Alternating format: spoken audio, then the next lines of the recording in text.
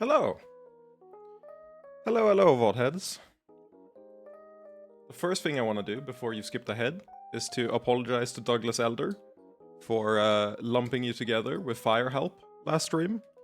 I thought you were the same person, but you were not, which, you know. Suddenly, I feel very uncharitable for lumping you together, but I hope you understand how that could happen. Hopefully I don't get any more Fire Help going forward. I love backseating when it's like so clearly not in order to help the streamer, but in order to make them have the experience that you had. It's a very fascinating experience.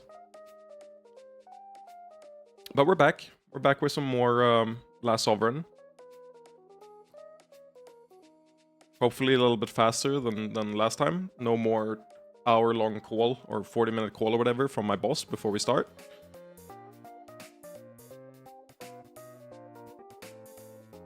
I don't know if there'll be tangents on that level, but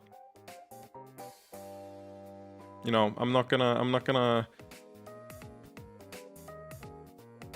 lie to you and say that there won't be. But at least then we'll have done something instead of sitting in silence for X number of minutes. What is this?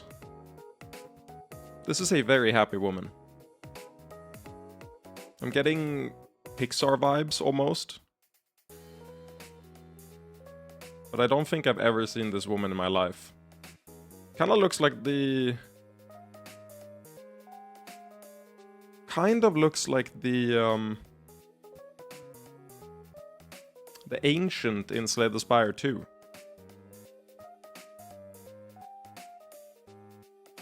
But like a humanized version.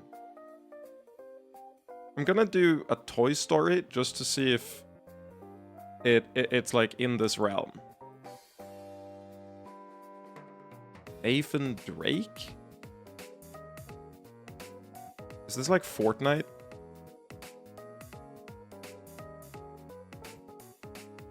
Oh! This is PlayStation Versus. All Stars Battle Royale. That's what it is. Who is this lady? What were the other, hints? I know you can see hints somewhere.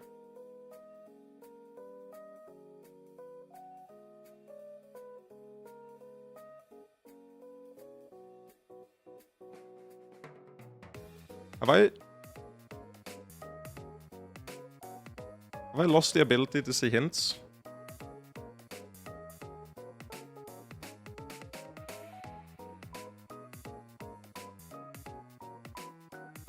That's Fat Princess from the Fat Princess series of games.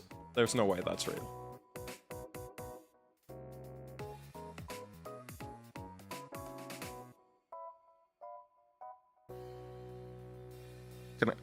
I was waiting for it to do the thing where it like updates to a higher resolution. You know, like really old images or like a dial-up connection where it'll like scan down from the top of the screen down to the bottom. I clicked on this image and I said nothing, and I was waiting for it to become like a proper resolution. Before I commented on it. I was gonna say that's adorable. It's like found footage horror.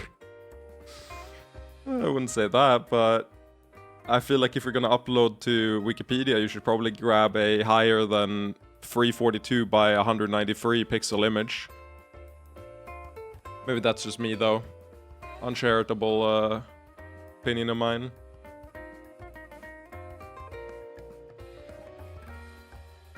I'm gonna open this in a private window.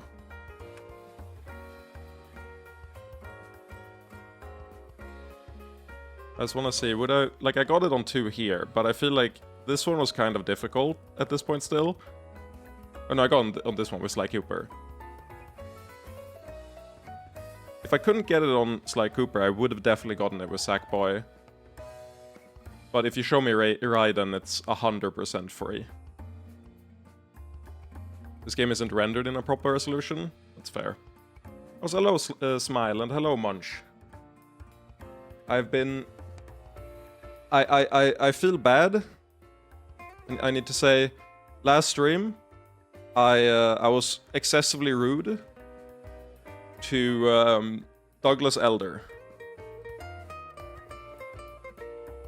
I don't know why it doesn't show it by top. Like, I don't know why it removes comments if you sort by top. But if you do new, you get this.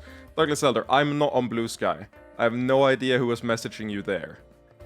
I will stop backseating here. Hope the other person also listens. It's your game and it'll be enjoyable to see how it differs from the others I've seen. Best of luck. Glad you enjoyed recruiting the final Harem member. Hope you can post more soon. This is the GOAT.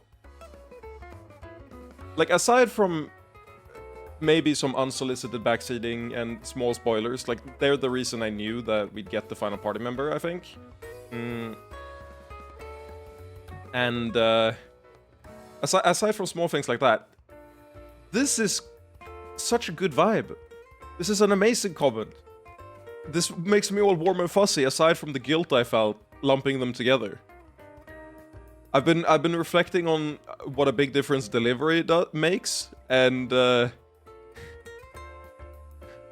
I read this again. Like, I spent time going through it last stream, and I was like, this insane one-liner, the smugness, the entitledness, and then you just see this, and you're like, this right here is a well-adjusted adult that can communicate and is friendly while doing so.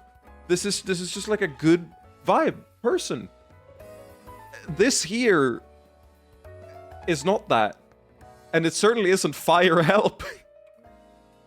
I don't know who the fuck. Okay, so my reply has this as well. I really didn't think somebody would go to creating a Blue Sky account before commenting on the video. Who the fuck jumps to like, no. I don't trust that you're going to read the comments to your own videos. So I'm going to start replying to random shit. This is a Deltarune shit post. And I'm gonna be like, okay, you need to do this. Now is a good time to kill all the monsters in Takan Wilds. Brother. I hate to beat this guy. Touch grass. Don't just touch one piece of grass. You need to hit your daily quota, or like your weekly quota.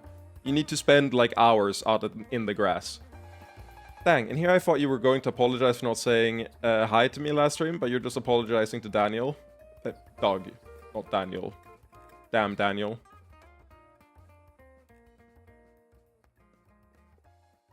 You might actually be the biggest Last Sovereign influencer in the entire internet. Not true. I know this because I might be the first to like finish a commentated playthrough, but there's one that's been around for longer than me, and also has way more views. The Last Sovereign. Rebellions. This guy, apparently, this guy has no... Hello? This guy has no internet, basically. Lives in the middle of nowhere, so he can't stream. And he's been streaming this game for like 5 years. Which, you know, normally I'd maybe make a little bit of fun of it. Like, oh, 5 years, who can play that game for that long? But then, like, I think we're coming up on a year, maybe? Like, almost. And also, this is a lot more effort on, like, each thumbnail and stuff than what I do. But the funny part is, they started that much earlier than me. I'm probably gonna finish before them, apparently. I don't know where we're at, but, like, I think I'm ahead of them, or, like, almost ahead of them. Which is crazy.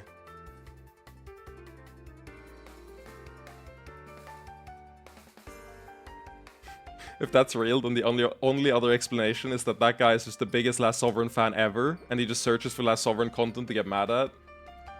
It's a fascinating world, because The Last Sovereign is a game that not only is it extremely niche in terms of number of eyes on it, it's also dense, requires you to have a voracious reading appetite.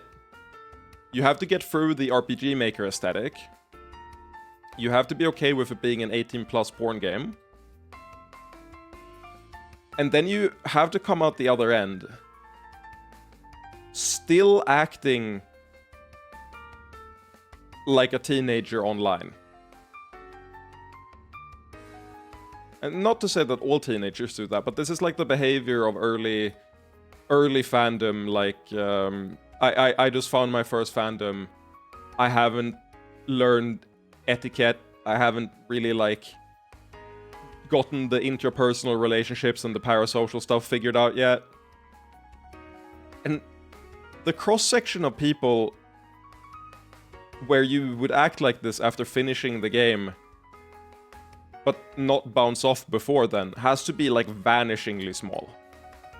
Like, this is such an absurdly low sample size, or like a potential user base that would act like this. It's crazy. Which is why it's all the more fascinating, I have to say. And a little bit endearing. Is this like one of the Chaos Gods in Warhammer? What are we looking at? I say that, but I don't think they've actually been depicted.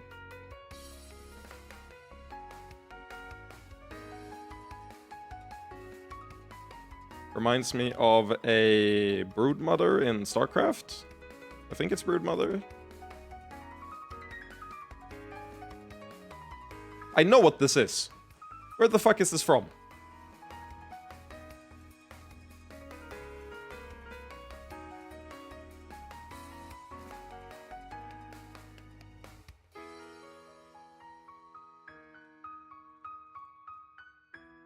But, okay, One second, I got a DM from someone. I'm just answering real quick.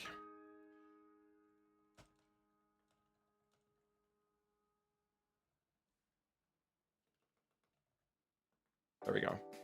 Okay, so I've seen these. I'm thinking Natural Selection. That's a good game. Might be too niche for this. Does it even show up here? Yeah, they do have Natural Selection. I'm thinking Natural Selection. This might be like a high level alien. It's not StarCraft. It could be art of like an early depiction of the Anubarak from World of Warcraft, but these are far more grotesque than those. And I also, like, I distinctly feel like this is a quote-unquote, like, boss creature. Like, I feel like I've seen this exact one before. And I'm struggling with where. Mine is going like Resident Evil monster as well. They don't draw this way? No, but early Warcraft 3 design documents did look kind of like this.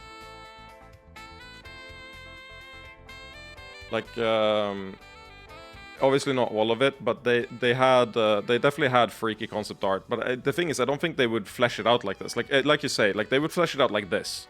It would look something like this, not like the hyper realistic stuff here. They wouldn't advertise the game like this, and they wouldn't put the effort into making art this good for something that wasn't supposed to hit like a store shelf. That's just not how you do concept art. So we can rule that out as well.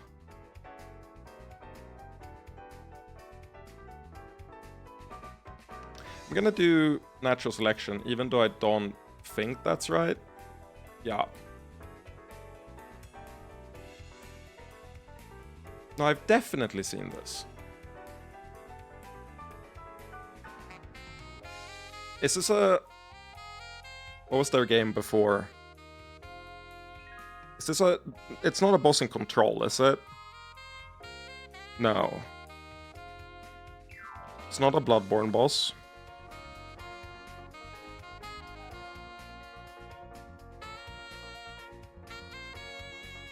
Mind is still going Resident Evil monster. I'm gonna do the thing where I look through my library, because I feel like that's a decent way to like get a sense for the vibe. It's not an Alan Wake thing. It's not an Amnesia thing. Certainly not an Arcana Heart thing. Look, also, before I get judged for this, these aren't mine. They're from a Steam family library I'm sharing. I would not pay for Arcana Hearts. I'd play it, but I wouldn't pay for it.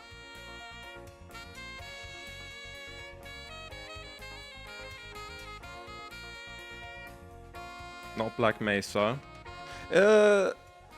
No, the creature in Alex is not like this. Where is this from? It's so familiar. That's what's fucking me up.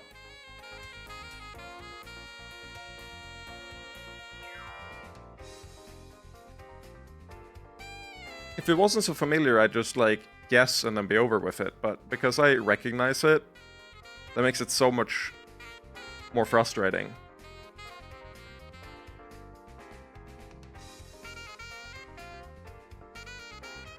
I'm not seeing anything that sticks out. Yo, Sahad. It's been a while. Welcome. I'm currently getting stun locked by an image I recognize, but can't, like, place at all. In the slightest. It's ruining my life. Could be a Killing Floor mob.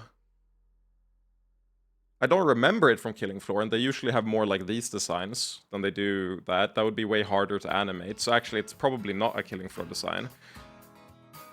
It's not a Left 4 Dead design.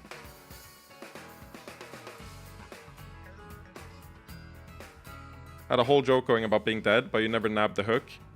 I was worried for you, legitimately, but the issue was that I feel like it's not my place to...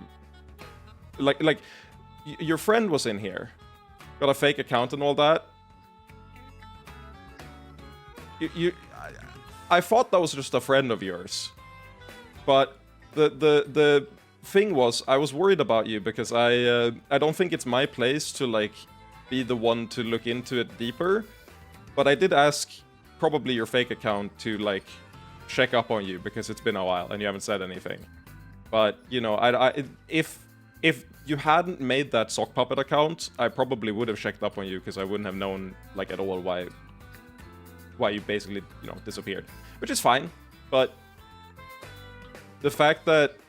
Or maybe I wouldn't have thought about it at all. Maybe I got the idea planted in my head because you did the Sock Puppet accounts. Like, have you heard from Sahado at any point?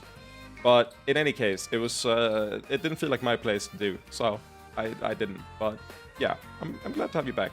The bit I wasn't gonna do it because I got confirmation from your Sock Puppet account that, like, there are people around that worry, you know? Then it's not my place as a random person online to do it. It would be a strong bit to blame Kirby. Very fair. That sounds like the type of thing that I set up and then forgot about in the interim between when you did the bit and when I said it.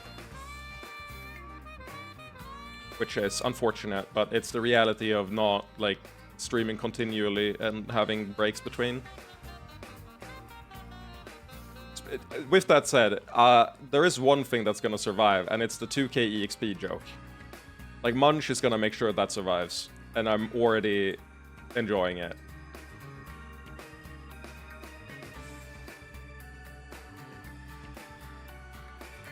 Your Blue Scare post?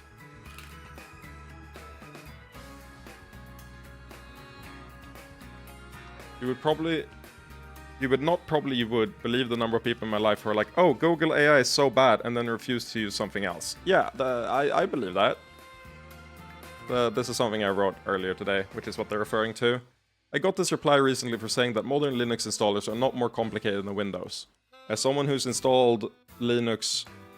Okay, I've installed multiple distros on office computers and on personal computers. I would argue that most Linux installers run easier and with less hassle than Windows 11 and Windows 10 installers. Mostly because Windows 10 and Windows 11 want you to jump through the hoop of creating an account and putting you into the ecosystem of the Microsoft company. Whereas Linux doesn't need to do that, so they require fewer steps. And they got this reply. Dog, do you think I tried it? Why would I go out of my way to do something difficult? And this is one of those things that, like, make me actually angry. Re is regarding. So it usually you use it like re thingy. As like a, I am doing this in response to the thing. Exactly, email subject line. But it's usually 80 normal things are different. True.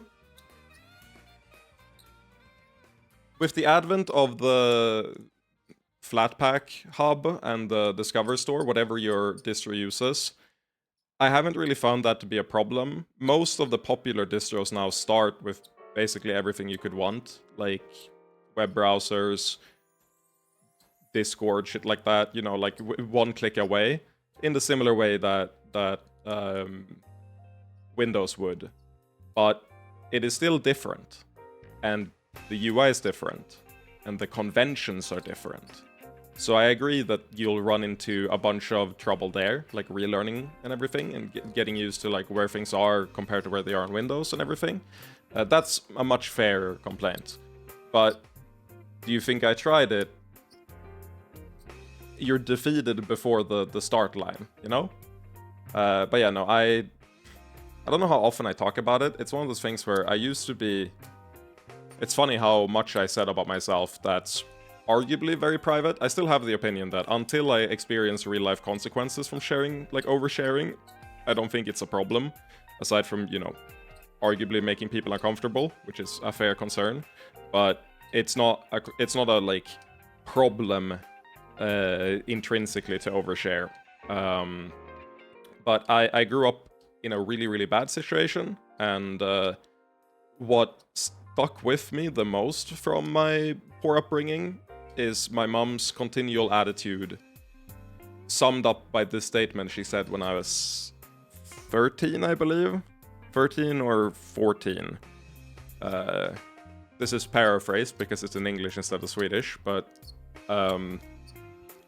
what she said in Swedish was "Jag har försökt nog. Jag tänker inte försöka mer." Which is, I've tried enough in my life, I'm not going to try more. And, you know, that was kind of the vibe throughout my entire time growing up. And to this day, I would say that she has made almost zero improvements to her life. So I have the really complicated relationship of basically waiting for her to pass away and die, and then deciding how sad to feel about it then. But the one thing I can thank her for is the fact that I've vowed to never be like her in that way. Like, this incurious and this defeated before you even start. Like, I have vowed to never be this person. And whenever I find myself rejecting things before giving it like a fair chance or engaging with the difficulty or whatever, well, one, I react negatively, but two, I use it as a reminder to reassess and be like, no, wait, am I being my mom right now? And that's probably largely why this type of statement makes me so angry, but I do become viscerally angry reading it. That's a pretty classic parent-child relationship, unfortunately. Indeed. My mom isn't to blame for it. She had a stroke when I was 5, and then a second stroke when I was 6, and then a third stroke when I was 9. She relearned how to speak, she relearned how to do a ton of stuff, but she's been a chronic smoker since before I was born, smoking a pack a day. And she got our family to get a dog so that she would exercise more, and then she's walked the dog like a handful of times throughout the 15 years that dog has been alive. Maybe less than 10, so I don't have that much respect for her. I wish I did, but I can't make myself. Aside from that, though, she's not a bad person. Like, she means well, and she tries to be accepting and, like, care about other people. It's just she hasn't gone outside properly for years, and she stopped trying to get better years ago. So it's just sort of like an unfortunate situation where you have to live with the fact that you can't change them, and if they've decided to rot away until they die, then, you know, that's their prerogative. I did feel guilty not, like, connecting with them for a long time, but then, like, not calling them frequently enough and stuff. But then I realized, wait a second, communication is a two-way street, and she has never, ever, like, messaged me first. She's just been, like, Like, I'll talk to my dad, and my dad is like, she's sad that you haven't talked to her. And I'm like, yeah, she can talk to me as well. Like, I'm not gonna reject her calling me or being like, hey, do you want to talk, like, chat? Be involved in each other's lives. And she's never done that. So, you know, it is what it is. I won't say I'm over it, but I'll say that I'm resigned to the way that it's gonna keep going. And that's pretty much all you can be. You can't really heal from something that's ongoing. You can only really position yourself in a way that's healthy for you, in respect to it. And she's a complicated person. Again, it's not been all bad. Her first stroke took her ability to speak for like a year, but the second stroke took her ability to emotionally regulate, like, at all. So I would say she regressed to that of a child, and I had to be a secondary parent for someone much older than me. Which is why I am the way I am today, because I took 10 years of therapy and grew up in a form of abuse that's, you know, no one's fault except the world's, you know? And that's just kind of the vibe of it. I'll in some ways, it's easy to say it sucked, but in other ways, it's like, I'm very happy I am the person I am today, and that I have the experiences I have. Not because I think, you know, pain equals gain, or anything stupid like that, but because I think it's given me a genuinely unique perspective on a lot of stuff that there is no possible way I would have had if I had a normal upbringing.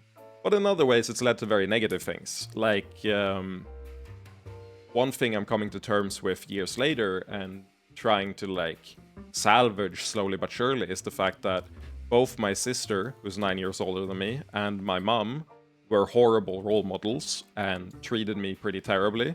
So I've always had, like, I'm uncomfortable around women by default. Like, my immediate reaction is discomfort, and I have to, like, kill that part of the reaction every single time actively.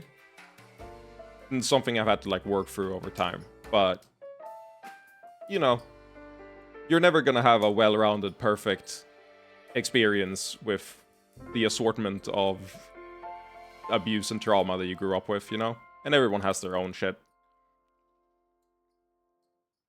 You woman, wait, this isn't bad, woman. Stop that. Essentially the dialogue that goes through my brain every time. It's also like, the scary part isn't the visceral reaction that happens sometimes where I'm like, ooh, ugh. I feel like I'm being judged and I have to like I crawl up into myself defensively a little bit. Like, that part you can work through. The scarier part is examining, is this making me biased against women in, like, a systematic way where I am harmful? Am I in some way carrying this trauma forward in a way that's going to affect others around me? Because despite the fact that it wasn't my fault in any way, I'm responsible for how I act, and, like, I'm definitely afraid of being misogynistic, not because of an active choice I make, but because this is the shit that I've had, you know, had to experience throughout life, and it's not something I've, you know, examined well enough, deep enough. But they'll get better with time. I think the main thing that's fucking with me now is just that most of my friends are guys or trans, or, like, there are very few women. I guess a better way to phrase it is, there's very few people that grew up socialized as women in my life, like socialized as girls in my life. I don't really care if you're a trans man or a trans woman or anything like that. It's more the fact that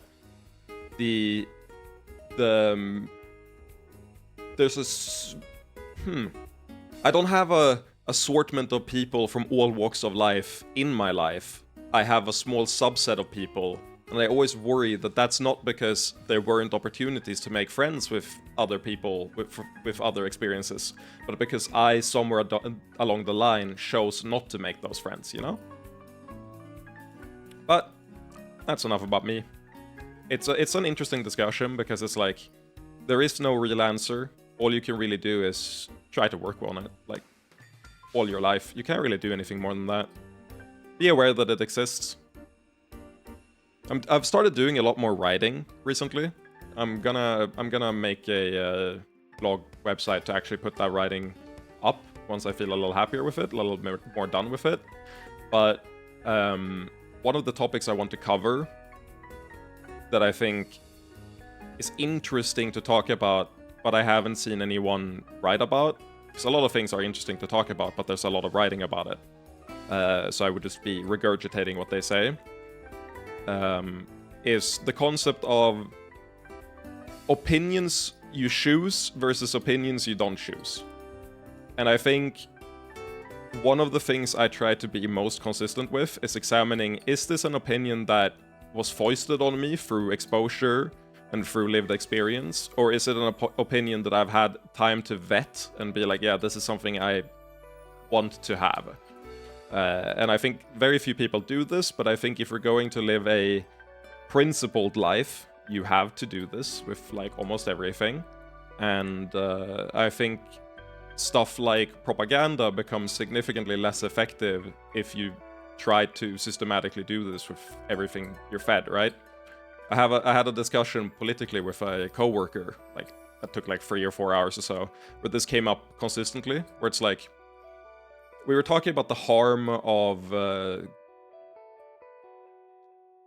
like content creation and having a really, really large audience, but not either disclosing held positions or just like communicating very biased angles repeatedly, and how that can harm people. In this context, it was like Joe Rogan that came up repeatedly, and I was like, there were a few talking points that came back over and over again, like, oh, trans people in sports are bad, they're cheating, you know. And I'm like, is this an opinion that you would have made yourself if you hadn't heard it on 50 plus episodes of the Joe Rogan podcast for an hour each? If this wasn't a topic of discussion for like 40 hours plus of content, would you have ever, one, cared about this, 2, formed a strong enough opinion to argue about it, and 3, is this an opinion that you want to have, or is it an opinion that you got automatically and just haven't examined? Because it's not like, it's not the only thing you can bring up in response to what we're talking about. It just happens to be the topic that people talk about, you know. And in a similar vein, I try to examine stuff like biases against women from growing up and trying to be a good person through the same lens of having to examine, am I making a choice here? Are my actions consistent with this person as they would be with a man, or like a friend of mine, or whatever, a male coworker? Am I equally as patient with a new male coworker as I am with a new female coworker? Is there an unconscious bias there? And if so, what can I do about it? You know, stuff like that. I just think it's an important thing to talk about, and I don't think a lot of people think about that at all in their daily lives. Did I come to the conclusion that eugenics are bad on my own, or was this forced on me? Nice opinion. Did Epstein give it to you? Is too real. And a lot of people don't realize that the answer for them is yes. Yeah, I brought up... I brought this up with... so this coworker is 61, I believe. He's much older than me. And I would say that he's an interesting man because I think he holds a lot of positions by exposure that aren't consistent with how he lives his life. He consumes a lot of manosphere and right-wing content and forms a lot of opinions he's willing to argue for that are inconsistent with his lived experiences in a way that I find extremely fascinating.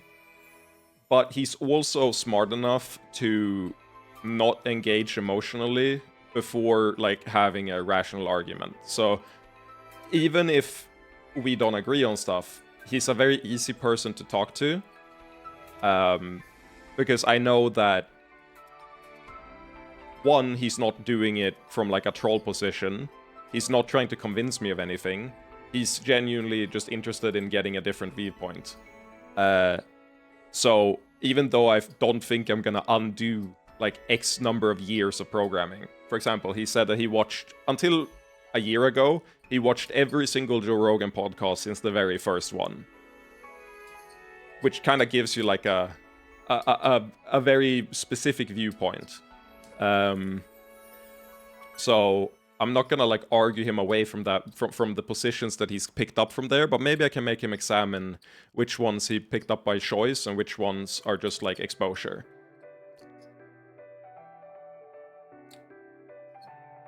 And oh yeah, my point there was I brought up the Epstein thing. I mentioned the history of the trans bathroom and the like gender discourse in terms of like, oh, I'm an attack helicopter, and how that came from 4chan as a like targeted campaign, and then how Epstein was related to Moot and getting the politically incorrect board up. Basically just saying that, hey, you can very easily read up on who donates to anti-trans initiatives in the UK and the effects they have. And you can say that, oh, but this is a valid position to hold. Like, this is a real concern. And I can answer, you should read A Growing Threat, the Anti-Rights Movement in the UK by the Amnesty International. And then you can get back to me and tell me that this is a valid position to hold and a real concern that you should have, right? Like that. I haven't finished this. I've only read down to this one. I got to the charts, and then I started the stream. But I'm gonna finish reading this in a little bit. But the point is, there are positions you hold that are engineered to get you to have a dialogue that either isn't worth having, or two, is something you're having because other people want you to have it.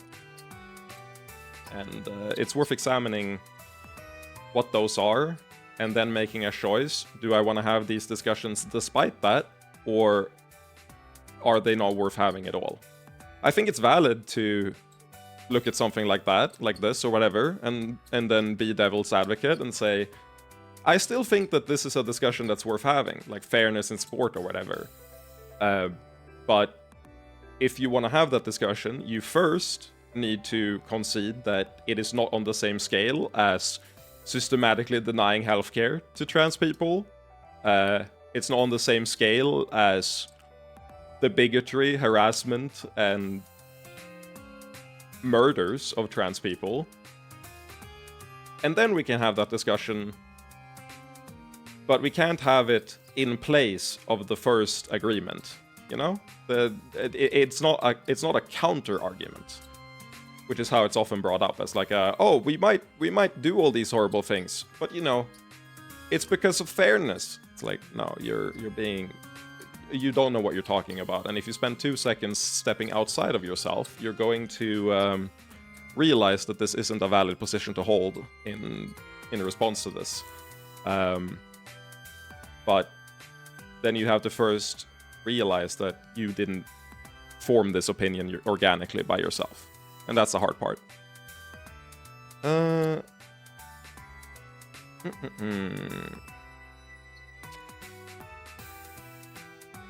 And my answer, by the way, to the like anti-trans athlete thing is just let the sport deal with it. And they're gonna come to different answers. And the issue is that was my opinion before we had this massive cultural movement to make the lives of trans people 10 times worse before it geared up in full, the propaganda machine. But like, in a similar vein to box controllers in Melee, which is a fascinatingly funny like analog to trans people in physical sports, like in women's sports. You just kind of have to let each community to like make their own choices. Most of the time, when I've looked into this, I've only seen the people involved going, I don't really care. Or like, it's not that big a deal. And if you look at the sample size of people involved that this would affect, it's a very small percent. I could understand living with like, oh, if a trans woman that has way higher testosterone wins a boxing competition, we might have to like make some adjustments here. But I also think it's like very unlikely to be a problem, and even then, why are you as a spectator more invested than the people competing? I guess that's the true cringe. The truest of cringe arguments. How is it possible that you as a spectator, often as a man, because that, not always, but often, are injecting yourself in a conversation that you really have no business being part of? Why do you have an opinion on fairness in a sport you don't watch, for people you don't care about, without consulting the people involved? Let me read up on chat. I've been monologuing. What gets me is when people agree. I can also just do this. What gets me is when people agree on something like racism is bad and we won't build systems that reinvent racism, but they're in data science courses with zero further discussion on ethics or anything about what racism is, and just assume they are good people.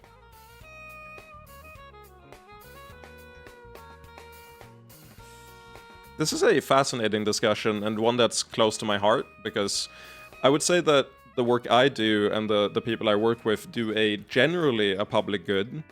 I have like my line of work has direct effects on people in the real world, and I am sure and I know discrete ways that what I do facilitates harm, but I also know ways that we facilitate like positive change, so it's hard to like square some of that. It's easy to write this up as like the shit with, for example, like defense contractors and stuff, building weapons of war and stuff like that. And I get doing things that you know are against your morals for the bag, especially if you're not scraping by. But it is tragic when they just assume they're quote-unquote good people. I feel like if you do anything that impacts other people, it's a worthwhile thing to examine whether you think you're having a positive or negative impact without the blinders of like what you wish it was. It's one thing to be like, I wish I was doing good, or like, I think I'm doing good. And then when presented with the opposite, you're like, ah, shit, now I need to like square this with my life, like lifestyle and my values. It's another thing to just be like, I'm sure I'm doing good, and just leave it at that. I knew I watched these streams for a reason. Tangents as deep as the Mariana Trench, real. In a company with no racism, many things will be racist because the data is racist. This is true as well. The person that inspires me to want to write more is... do I not have... Yeah, Planet Banat. This is the person that inspires me to write the most, I think. Eric Banat, sometimes referred by the handle Ambisinister. Baller tag, by the way. This is the opposite of ambidextrous. It's when you're bad with both hands. And I adore this person. They got into AI way before the bubble. They have a master's in machine learning. I forget the exact... I don't remember if it's like alignment or shit, but there's a lot of math. Like he's very much on the nerd side, and it's really interesting to... It's really depressing how co-opted his like line of work got by the tech bro archetype. But he has a ton of writing on algorithms, and specifically algorithmic rankings. Why don't you just use ELO? And we talk about how objectivity, like just because you have an algorithm, you're not making an objective ranking. the algorithm is always going to reflect the input and the parameters that are put in there, and you will never make anything that reflects the truth. In a similar way, it doesn't matter if you're not examining for this bias, you are going to be extra biased. Same thing with like racism in, you know, in a company where it's like, you know, you've only hired 95% white people of one background. You can say you're not racist at all, but if you're not taking measures, you're probably going to be a product of racism at the very least, even if it's not intentional. Right, the course is not addressing it beyond don't do racism, it's just bad, and a huge complaint on my alma mater. Yeah. Agreed. Don't be sexist, but also don't consider that waitresses get significantly more money than waiters when you're choosing who to hire. This is another thing. I feel like a lot of the progressive stuff you see online, I don't really experience this offline nearly as much when you talk to people, but a lot of the, like always, a lot of the nuance gets lost in online conversation. It's always worth examining where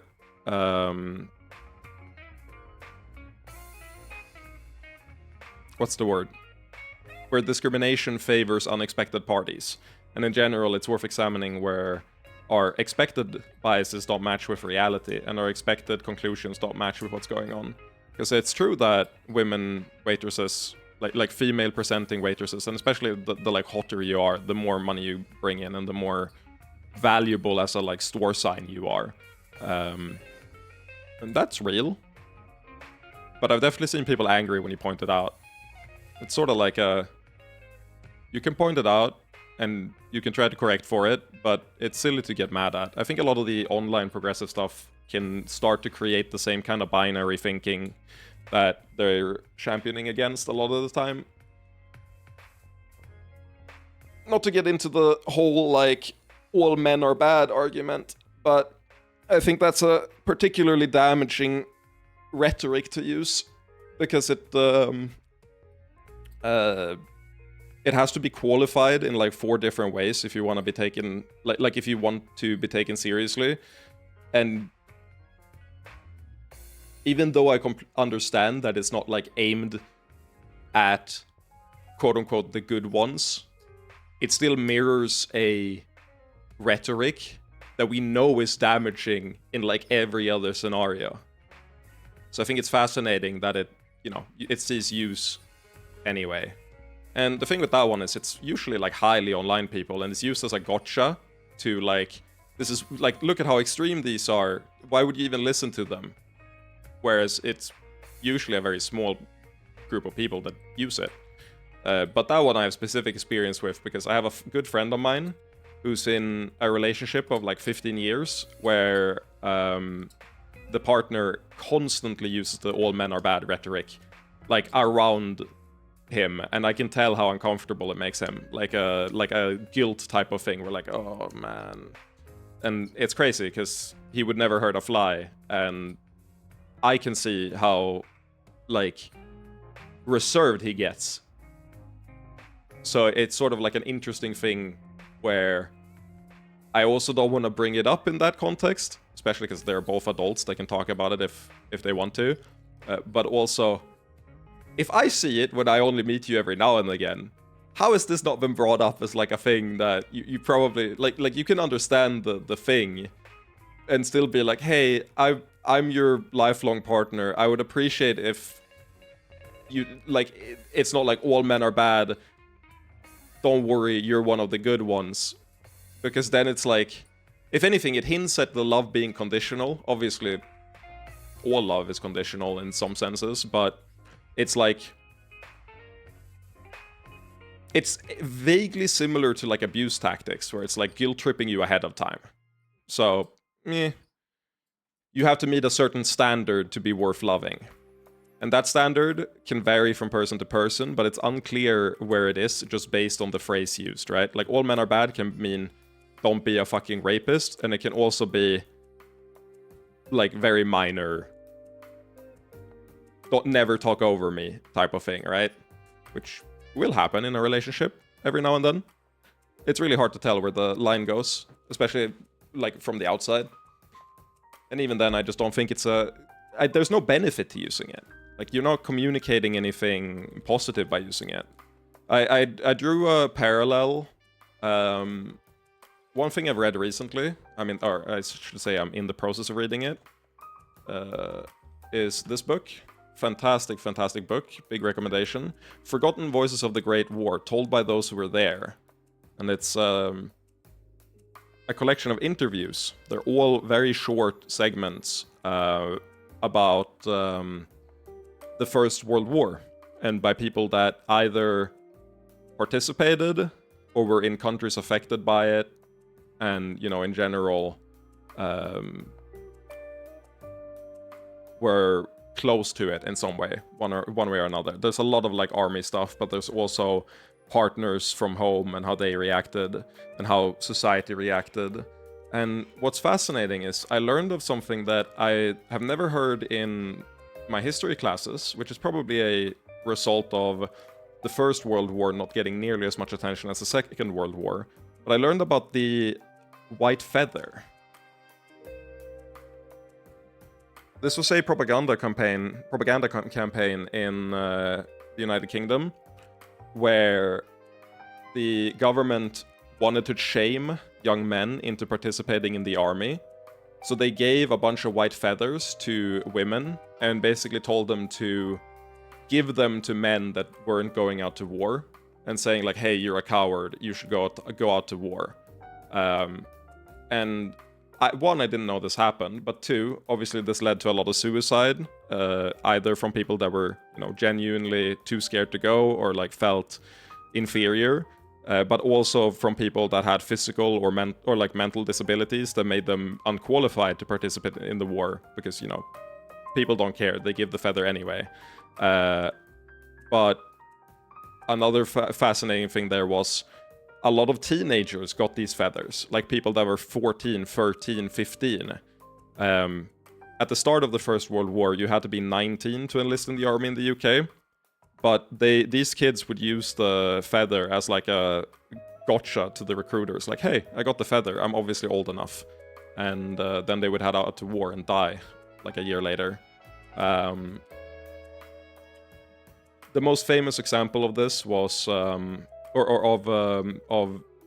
someone getting the white feather for the wrong reason, was a general who was going to receive the Victoria Cross, which is the highest award you can get in the UK for like army excellence.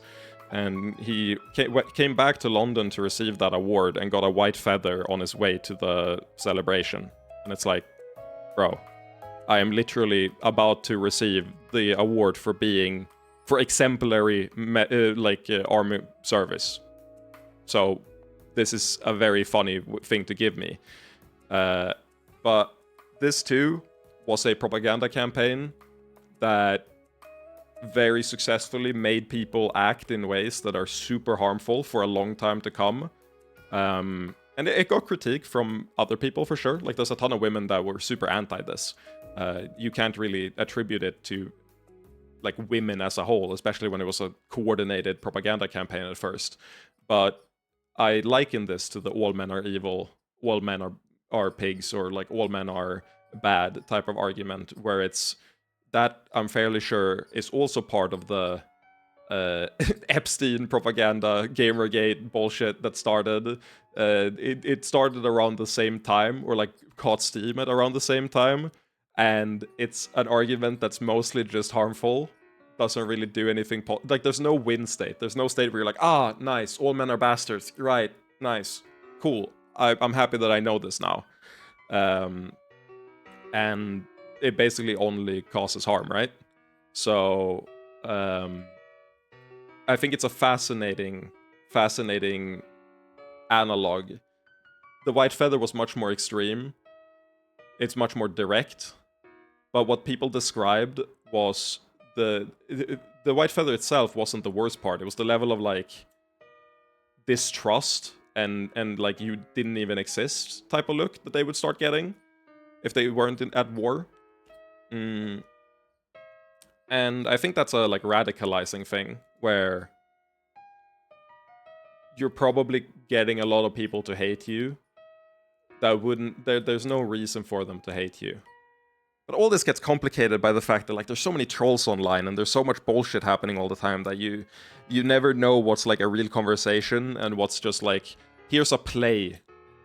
We're conducting a play of outrage in order to get all the onlookers to feel outrage. So it's not even like, I'm not even sure it's a discussion that's worth having, because the discussion itself could be a result of that type of coordinated like propaganda. Misogyny, you know? Like, how do we spread more misogyny? Make up a message that's very anti-men, and then spread that as far as possible, attribute it to women in general, and then signal boost legitimate grievances, but also really, really stupid grievances, so that on one side, you have the people that are reasonable and are like, yeah, like, it's stupid that they said all men are bad in this spot, where you clearly, like, a good example is, like, assuming men aren't safe around children. Like, you can't have a male teacher because you don't trust men to be okay against children, around children. So, like, you start looking hostile, you're hostile to every man that's at, like, a school or something. And it's like, yeah, this is super unreasonable. I'm sorry they treated you like this. And then on the other end, you have like, oh, I only treat my partner like absolute shit, but I don't rape her. So, like, I got this all men are bastards thing, and I feel really hit by this. And it's like, yeah, fuck women, you know. So you get like so many different permutations of this, and both of those could be fake, where it's like they're just appealing to different audiences. They're appealing to the already hyper indoctrinated angry people, and then they're appealing to the like moderate people that are on the fence about having an opinion here, but you just want them to adopt that slightly anti-women opinion. You just want them to get that very slight anti-opinion. Maybe the super extreme one is even there for women to look at and be like, oh god, all the men are bashing this woman that's clearly the victim of like violence or whatever. I hate men, you know? Like, both ends, it's manipulating you to form an opinion that you don't want, you didn't consent to. Such a fascinating thing about being online, especially now with AI and bot farms being so much cheaper and easier to run.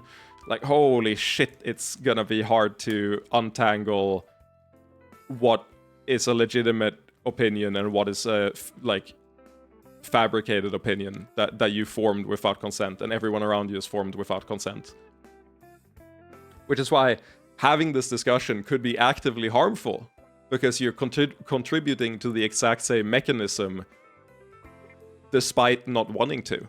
It just happens automatically. Legitimate criticisms fall into the same machine that illegitimate criticism does. In the same way that, like, famously, it's been stated that capitalism subsumes all critique of itself. It just incorporates it into capitalism. An anti-capitalist message becomes a capitalist tool. It's really rough to like work around stuff like that, and it's so much worse in this part of the digital age. I don't think this was a problem before it got so centralized and so few corporations had so much power to do this in a coordinated effort. But before then, it was like you could talk about this in the abstract, but it hadn't been realized in the way it has now. It's not paranoia to say that this is what's happening. There's so much proof that this has happened at various different points for different specific discussions that it's really hard to navigate.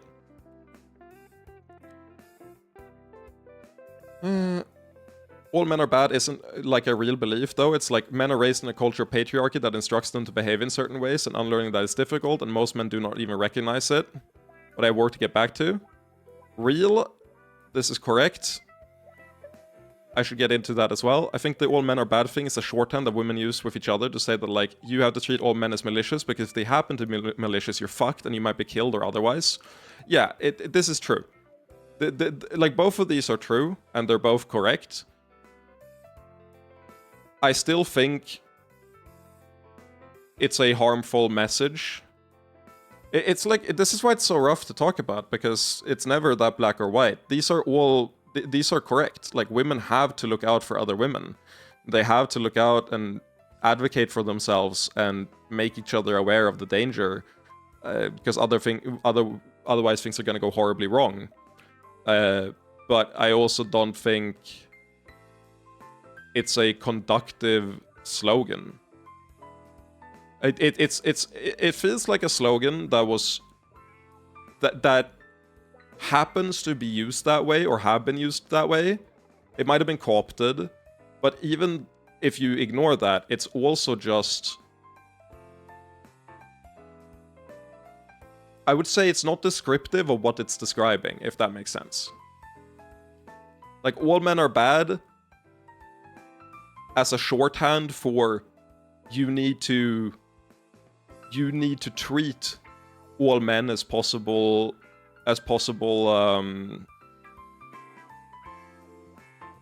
was gonna say perpetrator of violence, but that's just like, that's where my mind went, but there's a better term for it. Possible adversaries, possible abusers, possible... Like they can kill you. Like they can impose their will through violence on you. Like, that's a very valid sentiment, but I think that all men are bad is possibly one of the worst shorthands you could use for that. And it's not... the thing is, saying it's not a real belief is also not true, because, like... It certainly impacts a level of expectations. Like it's very rare that this discussion comes up, and this is, I think, like, the men are raised in a culture of patriarchy. Yes, that's part of it. That instruct them to behave in a certain way. Yes. Unlearning that is difficult, and most men do not even recognize it. Which is why it's fascinating when it mostly gets brought up in situations where I think the people involved have unlearned it, or are actively trying to mitigate for it. Because that's when I'm like... Isn't this is the type of message that the people that this is the type of message that the people that don't care aren't gonna give a fuck, but the people that are trying are gonna be put off. It's like mostly bad optics, but everything here is true. You're not wrong. It's mostly an optics problem. But it's hard to talk about because, like, again, you're not wrong about any of these points, and it is shorthand for that. But if you think about it from, like, a game theory perspective, which is arguably one of the shoddiest things I've ever said, but if you think about it from a game theory perspective, it's like, if you bring that up, if you say that to me, it's sort of like an alias for saying, I don't trust you, if that makes sense, right? Which is fair, but that's how it's been used in my experience. And when you do the all men are bad, but you're one of the good ones, at that point it's like, oh, I got a reminder that I need to prove and earn your trust more so than I would another person. And you're constantly on guard, which is good to be aware of in a sense, but also it is a hostile thing to do. So it's just like a fascinatingly loaded term. And what makes it so fascinating to me is that I don't think it's a loaded term because of the way it's been quote-unquote co-opted or used online. I think it's a phrase that's inherently loaded, and people are trying to remove that. Like, they're constantly parrying for what it's saying. It's like, no, I don't mean it the way that it's read, if you know what I mean. Like, the phrase itself is more loaded than people mean it, which is the opposite of what's usually happening with slogans like this, which makes it a very fascinating slogan to think about. Being online is a mistake, real. If it's not like a super widespread thing, then I think it's something that should really be handled interpersonally. This is true for like 99% of things, I agree. And there are a few things I dislike more than... That's not true, I'm hyperbole. I dislike when something is brought to the court of public opinion that really should be a private matter. But at the same time, I also understand why people bring it to public opinion if they're not sure if it should be a private matter or not. Tornado hazards are real. What if you're anti-humanity though? I mean, people are the reason for all things dumb. Dog's never done things wrong. Vote dog. Agreed. There's a cat running for like a mayoral position in the US. You should vote for them if you live there. Happy 1 hour uptime, chat. Yeah, at least we have a more interesting discussion this time than we did last time, where I just BRB for work. Everybody make sure you treat Pip as a possible murderer, but also ignore any chance a girl does it. But this is also like a really loaded statement. Like, obviously this is a joke, but even joking about it is like... I would understand why a girl or like a woman would be like, this is a shud argument, or like this is a shud joke. This is an indicator for shudness, and I don't want to associate with this. You know, like I would understand why someone would react negatively to reading this, even if it's just a joke. Which is also the same thing with like wading into these territories online is fascinating because in the same way that I practice like self-harm jokes are like more harm than good, even if they're funny. This is also like I would never make this joke because even if I mean it as a joke, there are going to be people that read this as completely serious, you know? And it's always hard to disentangle that. I think I just care too much about the responsibility of like what I say online and the impact I have on other people. I might be like top 0.01% of people in terms of reflecting on the impact of having an audience online and talking about things online. Do you think that the amount of people hearing feminists say all men are bad will significantly change the amount of people who are pro-feminist or anti-feminist? Not in the immediate sense. I do think that for young kids it will. Like, if I'm 13 and I'm hearing it, I think you're unlikely to... Like, they'll default to being distrustful because they feel like they're distrusted baseline. Like, young kids, young men. But I also think it's very possible that, you know, you grow up and you become more reasonable. I think I don't think it's gonna have like an immediate large-scale effect. I think it's just like... It's going to make people more predisposed to falling into stupid rabbit holes. Like, uncritically being like, oh, fucking... Andrew Tate's the bad example because he's so far beyond what I'm thinking of. But like, I don't know. I listened to a Joe Rogan podcast and they're like, isn't it crazy that people say that all men are bad? I think that's crazy. Like, I haven't personally done anything. And they'll go uncritically, yeah, that's what I feel too. Man, I'm just like you. And then they watch like 5,000 hours of Joe Rogan, you know? Like, I think it's a message that doesn't really do, that's called a straw man. It is a straw man for sure. It is a straw man for sure. But it's like...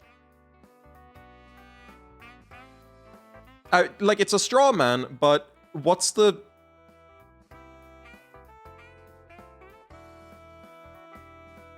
What's the win position here? What's the end goal of the all men are bad slogan? Is it that a large portion of women trust men too much and need to trust them less? If so, is that an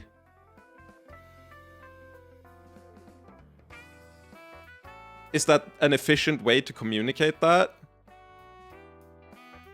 And is it worth getting strawmanned like that? I don't think that anyone has had like the game fear of this. It could also just be this is the default way you say it, because again, exposure, this is the way it's been phrased. It's hard to say something else. I don't know, because I don't really see people saying it. Yeah, again, I think this is one of those positions. It's the same way that like trans athletes is a wildly overblown problem. this is also an overblown problem. The main reason that I bring it up is because I have probably above average personal experience of this exact like rhetoric. I know 4 people in my personal life that use this rhetoric around me like frequently. Not just as a slogan, but like as a, yeah, you shouldn't trust men, and they say it like toward me, which is kind of like a, like, it's comorbid, and it also facilitates a problem I have with progressive spaces generally, which is that they, like, if you're non-binary and you present male, which is, I have one friend that's openly non-binary and presents like fully male. I have androgynous friends that look like androgynous. You have a hard time placing them like visually. Like their language, their I was gonna say design language. Their fashion language is very androgynous, and they intentionally dress in ways that aren't like presenting female or male. I feel like if you present male in these spaces, you're going to get more distrusted. If you grew up male socialized, you're also going to be more distrusted in these spaces, even if you're the subject of like as much harm as, you know, other trans people. So, or non-binary people. So it's like a hard thing where I think it facilitates that type of distrust, even among people that all experience similar types of harm and discrimination. Like, I think it's less of a problem that I hear it. Maybe it's a problem. Like, to this day, it's like the thing where I've done a lot of thinking about my gender identity, and I'm pretty happy being like, yeah, I'm male. I'm pretty sure I'm like just a guy. But I'm also, in the same vein that I talk about being uncomfortable around women, I always want to examine, like, am I avoiding doing something feminine because I don't want to be feminine? And is that a decision that I make myself, or is that a decision I make because I've been socialized to feel that way and think that way? So I try to take chances to do more feminine stuff. And the reaction to, like,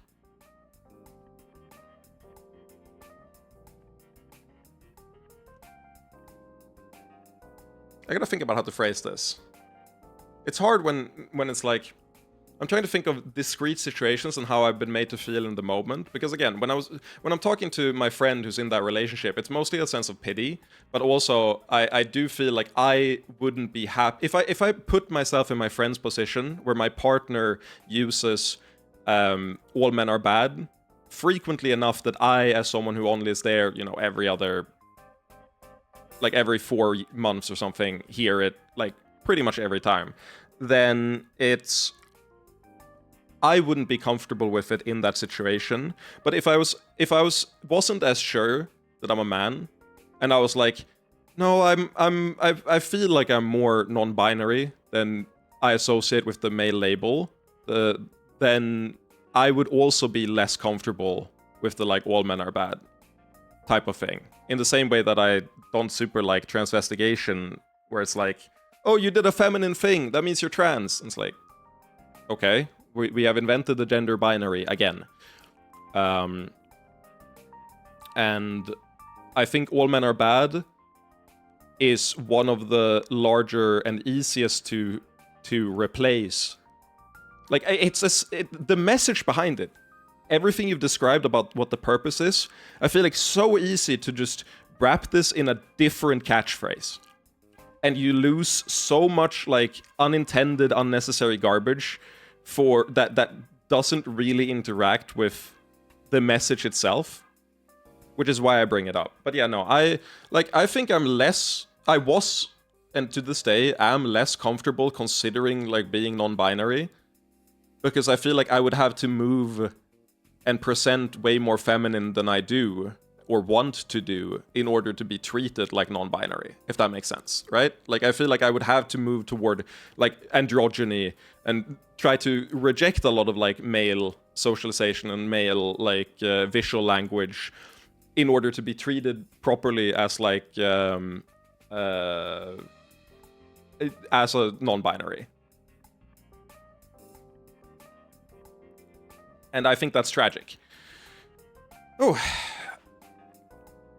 But it's one of those things where like I'm not personally the most invested in it. I just think it's a dialogue that's emblematic of the Gamergate, the 4chan brigading, the bot farms trying to cause a bunch of outrage. And I feel like if I had to pick one thing, one slogan that feels like it wasn't naturally constructed, I would pick the mass adoption of the phrase "all men are bad" or "all men are bastards." You know, I think if there was one that to me screamed cop, like this is a undercover cop slogan, like this was inserted into the space and then adopted against our will, that would be it. Like in the same way that like Shad and Stacy and incel and like a bunch of terms like look maxing are all terms that started on 4chan. I feel like this is the same thing. And I don't think it's helping culture more than it's harming like culture and harmony and proper discussions. But it's also not something I have control over, so I can't really invest myself more than that. It's just a discussion I enjoy having on like a rhetorical way. I have to admit, outside of internet echo chambers, I've heard basically zero discussion related to these topics in real life. Yeah, and that's fair. That's also why I think I'm grossly out of proportion in this, which is why I don't really think I'm going to have this conversation very frequently. I don't think it's, one, my place to have it. I'm probably gonna bring it up in a essay about... Because the two things I want to write about at the moment are fandom culture and the act of looking at something and saying, I'm not gonna consume this because the fandom is annoying. Which is one thing I want to write about, and kind of how that works culturally and the mechanisms behind that. But then also separately, because I don't think it's tangentially related, but way broader of a topic and deserves, and arguably it's the one I'm more interested in writing, is discussing the entire concept of opinions that you formed through exposure and relevance, not because you wanted to have the opinion. And I think I would never, I wouldn't care about the, like, all men are bastard term if I didn't have 4 people in my life that have used it around me. One of them have only used it once, but I've also only met them, like, once, twice. And then the other 3 use it, like, decently recurringly, you know? So, if I only heard it online, I don't think I would have formed nearly as strong of an opinion. And even then, I think my conclusion would be the same thing as like the trans athlete thing, which is like you're highlighting a small subset of a small subset of people and going like, oh, look at how crazy all these progressive people are using this like extremist language. And you're like, yeah, but like we don't endorse them either, you know? So that's why I'm uncomfortable having this specific discussion, because you're right, Marcus. I think I'm a drastic outlier. And even then, it doesn't affect me super hard either. A much more valuable discussion to have is what Smile mentioned earlier, which is the, like, trans men or AFAB non-binary people aren't treated as, like, as safe as trans women, you know? Like, if you don't present as hyper feminine or like reasonably feminine, you're like mistrusted in those spaces. I think that's if I was gonna have a discussion, I think I would start there and then maybe very tangentially touch on the all men are bad thing if that's relevant to the discussion, because really it's probably better to talk about the harm rather than one slogan that might change in like a day or like a week, you know? It's just to bring it up because it's I had the the comparison to the white feather and the way it makes people, what makes me uncomfortable, even though I'm not like touched by it. It's actually the reverse. You think it's better to talk about the slogan? Because the thing is, it's more like, how do I phrase this? I would have to educate myself a lot more on the history of the slogan and the like exact use of it before I felt comfortable talking about it. In the same way that like I'm not gonna bring up the fucking trans athlete thing because it's only there because you it's only talked about this much because it's an engineered topic. It's not a topic of real significance. That's what I meant, Smile. Wasn't that what I meant? Wasn't that what I said? That, like, I read this as... Did I say the opposite?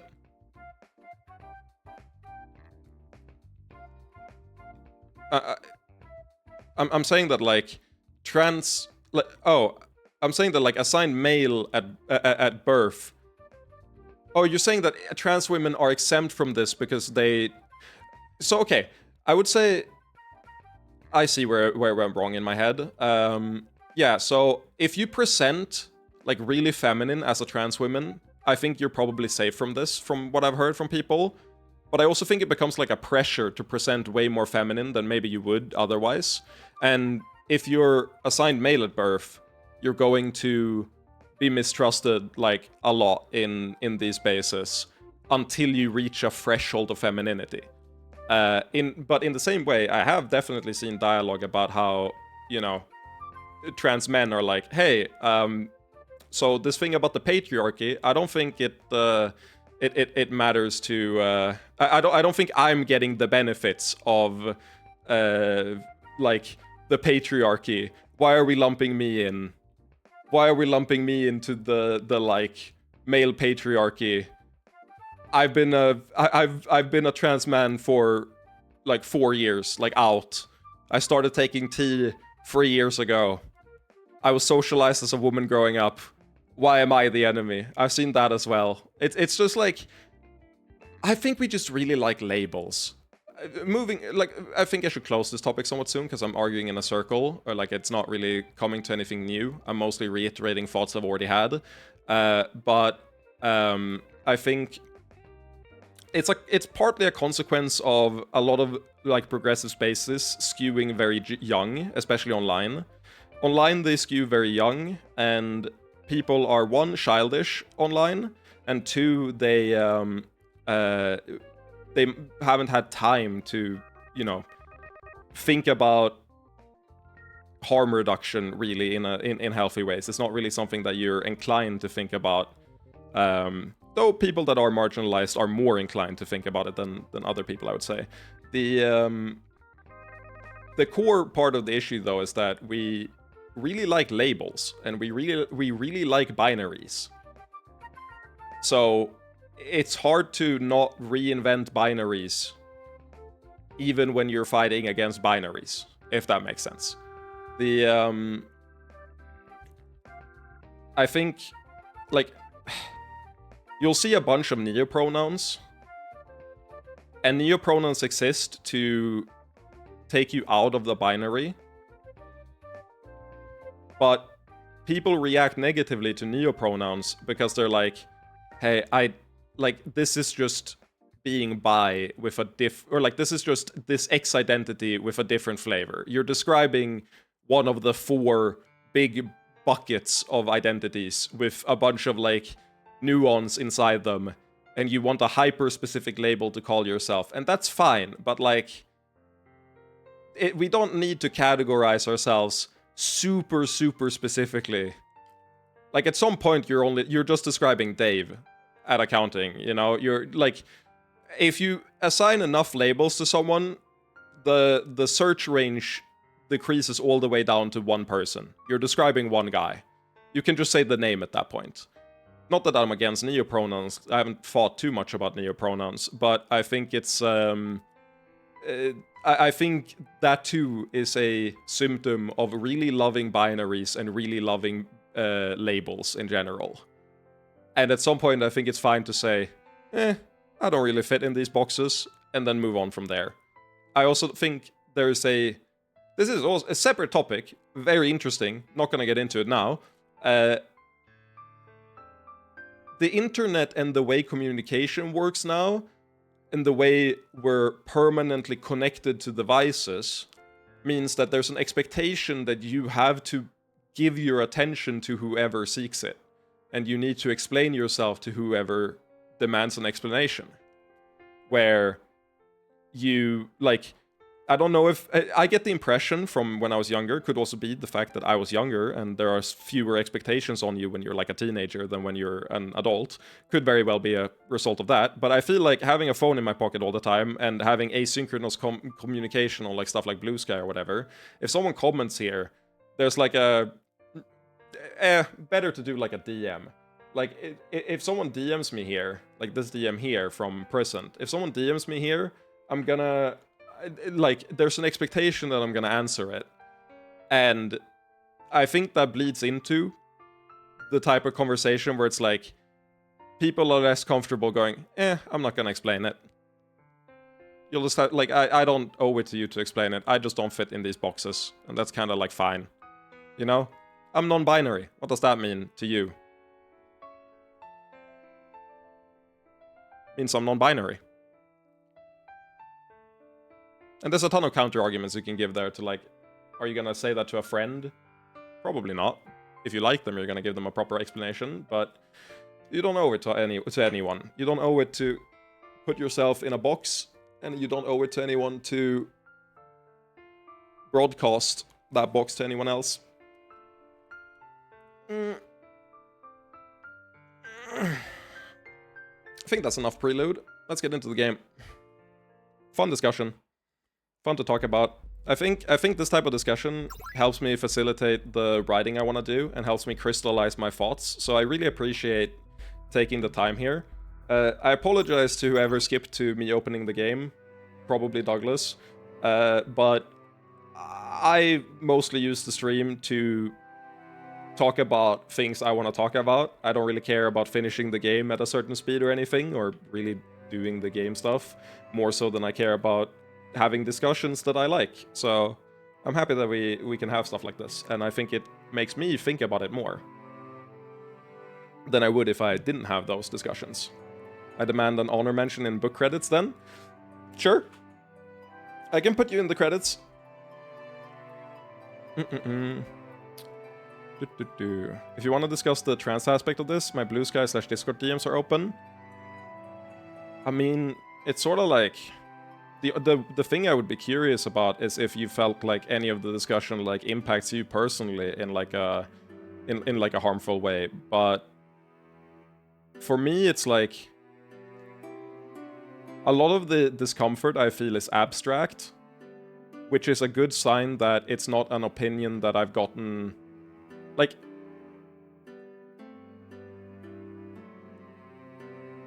it started out abstract, and then I experienced it in real life enough to form like a relationship to the problem.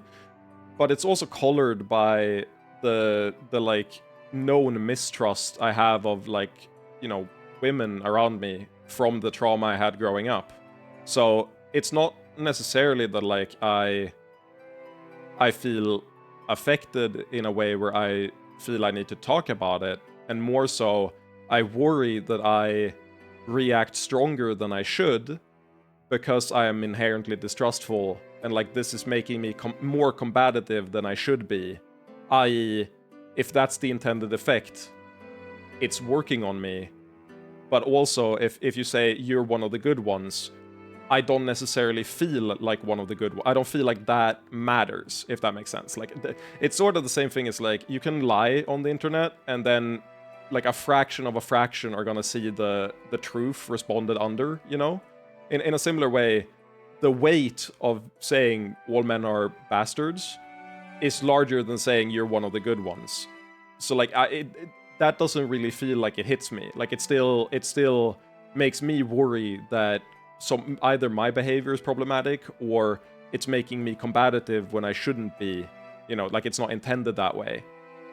So that's why it's interesting to think about. It's mostly I'm trying to do my due diligence with all the trauma I have from growing up and stuff, and trying to not be harmful, carrying that trauma forward, you know?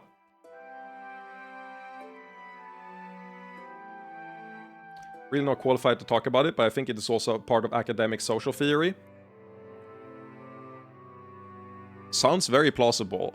This is the issue with, like, I'm happy I don't have a huge audience, because I think it would be actively harmful to have these discussions wrong, so to speak.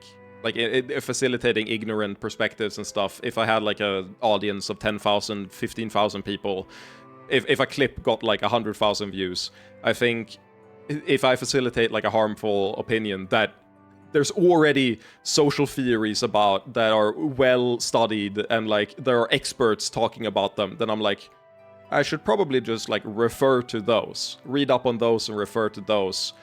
Instead of facilitating my pet theories and my pet, like, small personal experiences and extrapolating them outwards to an audience of either uncritical viewers or, you know, unexperienced children.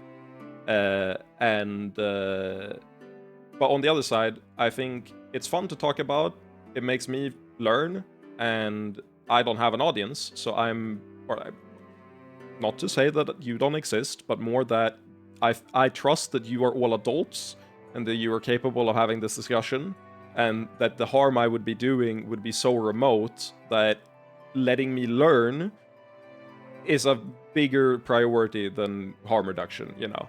So even though I don't know enough about this to tell you it's an academic social theory, and I haven't read up on it, I still feel like it's a good conversation to have, and I enjoy having it. So that's good enough for me. People's need for attention with the rise of smartphones is horrid, agreed. I use this game to goon. Based. Poor Douglas. Yeah, poor Douglas. We're all about equality, and that means you need noise filtered directly into your head so you're as stupid as everybody else. I love the difference between equality and egalitarianism. Oh, I meant they're using a bunch of different labels as part of academic social theory. Oh, I thought you meant that they talk about this exact issue. Like labels and stuff, like having to fit into boxes and having to put labels on ourselves. That's a very well-known, like, social theory. There's a ton of discussion about that for sure. That I do know exists. That I know you're right about. Okay. Let's get into it. If anything, at least we didn't talk about US politics and get baited into being angry for like 2 hours. I feel like this was a much more productive use of time. Even if we talked in circles a little bit.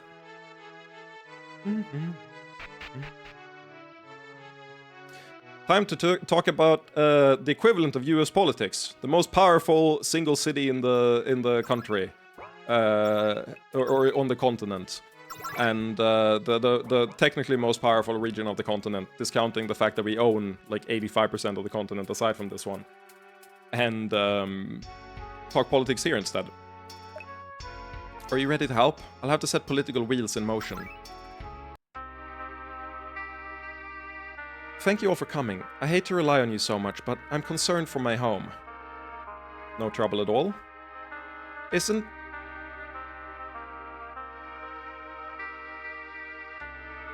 I can't believe we got hit by a typo slash, not typo, but like a grammatical error on the second line of dialogue.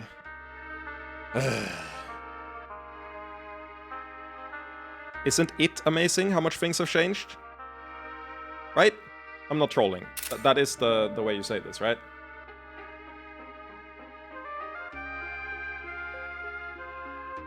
I'm gonna post this in the help me chat.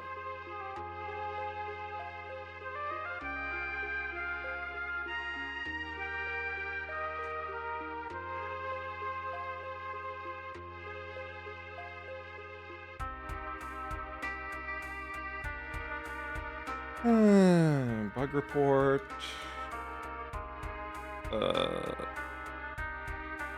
Alright, my keyboard is funny and can't do the spoiler thing. Well, I'll spoil it manually. At the start, isn't it amazing how much things have changed? Question mark. Spoiler. There we go. I thought Iran was mightiest city after winning the war.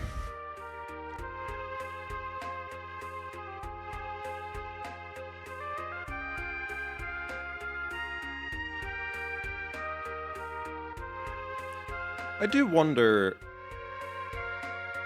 how, like, Western perception of Iran is going to change after this war.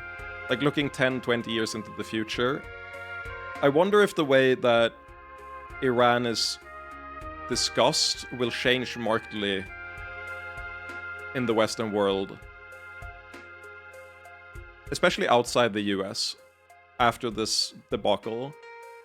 In the same way that, like, it changed after I was gonna say 2006 war. I forget what the name of it is. The something crisis, the one Obama administrated for.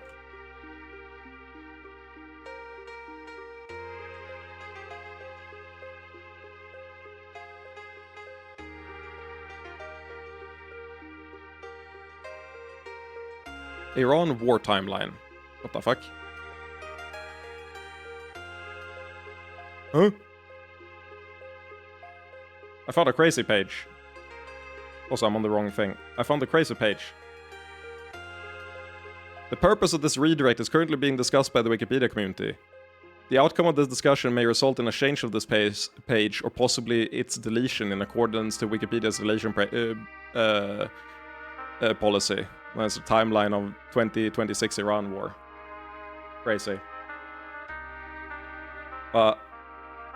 Like, I think it's the Iran-Iraq war, right?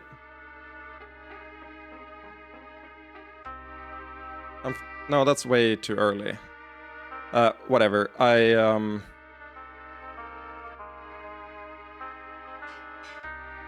It's the Iraq war I'm thinking of. Yeah, it's the Iraq war I'm thinking of.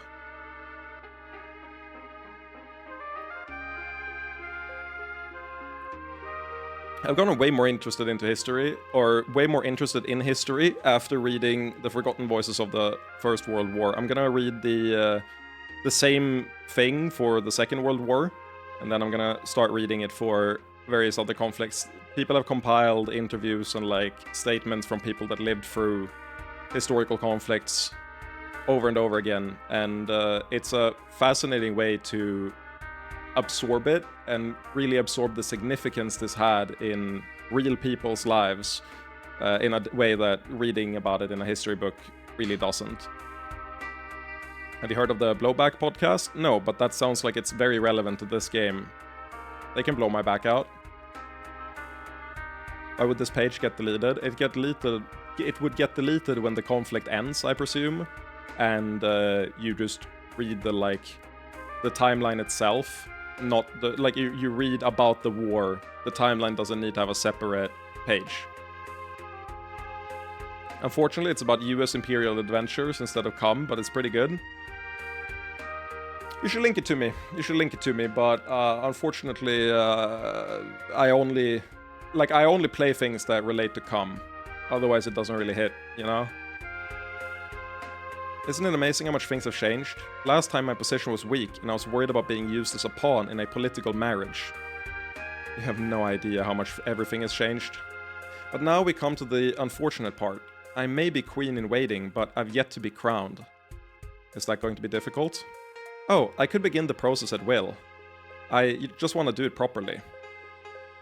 Who's your favorite Marvel Comics character?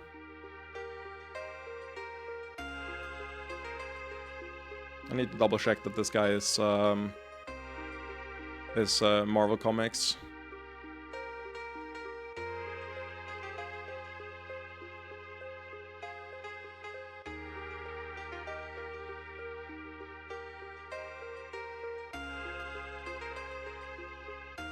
No, it's DC. God fucking damn it. I was gonna say Power Boy because he has one of the most tragic powers. But he has one of the most tragic powers, and he hasn't had enough, like, content to be flanderized super hard. So the little content that exists about him is fairly good. I've only read like 2 stories, but I only read them because the concept of his power fascinated me, and I wanted to see how they handled it. But that's DC Comics. Essentially, he can manipulate empathy, which works as like an extreme mind manipulation thing, where like he can make you instantly love him. And the issue is that he's insecure, and whenever there's conflict, he will make you adore him, basically mind-wiping your previous position, because he just doesn't have the emotional maturity to handle people not liking him. And then he has to deal with the trauma of never having a genuine relationship in his entire life. I don't know if I have a favorite Marvel superhero. I don't particularly care for superheroes. It's the downside of having consumed so much niche content that, like, I think Worm has more interesting superheroes than most of the Marvel cast. Genuinely, it's Superman. I think Superman has... Like, at his core, Superman is a really excellent character in that he's super complex but presents as super simple. And he's fascinating to talk about because there's so many takes on him, and some of them miss the point entirely, and others just hit it perfectly. He can be a fascist icon, he can be a anti-fascist icon, he can be so many things, and it's fascinating how every other superhero is a reflection of Superman and his insane, like, gravity that he has on the entire ecosystem. So I think it's Superman. Superman also DC, you cannot be fucking for real. What? Oh my god. Okay, I hate Marvel. That's my answer. Fuck Marvel. Garbage superheroes.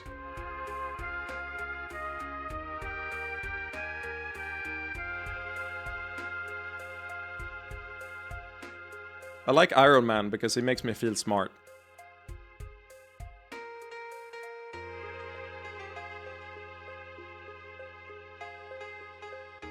My favorite, wait.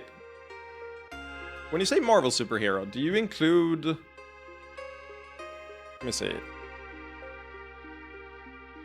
Are the X-Men included in that?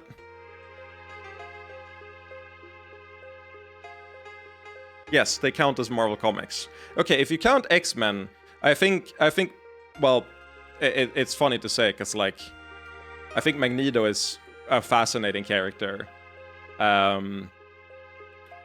X-Men are technically not supers. I'm going to fucking kill you, Munch. But yeah, I think Magneto is a fascinating villain, and extremely cool. There's a lot written about him. I think out of the superheroes, though,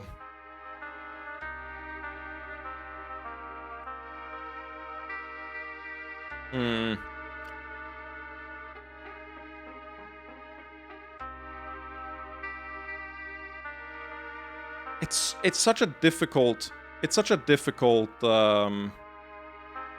conversation, because I think the supervillains in X-Men are so much better than the superheroes in general. They're way more fascinating. Purely from, like, a...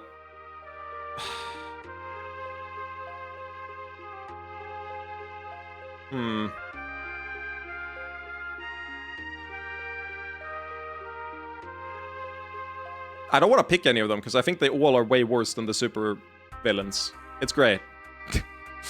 Cop-out answer, but I don't really, like, think they're all that good. I think Rogue. I think Rogue is probably my favorite. I think the X-Men in general are more interesting than most Marvel superheroes, and I think Rogue is the best out of them. So I think Rogue is my answer.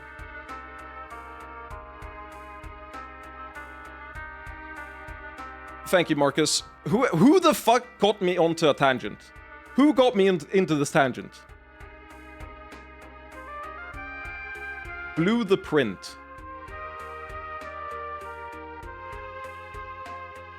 Okay, fair enough.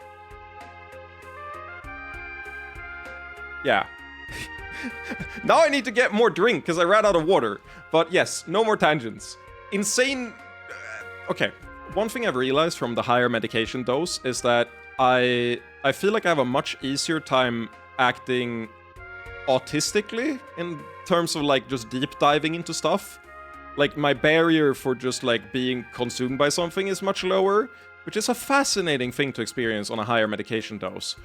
Not necessarily a bad thing, not necessarily a good thing, but it's something I've noticed. So the tangents I feel have changed the they've changed nature, but it's easier to get me into tangents, I think. But yeah, I'm gonna refill my water and we're gonna actually like just lock in and play the game. I'm sorry, Douglas. I'm sorry, Douglas Elder. Blame the chat.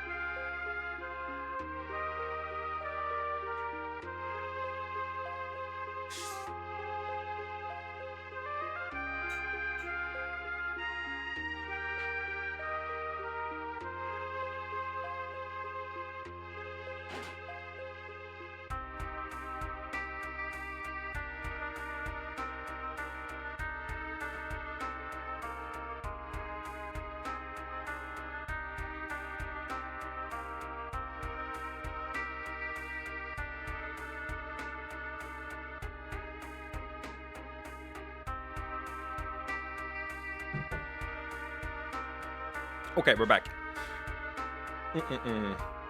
Final thing about the Marvel superhero thing.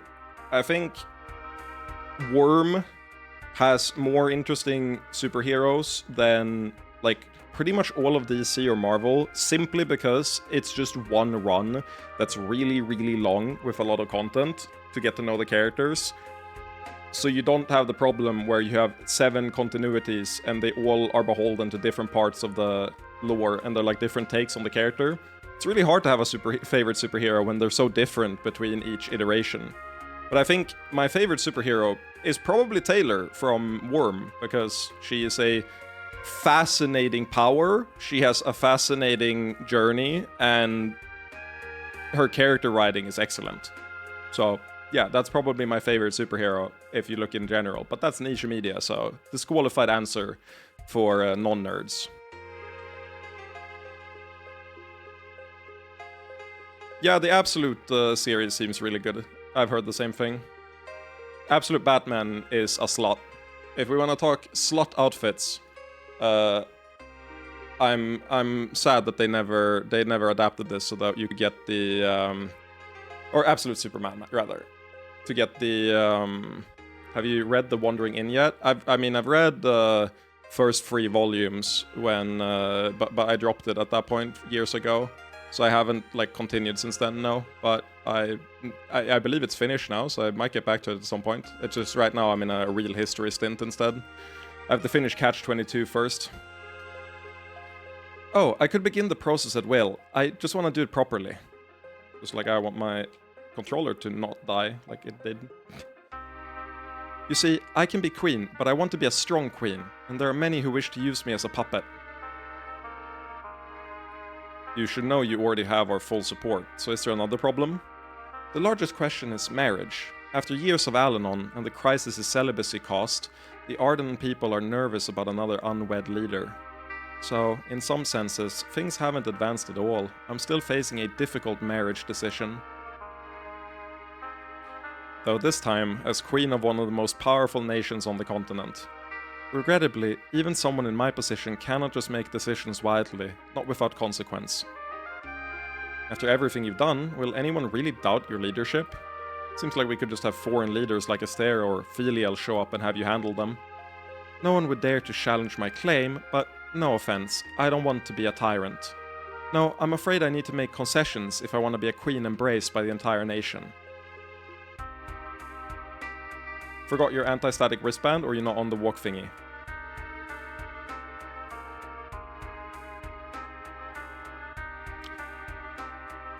That might be the best comment someone's given me. Can I get you in chat to shame me into going on the treadmill? I haven't been on the treadmill for like almost a week now. So I should just put up my treadmill and start walking. You're actually so right.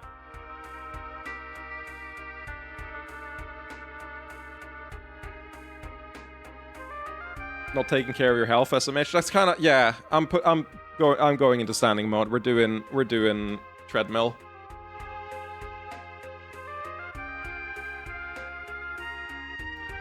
Which means I have a second while it's raising up the thing to mention a book recommendation. Given all the things that people are recommended to read and stuff here, aside from Worm, which I'm expecting you to have already read, Wandering Inn is a lit RPG in most ways, and I would suggest reading Dungeon Crawler Carl if you like that. But also, I gave a trans friend of mine Red Rising, which is a very transhumanist book, and the original trilogy, the first like arc of that, is really, really good. I haven't read the second one yet, that finished not too long ago, but Red Rising, big recommend on that one as well.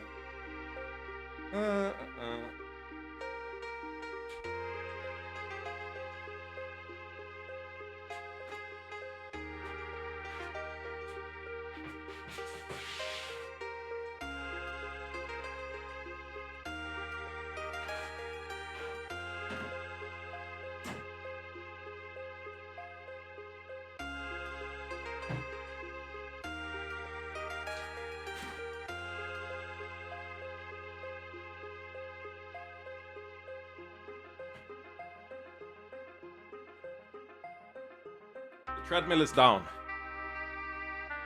You're reading Dungeon Crawler's latest now? Nice. I'm on book 6 or 7. It was the final one that was out, and I was gonna do a reread next time I read through. I'm waiting for the final novel or final one to come out. Then I'm catching up and finishing it. I'm plugging in the treadmill, going to piss real quick, and then we're going.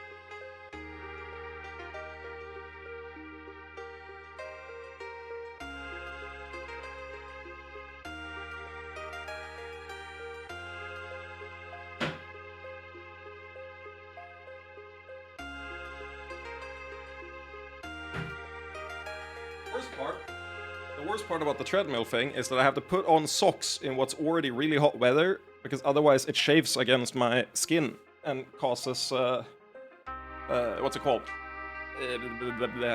Forgot the word. Shin burn? No, that's not a real phrase. Skavsår in Swedish.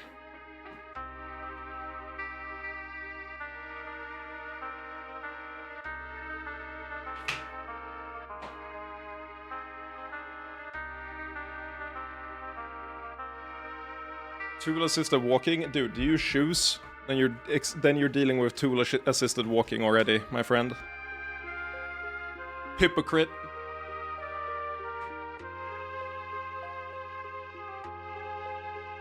Hypocrite that you are. Up the screens, up everything. Nice. Everything is good. I'm walking. Hey, I'm walking over there. Assumes I use shoes. True. Bad assumption. There we go. Now we're up and running, and my thing hasn't died yet. No, I'm afraid I need to make concessions if I want to be a queen, embraced by the entire nation. Which brings us back to choosing a suitor and getting married, right? Didn't you already have plans? Indeed I do. You recall my projection. Let's return to it.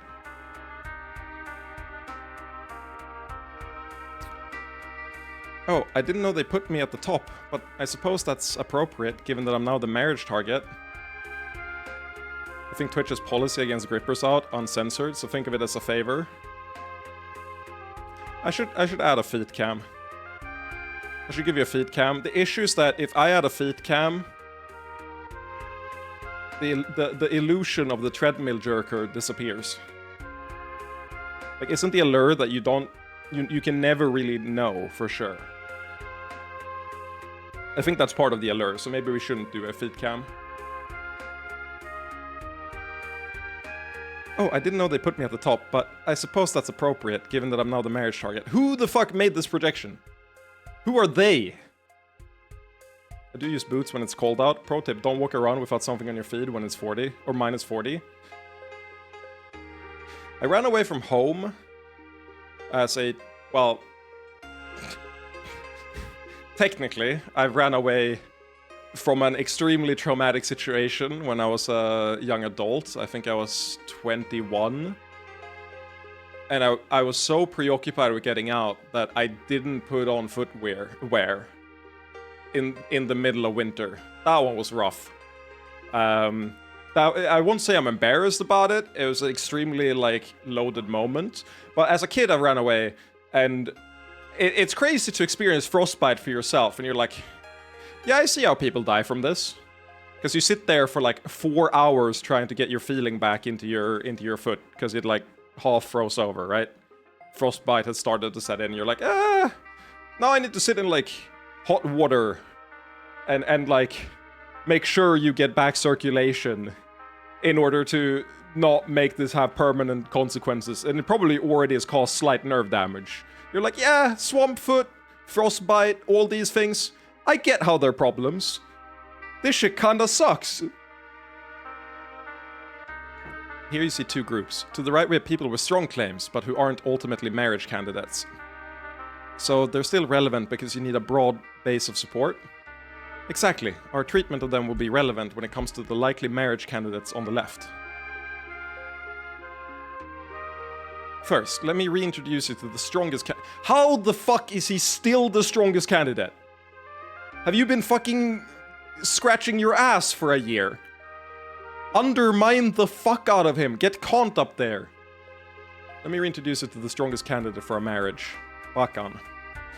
His bloodline and political connections are unimpeachable. A marriage with him would silence nearly all my detractors.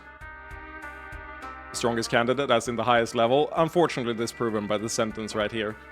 Yeah, but you clearly don't actually want to bang him. It's true that he's a hard man, but I don't believe he's a cruel one. His position was weakened in the previous negotiations, but he remains a reasonable choice. Okay, you scared the shit out of me, because, like Sahado says, I felt like, how the fuck did he manage to become the strongest again? That shit would be inexcusable. How is this possible? We can't let this motherfucker become the strongest one. That's messed up. Next we have my old friend Igneous. Marrying him would strengthen our ties to Eastern Ardaheim, so it's politically viable. In previous rounds of courting, he's been considered a significant catch, so he's another good option. And finally, we have Kalant. His claim to nobility is much weaker than the others, but you love him, right? I can feel it. I believe we love each other, yes. Well, if the emotional fluff hasn't gone away after this long, maybe there's something to it. Unfortunately, even though he's raised his profile in the past, he wouldn't make many happy as king consort. No problem, just choose a political marriage, force him to agree, then bang Kalant on the side. I want to be a symbol to unify Ardaheim. I will not be committing infidelity.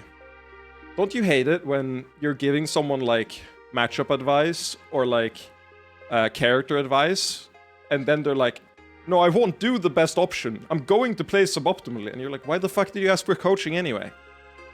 Sorry, no, just me? I guess this might not be a universal experience for everyone. Anyway, Yara, this is a political marriage. Love and desire aren't likely to have much to do with it. Boo, if we can't have Tina, she should at least get to fuck someone nice. The Smash flashback, it might be, may or may not be a Smash flashback. Ugh. I was never the best Smash coach.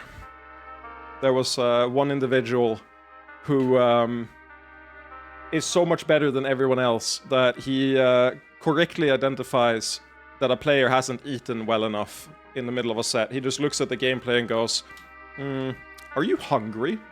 And then the guy goes, yeah, actually, that's a problem. I have a really hard time eating at events. And he's like, yeah, I can see that in how you play. I was never the best match coach. The contest was won before I even got a chance to compete. Right. Imagine the three of them in your bed for the rest of your life. Is choosing the wrong person worth it? I'm really thinking more about the politics. I have a less political question. Are we completely certain that Kalant isn't being controlled by Hester? Yeah, bro, he's got black hair. Yes, I think we can be confident in that. He rejected all the power within him. If there was any lingering doubt, it was removed when Hester departed to wage war. That's a little beyond my understanding, though the instability of the church here will also be relevant to all this. So we have three options: bad, decent, and good. Well, it's a question of how to balance my happiness and the stability of my nation. I'm gonna be real, you're a real character and your nation isn't. The issue is that if your nation goes to the shitter, you also won't be happy. So I would just 100% go in on your happiness if it weren't for the fact that we also need to make sure you don't just go down as like a horrible ruler.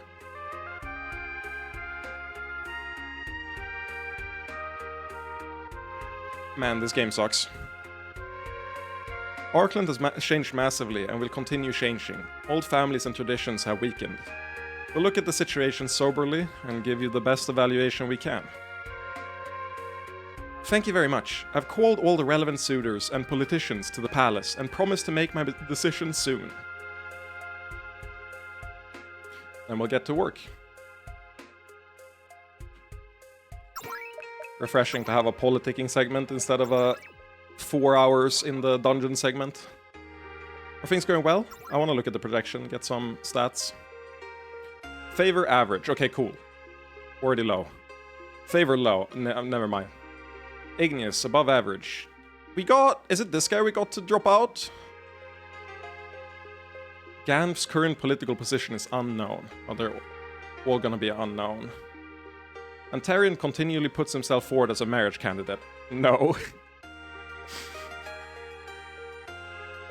I love this character. He might be one of my favorite characters. He's actually... like...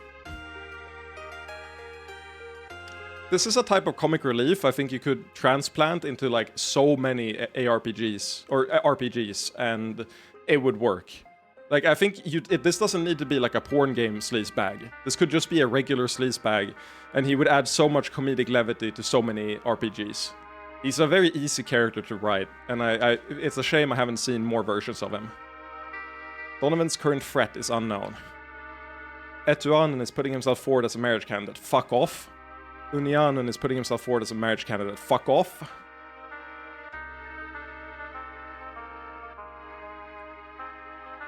Personal strength 0, Arden stability 0. Tina is at high risk of being made a puppet by powerful Arden forces. The Arden population will be highly disrupted by current political outcomes. I think sadly too many put the person in the MC spot. I think it's fairly rare, at least in good RPGs.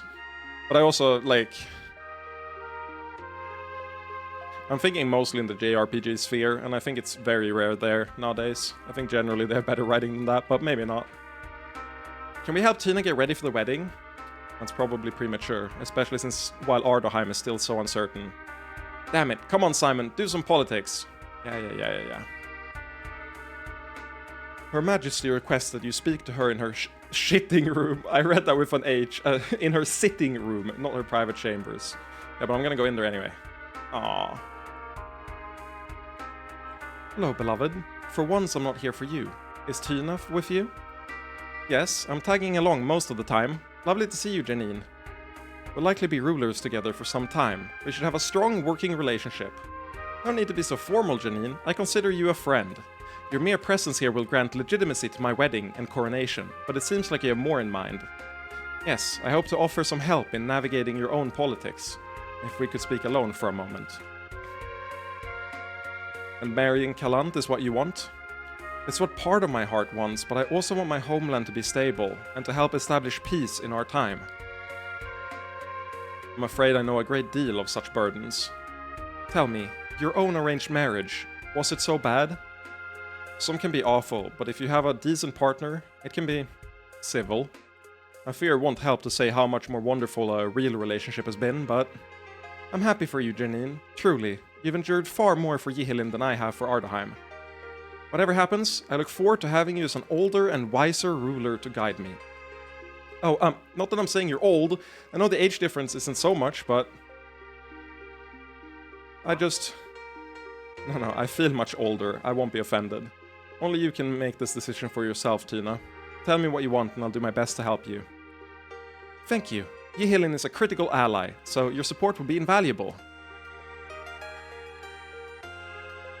Be on your best behavior with Queen Tina. Yeah. Oh! It's the goat! The racist Cyrantian politician. Say what you will about Tina. Is it? No, he doesn't have the cat ears. Say what you will about Tina, at least she sees visitors. This might just be a dude.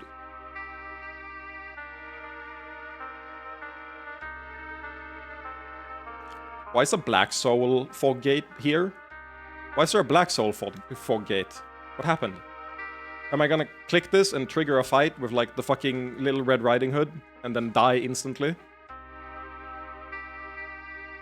I still haven't kept playing and gotten the other endings for Black Souls 2. I need to do that. It's really good. You notice something, Robin? There's a disturbance here, an extremely subtle one. This is tower-level magic. Is someone attempting to manipulate this place? I don't think so. I concur. This feels like the residue of magic long past completion. Perhaps we can track down the source. This is unlikely to be any great threat, but I'm curious. If the magic is contained within the palace, we can take care of it while we're working.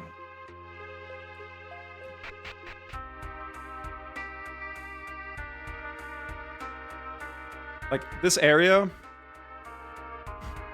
Black Souls 2 is so funny. Like, you'd go into this area, and then you'd be like, oh, nice, everything's happy, woohoo! There's like a collectible in the corner. And then you come here with minus 100 sanity, and these are blood vines, and these are eyes floating in the water. And there's like tentacles in the center of it, and you're like, not feeling it anymore.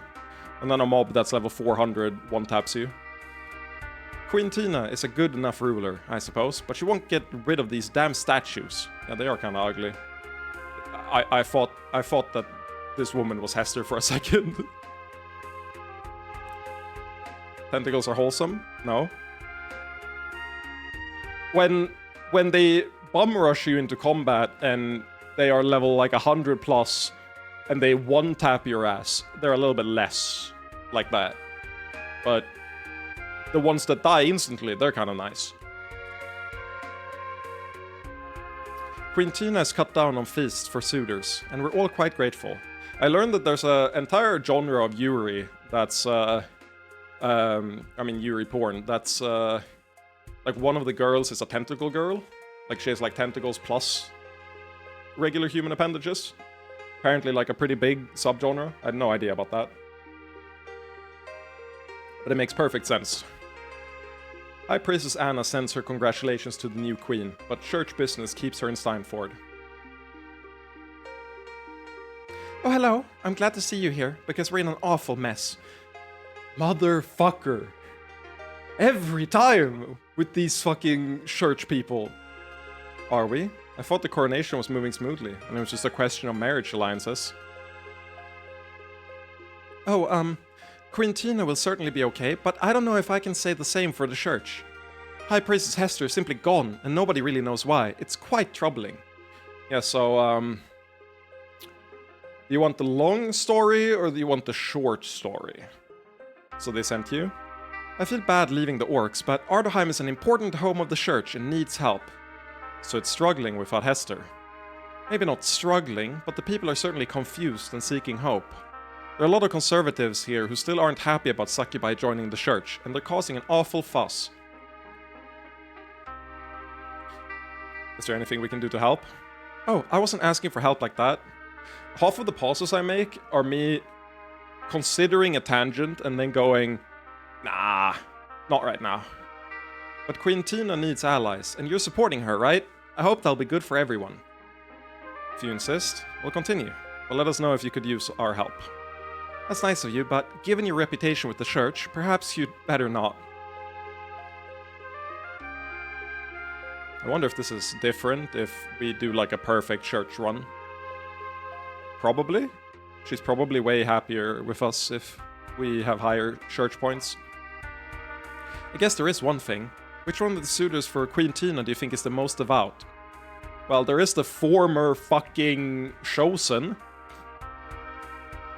That's a difficult question to answer. Some philosophers discuss how Sorry, I love the idea of being like, let me bring up the philosophical view of this when it's an easy like, here, this person. Wow, thanks. Now I'm going to lay awake all night thinking about all the tangents I never got.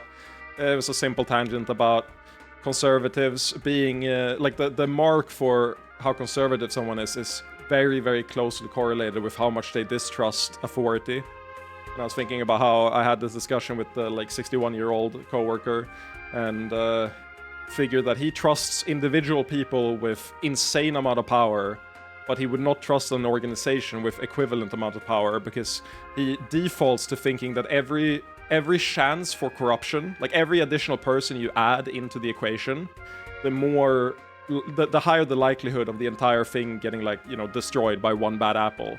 Whereas if it's concentrated into like one or two people's hands or whatever, then it's way more likely to be used reasonably, because instead of seeing it as like if you distribute that across a large group of people and across a large set of like rules and measures, then sure, you might get corruption and bad incentives some places, but it regulates the rest of it. Instead of seeing that, he's like, every single one contributes to ruining the entire thing. So he's very anti, like, oh, the Swedish government is too large and stuff like that. But he doesn't have a problem with Elon Musk having more money than our entire country, you know. And he was very surprised when I said that we have opposite reactions to that. That I'm like, these things might have perverted incentives, but by and large, they're reducing the chances for corruption. That's like why they exist. And they are limiting the possible harm that such corruption can have.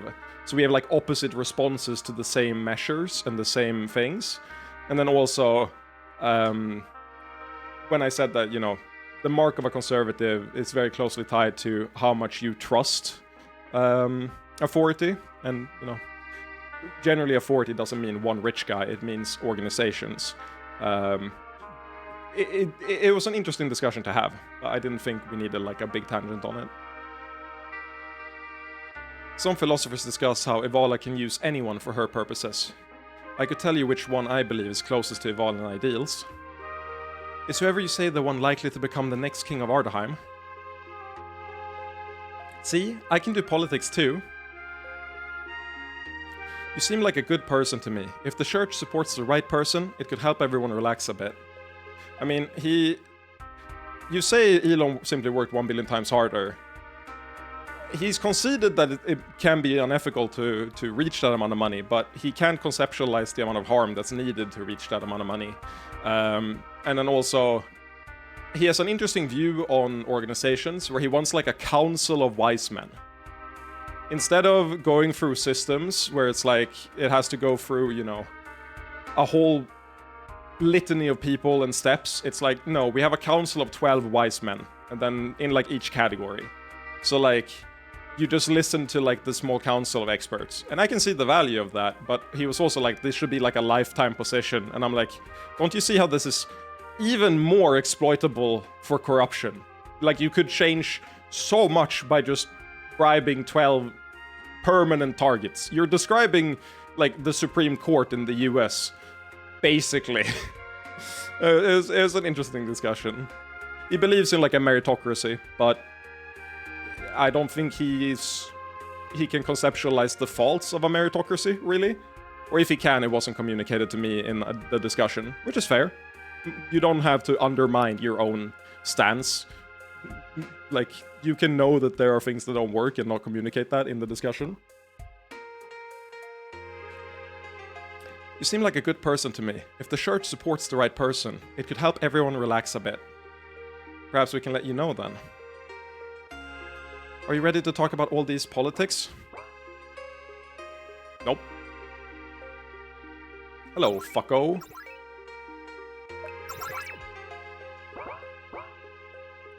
You again. Are you still going to claim our previous agreement stands? You consider your debt paid at Gonfall, didn't you? Exactly, Munch. But he does the thing where he's so parasocial in interesting ways, where he's like, I think that Elon is probably a more often than not a reasonable man than unreasonable. He has some bad ideas, but he also has some good ideas. I'm like, brother, you are sane washing a force of nature, smog. Like, and also, you don't know him in the slightest. He does the same thing with Joe Rogan, which is like, believing you know things about people based on how they appear online. Always, I've gone on this rant before. I should not, but it's never like a good idea. Even me, I don't have a money incentive to lie to you or project myself as something else. But even like socially, if I believe that it's more efficient or better to like build trust to communicate the personality that I have right now, then if I was a bad actor, I would do that anyway. So like, it's impossible to tell what's genuine and what's a play. I don't like to live my life that like I don't like to live my life second guessing everything.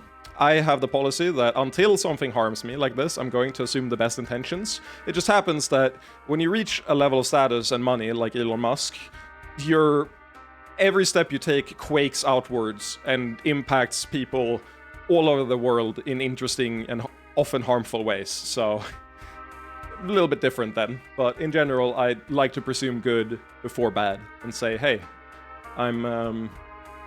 until you hurt me, I'm gonna assume that you're not lying. But I'm also not gonna go around saying like, I think that Ludwig is a great person based on my experience with him and like watching his content. I think he's probably a great person that's done some wrong, especially if I don't know what specifically we're talking about. I owe you nothing, but I'd still consider your opinion. Do you truly believe any of the candidates are faithful followers of Ivala? What? It's not a difficult question. Well, Ivala is kind of in our... Okay, this is a screenshot. This is with the context of where we're at in the game, this is a fan-fucking-tastic screenshot. Like, how the fuck do we answer this? She's in our party.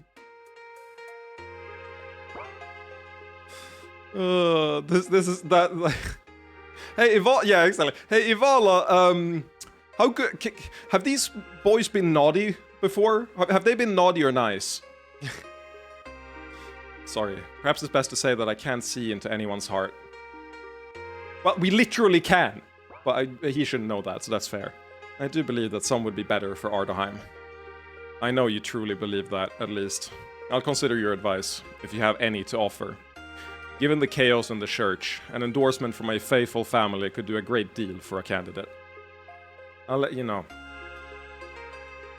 I'll give a religious endorsement to the marriage candidate you can honestly tell me would be best for Ardaheim. Well, we'll see. But I'm probably... Okay.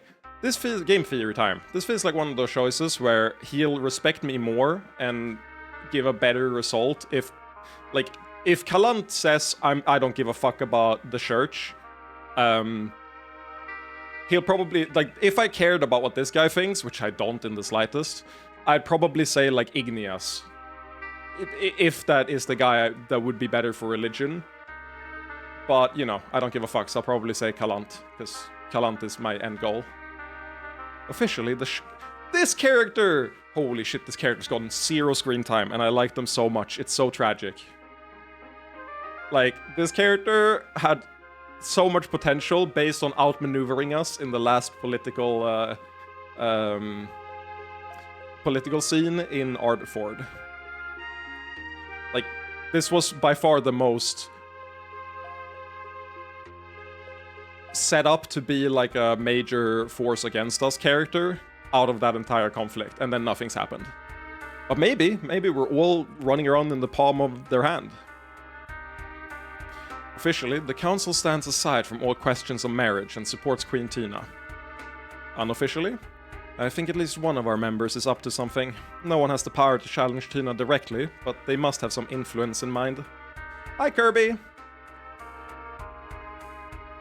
Normally, the council chambers are closed except for sessions, yet there have been people sneaking in at night. At least I think so. I'm sure I missed nothing in the last stream. Oh yeah, have you not watched the VOD yet? Well, I mean, that's been entirely quarantined. Like, that won't impact this story at all. But yeah, you missed a whole bunch. 6-hour stream. Or like 5 hours. But most of it was combat, so I don't actually think you missed that much. We got our final party member. We finished out the Pokédex. Yeah, I realized I'm sorry about that. I realized that I should have spoiler texted that. It's because Genmilas wrote there and I wasn't thinking straight. Sorry about that. But that is the final party member. And the guards don't stop this. The fact that the guards don't means that whoever is working at night has permission to be here. Hence my worry. Somehow I don't understand it. Did you watch the VOD? But it's very, like we said in the text, it's a far reach for her to join, for sure. But I don't know how much there is to understand. Yeah, I know you got it spoiled from the wiki. I read that first.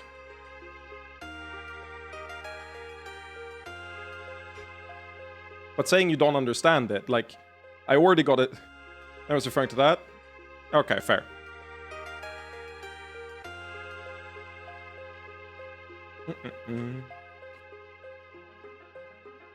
I don't know. Death is an interesting... Like, I hope they do something interesting with her. It is a very, like, up-the-stake character to join the party. I don't think... Like, from the position we're at in the story now, it is not a character I would want to write into the party. Without a explicit, like, reason that's established later. You know, like, there has to be a payoff for Death specifically being in the party that requires her to be the final party member. And given that she's so hard to get, I'm going to make the assumption that it has to be like this is the only way we can write this scene where we beat them and get, like, the true ending with Death in the party. Something to that effect. And, like, it wouldn't make sense if it was something that's not Death.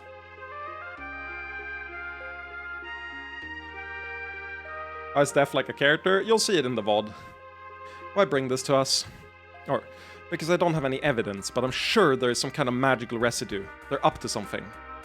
How frequently do they enter the council chamber at night?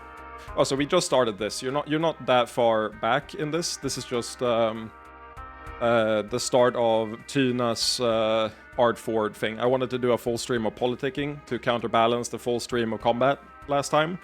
So we basically just started and have talked a little bit about the different characters. We're just scouting out the place now.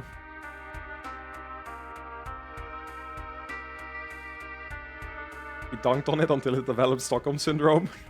I hate how accurate that is. Okay, that is how we did it. That is how we did it. We dunked on Death until it developed Stockholm Syndrome, and now it's a character and in our party. That's a perfect explanation of what happened.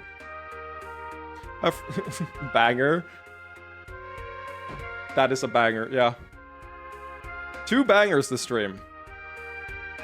Already. That's high mark.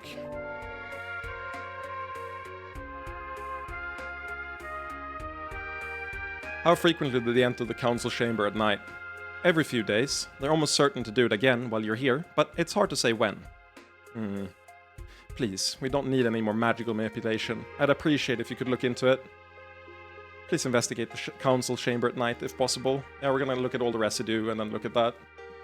The good news is that Queen Tina has been helpful in building an efficient administration. Did you know weddings mean paperwork? Everything means paperwork.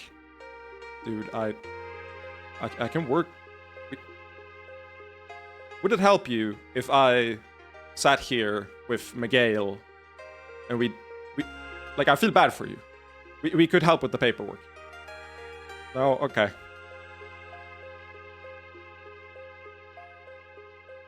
We've massively increased the castle's defenses. There should be no surprise attacks this time. Should.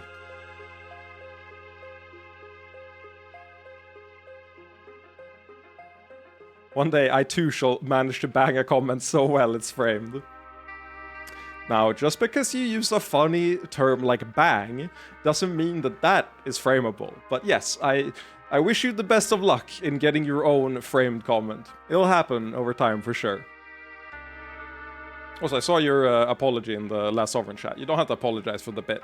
If anything, I apologize for not looking, like playing along, looking into it. But it's the type of thing where it's really hard to... It's really easy to be like, this is a funny joke, and not really consider like how it's interpreted on the other side. But I still don't think it's something you need to apologize for. It's like, what does Death mean when we have 4 other goddesses and chaos and stability and free access of magic?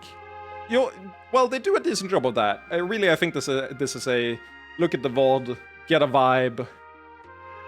They expand on it enough that I think it's fair. It's like...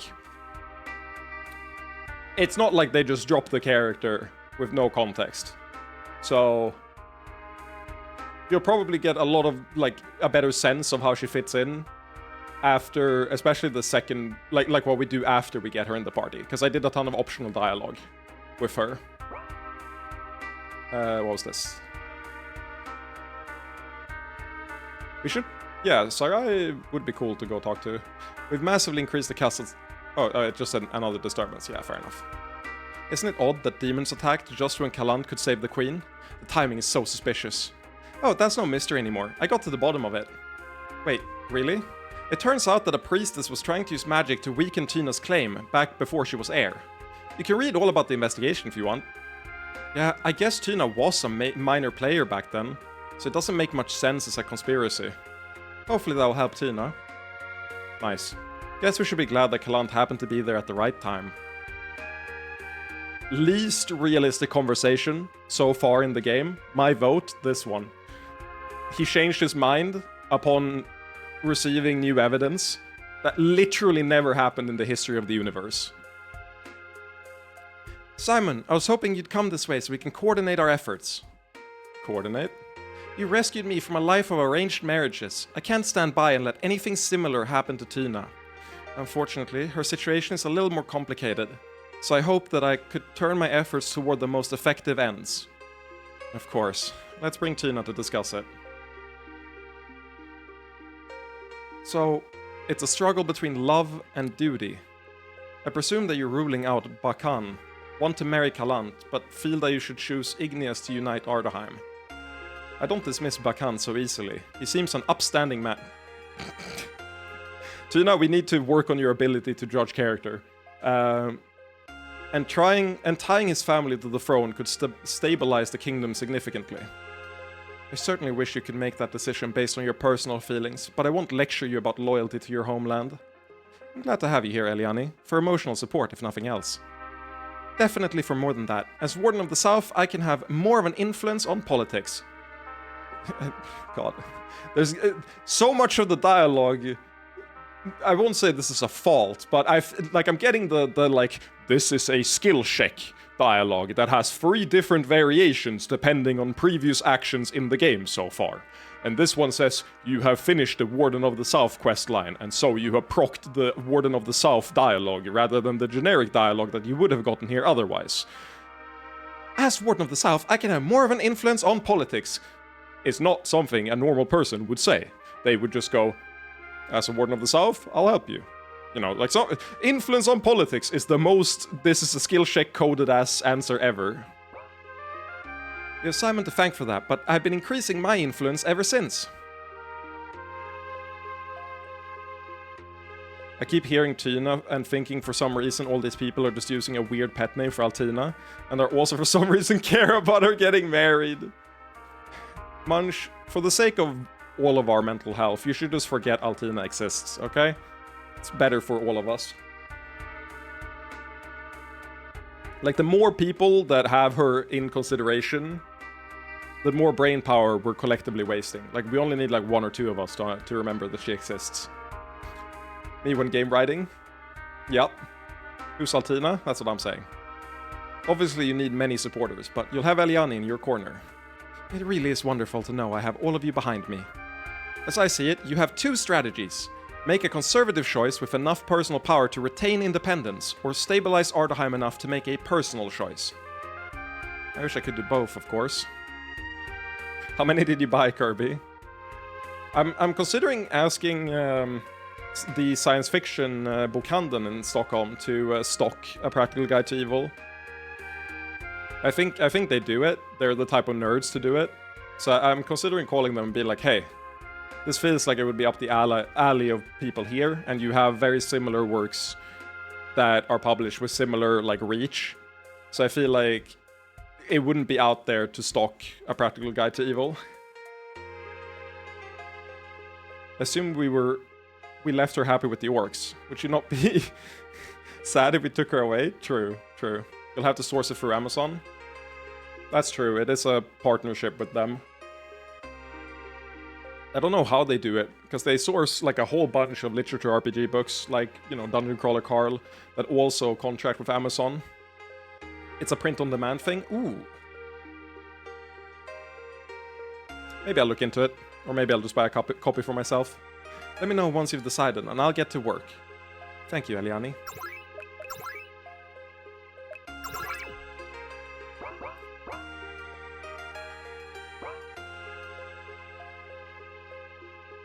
Oh, Simon, you're here too.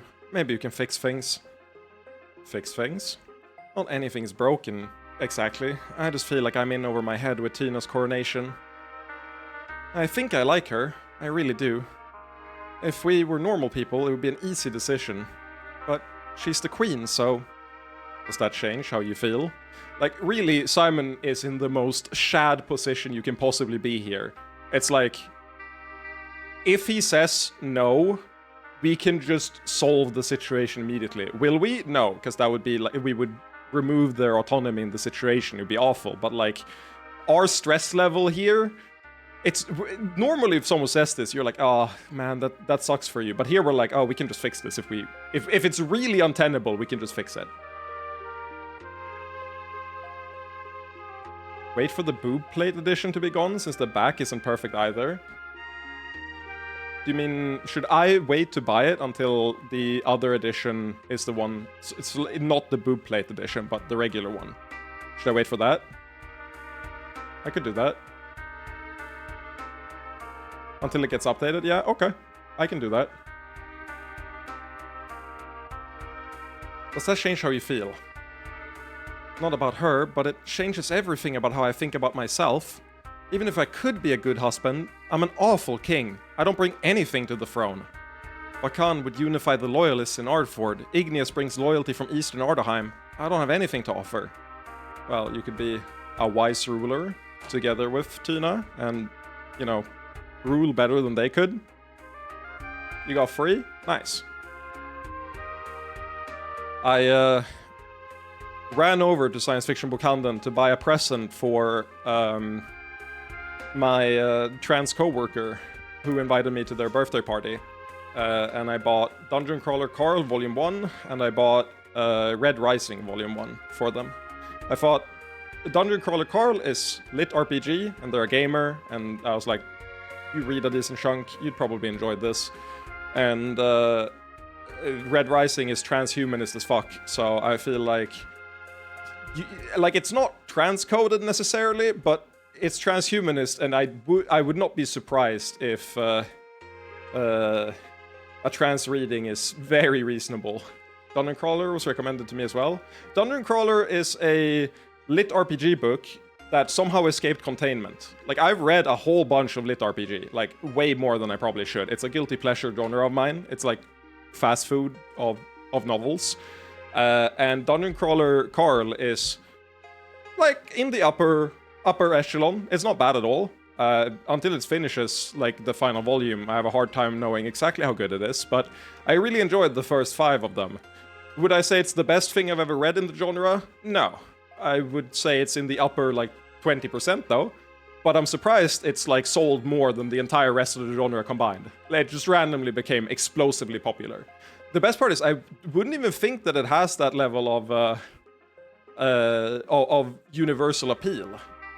Dungeon Crawler Carl does bypass a lot of standard tropes of said genre. It does. It does. It reads way more like a Korean tower novel. Like, what it is, to me, is less a lit RPG novel than it is a Korean novel, or a Korean tower series. Like Tower of God, solo rank... Well, solo leveling is kind of like that, but there's Second Life Ranker, there's... SSS class Suicide Hero, there's a whole bunch of them. And Dungeon Crawler Carl takes way more from that type of tower, like, tropes than it does from the rest of the lit RPG, like Isekai type slop. So it's fascinating in that sense, but I thought that would make it less, like, make it have less of a cultural reach than it does. Korean Tower, yeah. I mean, Korean Tower, I don't know if it has an actual name, it's just, they're all unified by a need to climb a tower. And they're usually, like, what I think codifies that genre is that instead of being like, oh, we have just, like, levels and you need to get stronger, it's like, no. You get popped in, like, a discrete game scenario, and you need to advance from scenario 1 to scenario 2 to scenario 3. And then also you have meta stuff on top. Like, there's usually viewers, gods, whatever, that's watching you. Omniscient Reader's Viewpoint, for example, is not explicitly a tower. Omniscient Reader's Viewpoint is... they start in a train, and the world suddenly gets, like, a message. Oh, we have invaded your world. The game starts now. And then moves from, like, the train station to a different segment, but there spawns, like, hidden items, hidden dungeons, there's secondary objectives to complete, it has the structure of a tower series without explicitly being a tower. So Dungeon Crawler Carl has the exact same inspirations, but I think it has significantly better prose and better writing. Like, it's denser than a lot of them, and with some of the bullshit sanded away. So I like it. So yeah, I haven't heard anyone else call it a tower series, but I think that's just like the best way to recommend it, or to conceptualize it. Even if it isn't a tower, it's just describing the function of it. There's discrete levels in the tower, you climb, you need to complete a bunch of secondary objectives if you really want to make it, stuff like that. And yeah, Dungeon Crawler Carl, really good in that category. I like it a lot. I hope it lands the ending. The thing that I think separates it from a lot of the other stuff in that genre is that it's very common that the main character, like, it's almost ubiquitous. Not literally every time, but either like a secondary protagonist has foreknowledge of the events, or more commonly, the main character has foreknowledge of the events and the spaces and the secondary objectives. What makes Dungeon Crawler Carl better in a lot of ways is that it doesn't need that crutch. It has him stumble upon them, has him be curious and figure shit out in ways that are satisfying without being like, oh, yo, I was here 200 years ago and I've reincarnated and now I know where all the things are. So I'm gonna get item 1 in this random dungeon, and that's gonna enable me to get item 2 in level 2, which then lets me get the ultimate item in level 3 that you can't get if you didn't start in level 1 and then did this incredible... you don't need all that bullshit. And Dungeon Crawler Carl is like, oh, fuck, everything went to shit. I need to survive. Oh, my build is really fucking weird. I'm not a regular caster. I'm doing a whole bunch of bullshit because I needed to do a bunch of bullshit in order to survive at the start. And then I've had more and more weird constraints placed on me that's set me up into like a super weird subclass. Is it optimal? Probably not. Like, there's no fucking way it's optimal, but it does let me have a more diverse, weird toolbox than a regular character would, which comes into clutch for giving me a bunch of secondary objectives that, like, reasonably could exist even for, like, a regular game designer. They don't feel like they're tailor-made for him, but it makes finding the solutions to them feel way more satisfying than, oh, I just knew everything already. It's good. I like it. Good series. Recommend.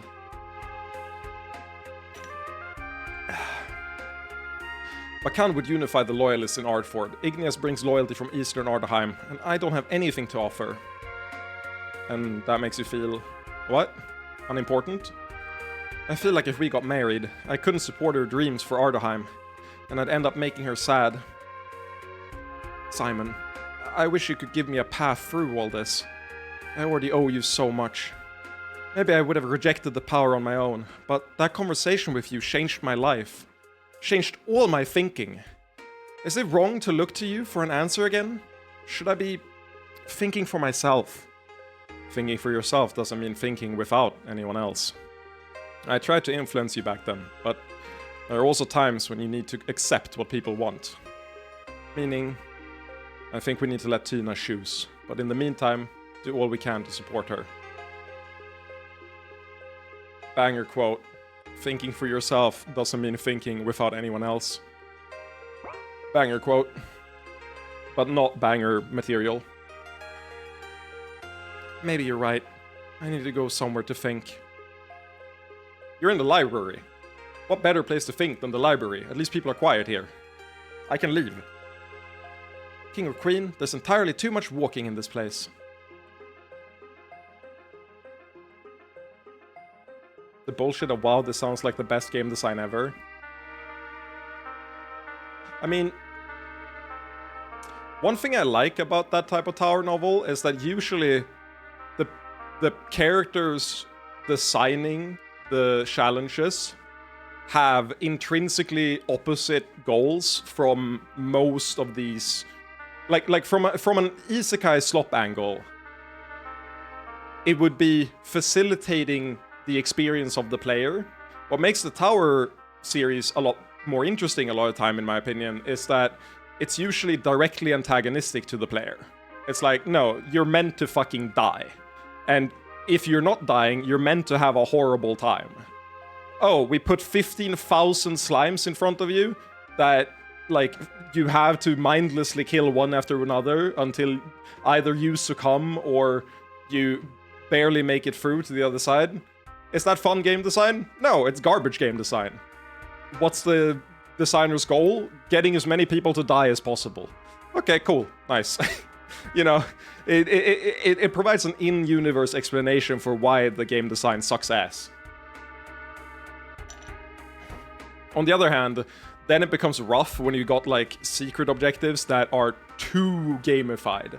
Or, like, make no sense in that context. You need to have, like, a proper explanation for why there's a holy sword that you need 4 different items from 4 different levels to get to. And it's just chilling there. And no one has found it before. Usually there's a good answer to that. But I've definitely seen ones that are not satisfactory. And it's like, yo, someone should have picked this up earlier. Like, one of the designers of the scenario would have picked this up. Why did they leave the unholy relic of mass destruction laying around in level 2? We're talking an area of about, like, a kilometer. And these characters are supposed to have, like, borderline omniscience and see everything. And this is just laying around so a random guy can find it. That's kind of crazy. Your Majesty, there's an orc here insisting on speaking with you. He's causing a scene. You know him, Simon? No, but he doesn't seem particularly powerful, and will be on hand in case there's any trouble. I'll speak with him then. Hello there. Is there something we can do to help? Queen Tina, me am Orgonon, much big noble from Takan. It's very nice to meet you. Because game does not allow backtracking and they step too far. Yeah, sometimes they do the thing where you're not allowed to interfere if you're, like, one of the scenario makers or one of the ones outside the scenario. Usually the way they handle it is making it like, this is a super powerful relic from someone who climbed way higher and found a way to loop, or, like, get outside the climbing part of it.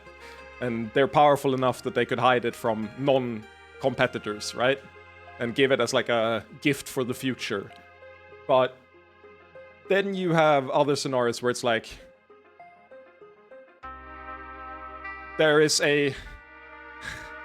Like, sometimes I think it's the fact that it reads like it's designed into the game. Instead of being like a hidden item that's proper hidden from everyone, it reads like something that's designed as an obstacle in the scenario that just has a reward that's so egregiously overpowered and so egregiously stupid that it that it ruins, like, the believability of the story. Favorite example is, like, in Omniscient Reader's Viewpoint, you have you have a item that's only acquirable by dying, and there's like 2 ways to, or there's 3 established ways to get, like, an extra life, basically, and this item goes directly against, like, the way you get those titles, but then it basically makes you undisputedly the best person forever afterwards. There's also, like, early on, there's a Hydra thingy that, like, drops a really fucking powerful item, and there's a poison that kills it. Actually, that one's fair, because that poison you have to buy in the, like, in-game store situation. That doesn't drop in the scenario. That's a, like... That's a separate problem-solving thing where that's just available to anyone. That's not tied to that scenario. But in my head, I was like, why the fuck do you have the poison to kill the one thing to get the Giga reward early on?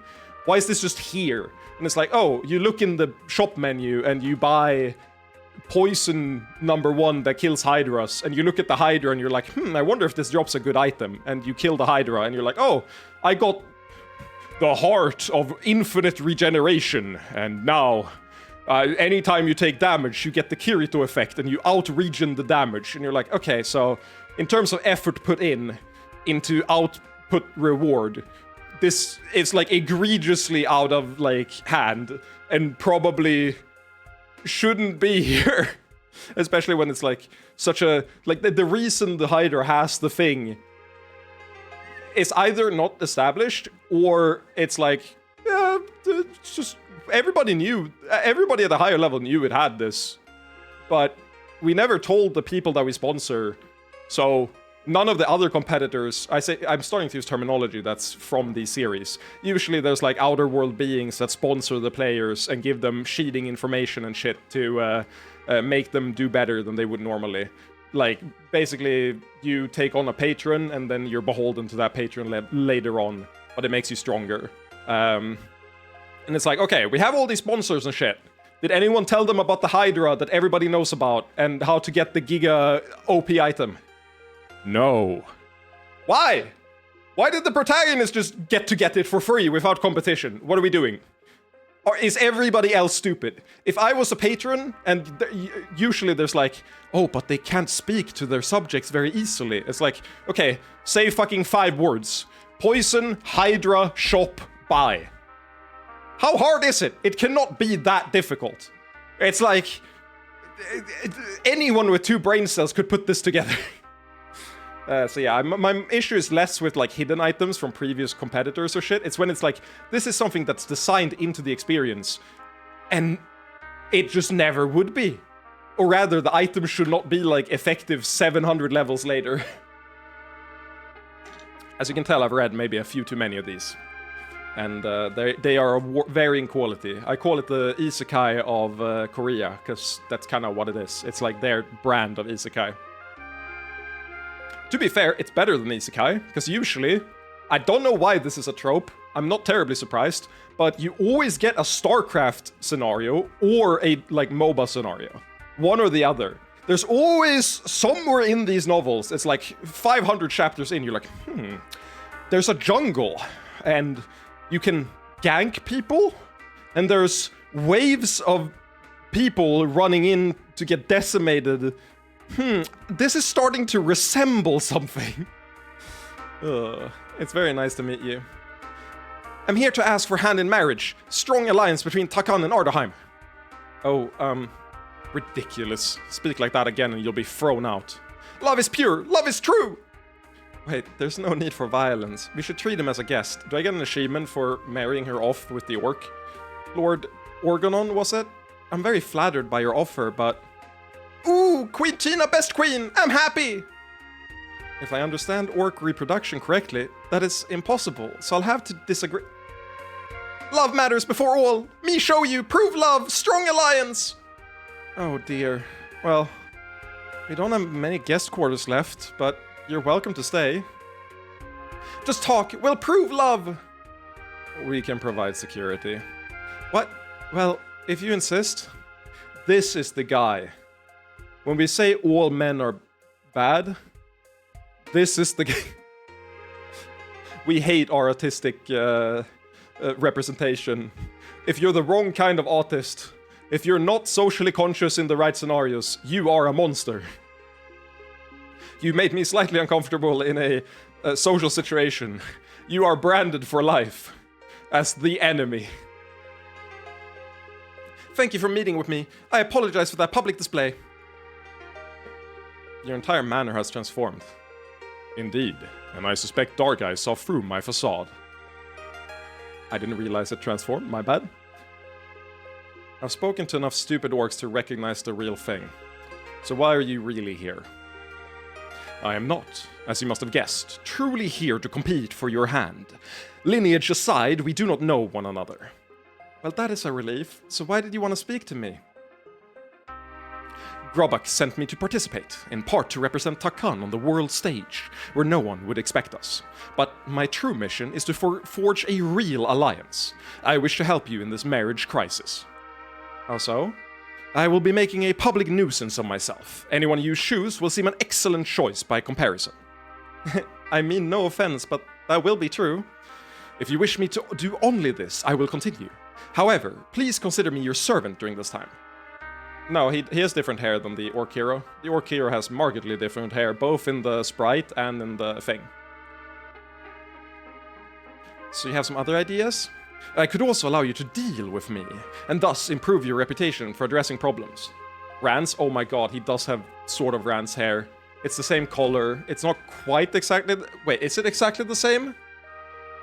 That cannot be Rance. Oh my god, it...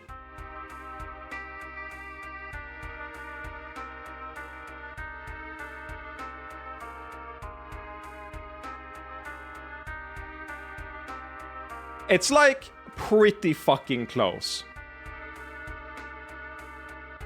It's pretty fucking close. Same exact hair color, very spiky in similar ways. That's great.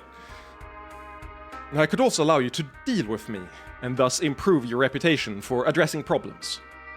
Finally, who's Rance? The longest running RPG series of all time. Rather, the longest with a single continuity. It's also a porn RPG in Japan that has... The main character is a parody of the standard porn protagonist, and by that I mean he's a fucking horrible person, rapist-like creature, but the games are written as like a parody of that? Is that the next stream title? No. The worst part is I kind of like him as a character. He's a horrible, horrible, awful human, but he's a funny character. Also, basically everything horrible he does has positive effects, like always. I don't know what to make of that, but he's interesting as a character. If you look in the Twitch clips and you look at my most popular clip, I think it's me being like, the thing about Rance that makes Rance so good is it's in Japan. And then that was like the end of the clip.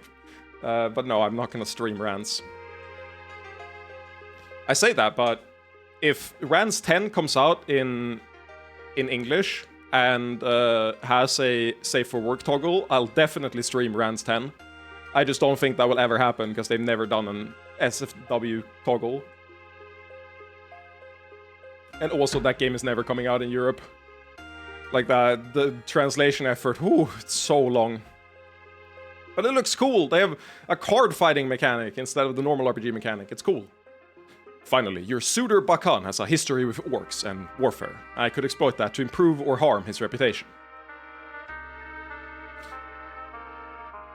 History of orcs and warfare. There's also a young man named Kaland with a military history. Could you help his reputation? Have they not, like, recently released a whole bunch of them? Yeah, they released a whole bunch in, like, bundles and stuff, but those have had proper translations for years and years and years. It's, I think it's Just USA, like, J-A-S-T, that publishes them. But those translations have existed for ages, because the games have been out for ages, and then they got translated, like, after the fact. But the scale of, Rance 10, specifically, is huge. Like, for reference, I think Rance 8, 9, and 10 are all not translated, and Rance 10 is like 4 times as large as the earlier ones. Like, it's a fucking massive game. So I would be surprised if it gets a proper translation. There was a fan translation, but they got, like, cease and desisted, I believe. I could be wrong about that. Let me see. Rance 10 translation. Rance 10 translation effort. Is machine translatable playable? No, don't care.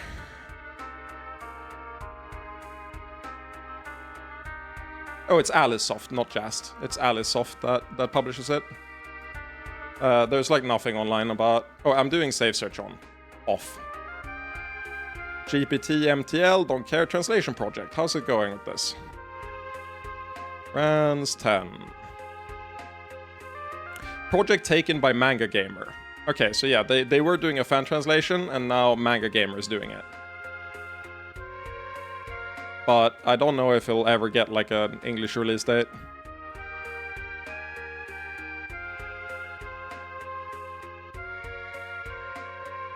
Why do they... What? They have this site... 2018 announcement. So this got announced in 2018 that they took it, and then we haven't heard from then, and it just gives like the rundown of what the game is. I love this as Windows 7, 8, and 10 because it's from 2018. I doubt they're gonna release it on Windows 7, But yeah, we have seen like no news since then. I don't know if it's ever getting done. It is a large game. Project Status 2. Wait, Manga Gamer Project Status. Last updated April 14th, 2025. That's a long time. Okay. Last updated a year ago, it says translation 100%, editing 24%. So maybe it'll come out. I don't know what editing 24% means from a year ago, but yeah, maybe we'll get that game. That's a real smile. That's real, unfortunately. Still laughing at Mushoku Tensei offer saying, read it properly when people critique his general, like, laissez-faire attitude to pedophilia. Especially in the later part of that series. I could let him deal with me, or pretend we knew each other from the war. I'm grateful for your help, Orgonon, but I'll need to think about this carefully. I understand. I seek to be but one tool in your arsenal. Neat. Thank you, Orc Guy. I have my eye on him. Officially, the Blade Masters have no political weight and will serve any queen and king of Ardaheim.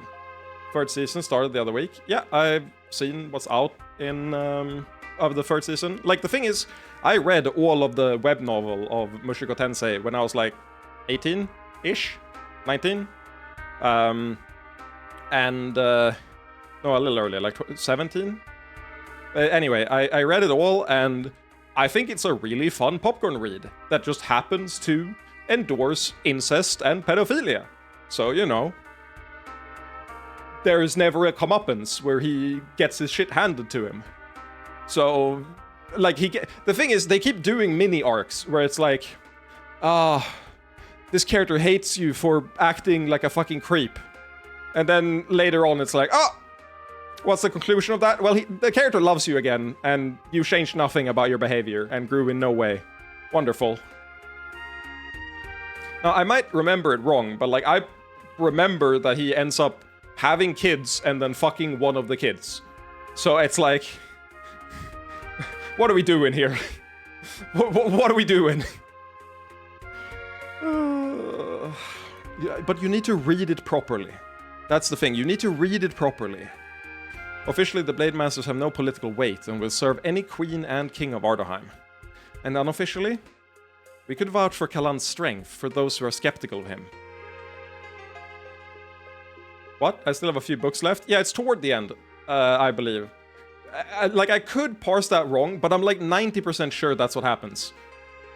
I ended up reading, like, synopsises of some of the later novels and to jog my memory more, and I'm like 90% sure that happens. It's really funny. Like, I remember reading some of that and being like, huh. I mean, if I'm porn-brained enough, maybe. But I didn't read this to be porn-brained. I've seen season 1 and then season 2. He should have gotten bashed his head in. Funnily enough, most of season 2 doesn't happen in the web novel. It happens in the light novel, but not the web novel. They added a whole bunch to the school arc. Like, the entire, like, what's it called? Like, what's it called? When you can't, like, get an erection malfunction or whatever. That entire arc just doesn't exist in the web novel. There was a web novel. There was a web novel that got published and became a light novel. Yes. I read the web novel. That got translated by, like, a third party, you know, fans.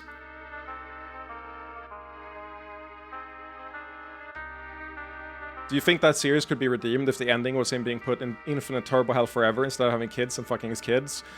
Like, in my mind, I was waiting for the other shoe to drop and they would start really...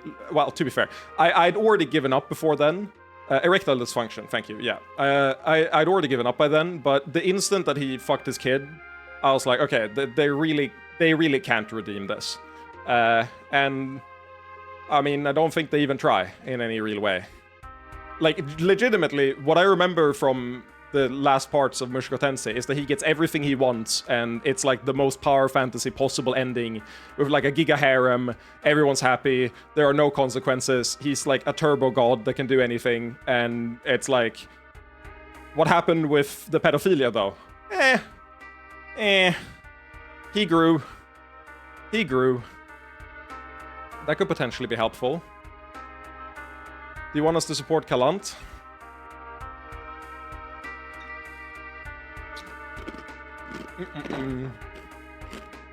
Oh my god. I'm eating ice.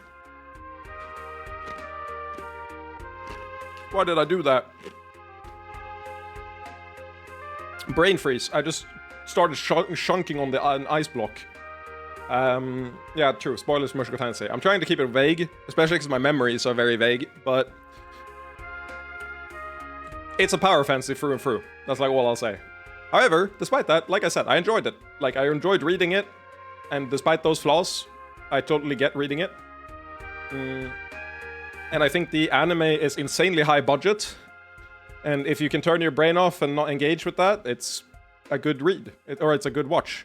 In the same way that, like, Made in Abyss is a good watch, but the creator is a giga creep. I'm not gonna recommend it to people, but I'm also not gonna judge you if you like it. What if he didn't get everything he wants? He accepted that all the things he did truly were bad, and he accepts a terrible punishment for it? It would need a lot more setup to, like, make sense in the story.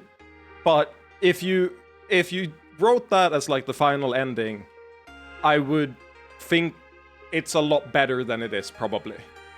Like, it's probably the first thing I've read where I'm, like, actively cheering against the protagonist at every step. And everything goes well. And I'm like, man, this is an anti-power fantasy. I just want this guy to fail. You want us to support Kalant? Well, if you insist. Oh, that was a choice. Wonderful.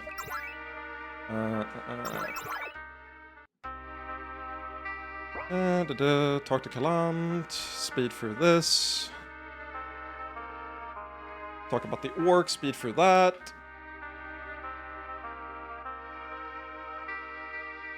Of course we're gonna say support Kalant. What are we doing?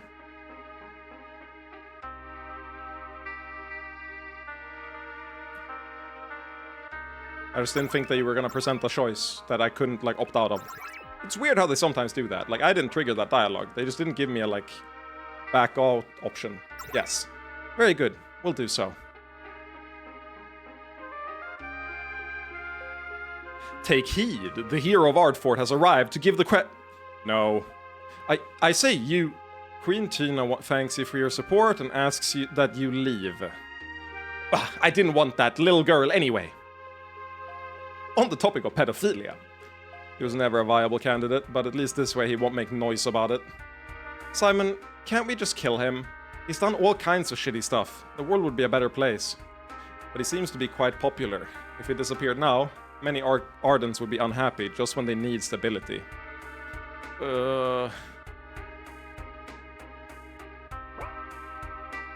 Have you decided? Cause trouble, boost Tina, make other candidates look good, harm Bakan's reputation, boost Kalant's reputation. Simon very explicitly is not a pedophile. He has a whole rant. Like, he gets asked by Yara back in chapter 1 when they're at his daughter's school. And she's like, don't you find these students hot? Don't you find these, like, young, nubile, innocent students hot? And he's like, the only feelings I have toward them is the abstract wish that they find happiness someday. Like, I have no attraction to them. Not only are they, like, dumb children, like, I also just... I'm just not attracted to them. They're never gonna... They're one, not, like, real people. There's no emotional attraction, but also they're kids. Kinda. And, that's contrasted really well with the one guard that's giga pedophile that's just standing there, and everyone in the party's like, you should get fired. Why do you work here? I've checked the guard in a while. I've checked the guard every opportunity. I have my eye on him. He's still there. We don't investigate that yet. We talk to everything first. It's more work, but I kind of like having so many guests. Better than the palace feeling lonely. Sorry, I know I should be getting involved. I just need some time to think. You're troubled by all this? I never wanted to be king. I don't think I would be particularly good at the job. This guy is like really... He's really easy to cheer for. I really like this character. But King Consort, that might actually suit me, I think.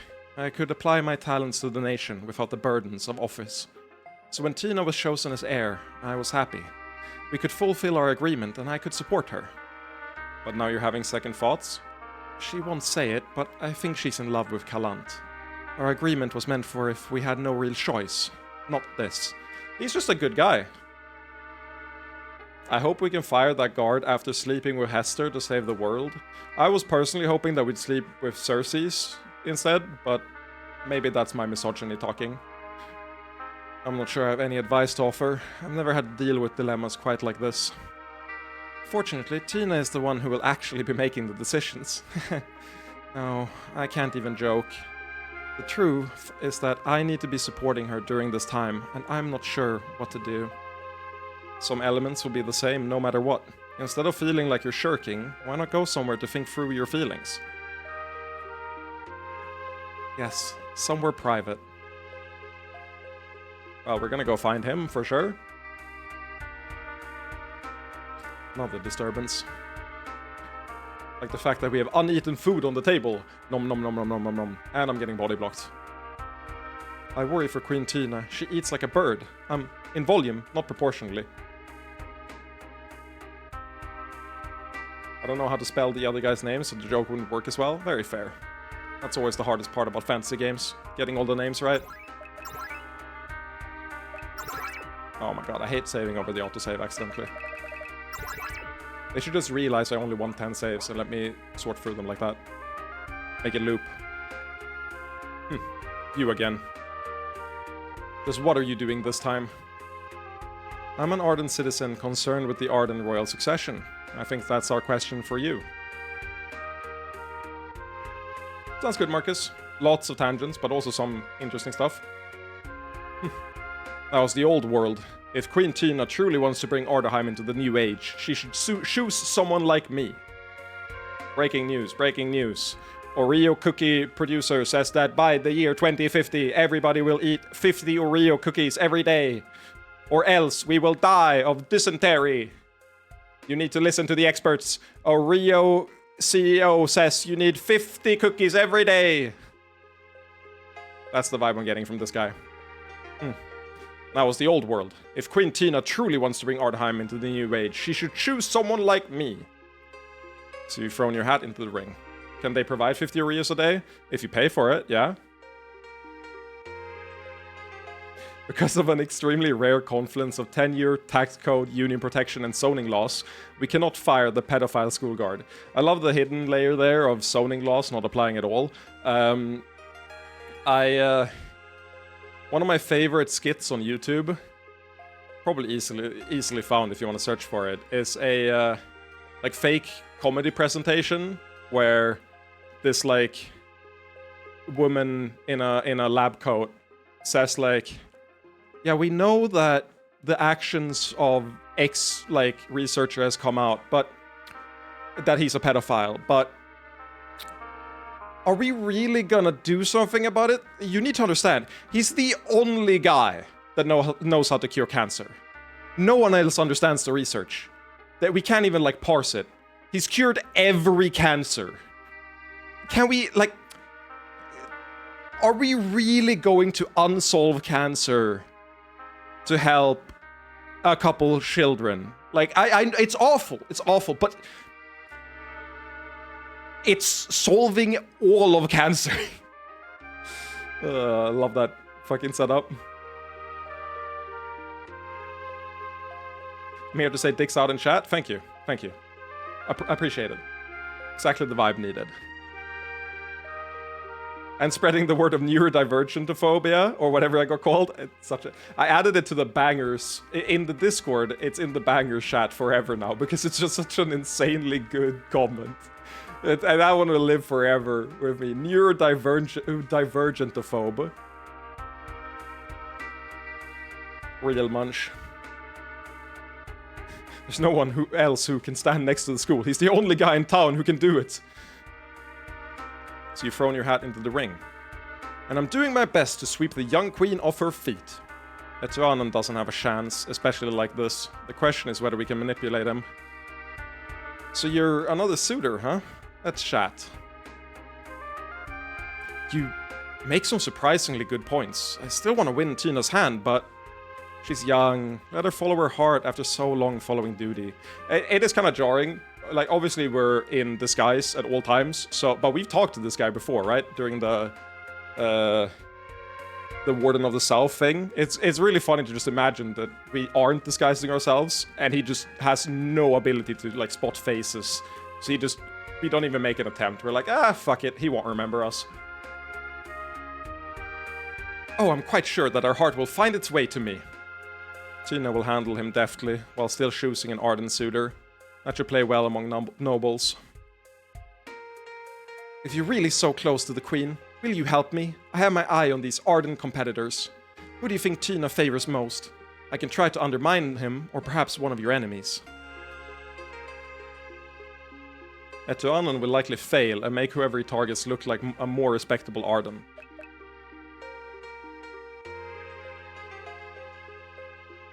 Okay, has to be Kalant. Is this like you need to get Kalant powerful enough first before? But whatever, we're doing Kalant. That stupid brute with barely a drop of noble blood. Tina will forget all about him. Good. It's been productive talking to you. I can almost feel the throne of Ardaheim beneath me. Yeah. Fucking twerp.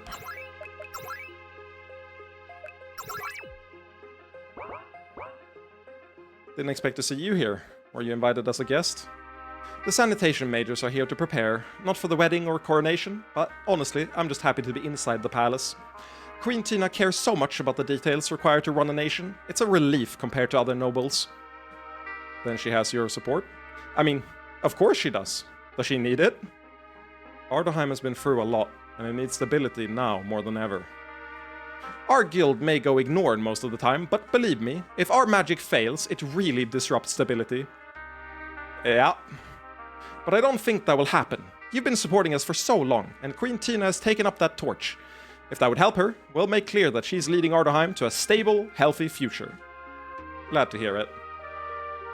The sanitation spells in the palace are solid work. Good craftsmanship.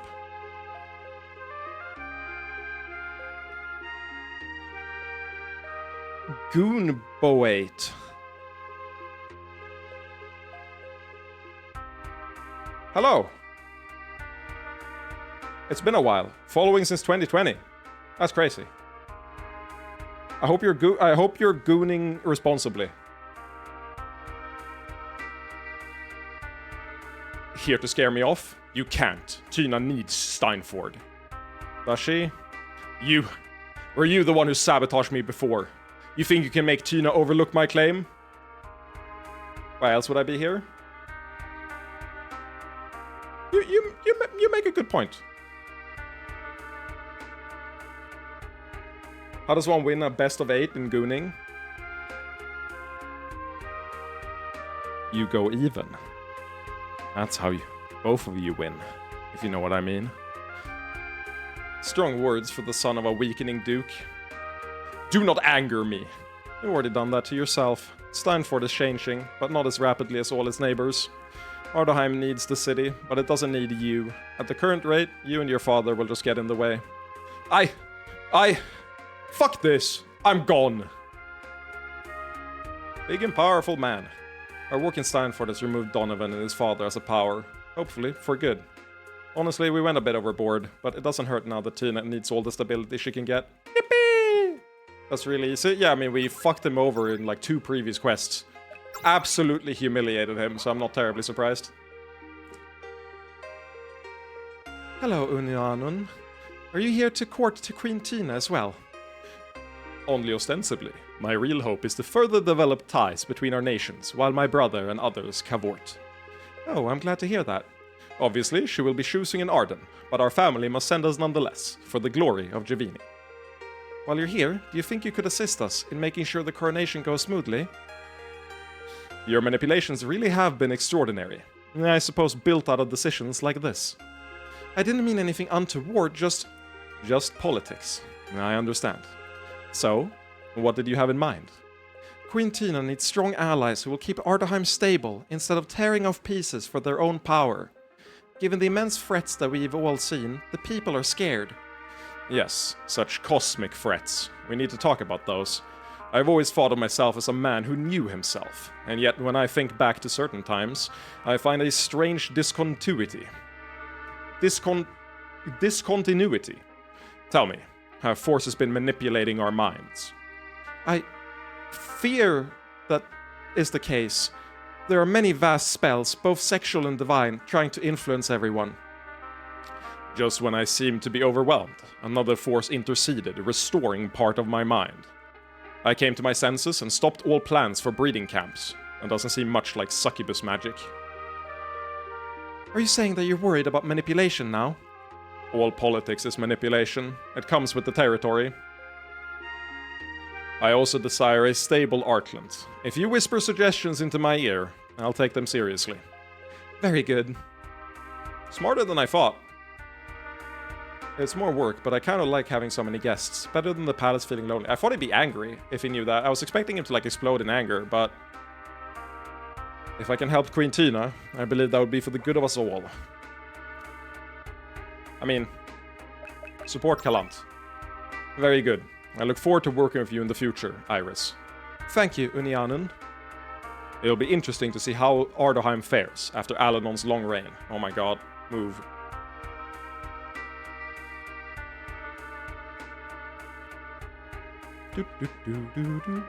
Ooh, upstairs. I didn't even consider. Magic force field looking at stairs. Fucked up. Not even a dialogue. It looks like they left our old rooms free, but we're staying on Tina's side now.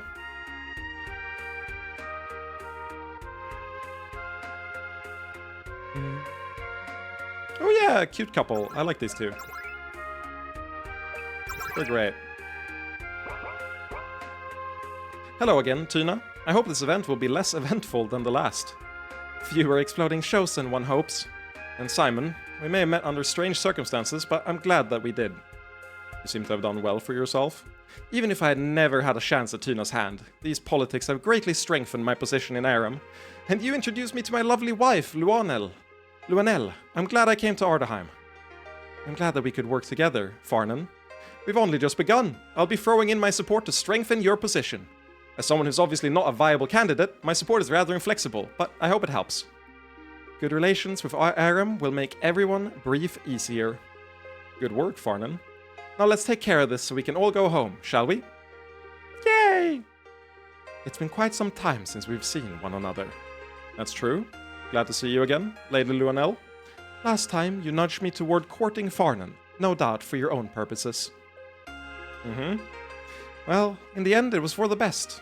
Perhaps an alliance with Aram isn't best for New Javini, but Farnan has been a wonderful husband, and I'm relieved to get out from under the weight of expectations. I'm glad to hear that. I'll be doing my best to support Tina through her wedding and coronation. Yippee! I've always taken it for granted that the political import mattered more than love, but it seems strange to say that amid so much politics, but I do wish you a happy marriage, Tina. Yippee! Can I go snoop in your room? Aww. Can I go snoop in your room? Aww. Can I go snoop in your room? Aww. Lady Miguel, nice to see you again. Ganf, are you really aiming for Tina's hand?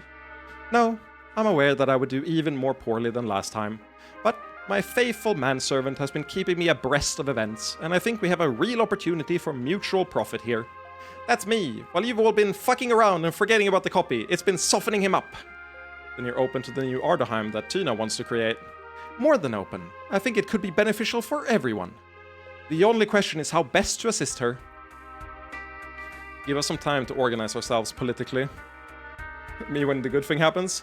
Fortnite under cola! Yippee! Gaff has been growing in wisdom lately.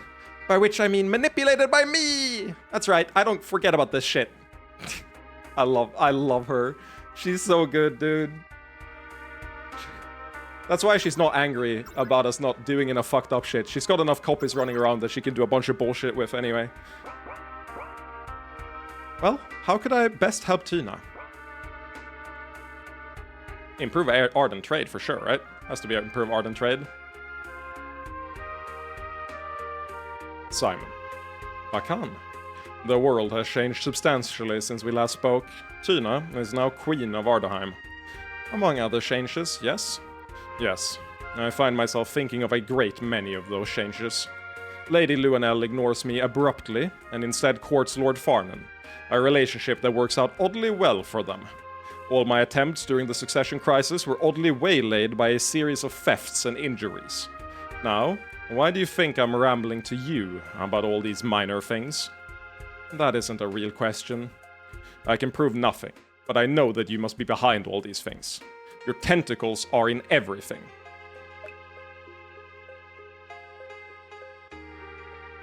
Why the fuck should we play ball with this motherfucker? I'm not gonna lend him any legitimacy with the type of character he is. The only thing that I'm not sure of is the give no response or implicitly threaten. I'm gonna say give no response is a bigger power move than implicitly threaten, right? He doesn't even deserve a response. The only thing is I'm unsure which one of these are... Like, I feel like if we implicitly threaten him, he's gonna overestimate his abilities and start being more active, which is the opposite of what we want. But this could fucking enrage him, giving no response. This is a save and reload thing, I think. I should have known that you give nothing away, but it doesn't matter. You cannot sway me. And it changes nothing, because what I want is to speak plainly. That felt like the right answer. With me? Believe me when I say that all I want is to support Ardaheim, including when it comes to matters of marriage. I know I am an unpleasant man. I inspire only the hardest of loyalty, and I stir no maidens' hearts. But I am not seeking Tina's hand for my own gain. I am one of the few nobles who can say that. Her position is strong, but Ardaheim is precarious. She needs a husband who will draw in old loyalties, while serving her both in court and on the battlefield. I have political ties and battlefield experience. If she shows me, I would support her to our dying day. But you don't love her. And it would be hypocritical of me to claim that I did. Perhaps we should talk about how I see Ardaheim. I love when we just when we put a finger on the scales. It's so good how, like, scenes like this are a benefit of a really long-running work, where they can reasonably... Like, Bakan can get a perspective of how insanely powerful we are later on, which recontextualizes this in his mind, which is a type of world building I really like. Even if we never interact with him again. If it becomes apparent that we have, like, control of the entire continent, I love getting to look back and being like, yeah, how the fuck does he think this conversation went now? Like, it's recontextualized in his mind. It's even better when it's directly addressed, and it's like, the character's like, oh shit, yeah, it wasn't how you saw it, it was how you are planning it. Like, this is not a question of how is it now, it's how are we making it in our image. I love stuff like that. Also, Bakan, better character than I thought he was. That was not how he came across last session, or section. That guy's intense. Does he ever turn it off? Oh my. What are you thinking, Tina? I had the illusion, so he had no idea you were listening. Perhaps I misjudged Bakan. He seems less self-serving than many of the nobles. Yeah, but do you want to fuck him? Why do you always go there? We aren't so far apart. Ardaheim needs to adapt to the new era. We agree on one thing. We must support Queen Tina. While I could support her best as her consort, my house will always be loyal to her. I'm glad to hear you say that. I don't trust you, but I think I can trust that our interests are aligned here. Similarly, you may not like me, but I hope you can accept the role I must play. If we're all working for the good of Ardaheim, we can all hope that the results are for the greater good. Whatever decision Tina makes. Baller. I love that.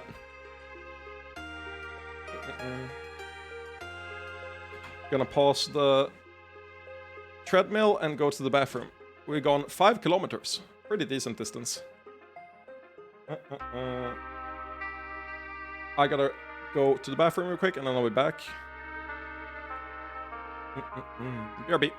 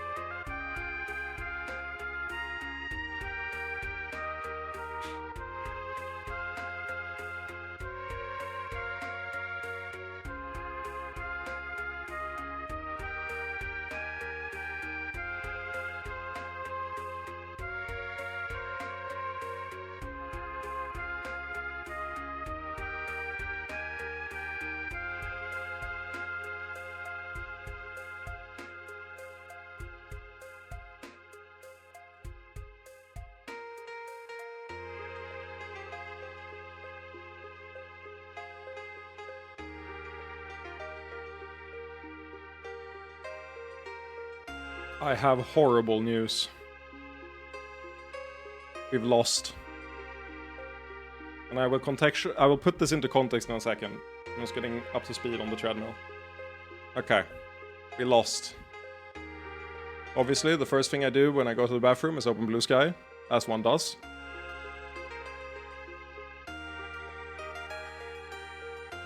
I had a bet that you would do the Terra dungeon before Bali as a quest. So turns out I win. Thanks.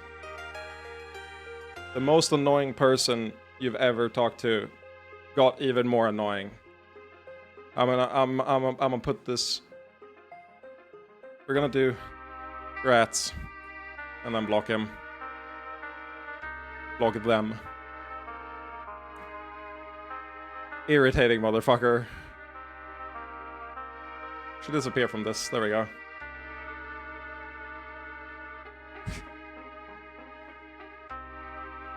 Irritating motherfucker. That's crazy. A Nemesis to spawn in for you. I mean, worst backseater. Way worse than, like, Douglas. And again, Douglas, if you skip past what I said at the start of the stream, you're not remotely a problem. So don't worry about it. But the fire help, man. What a fucking idiot. Fucking annoying ass person.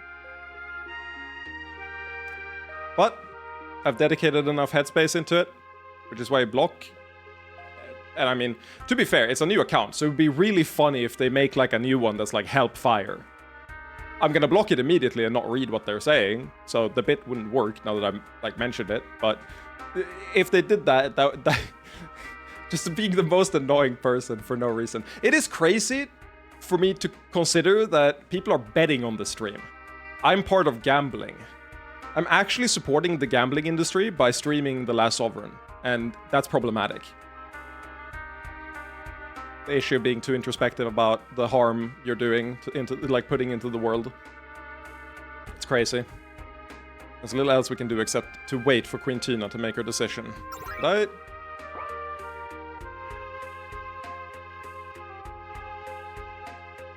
Yeah, okay. What? Yeah, cool. So I didn't get like a choice with him. That's fair. I wasn't sure. But yeah, this guy, not that bad. Definitely saying nothing was definitely the play to get like the maximum amount of respect from him. So I'm not even gonna reload and test the other stuff. I would be incredibly surprised if anything else was good.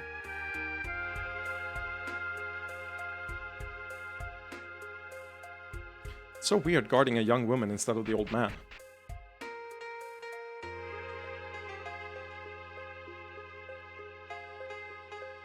Oh, excuse me. Wait, we should talk.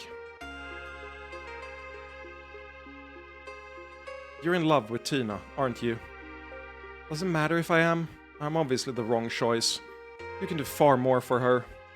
We made our agreement to get married because we never imagined either of us could get married for love. If the two of you could be happy together, I'd be happy for her. Truly. Then you're not a rival, despite the circumstances. The problem is that Ardaheim is so close to her heart. She wants to make the right decision for the nation. Am I the wrong one?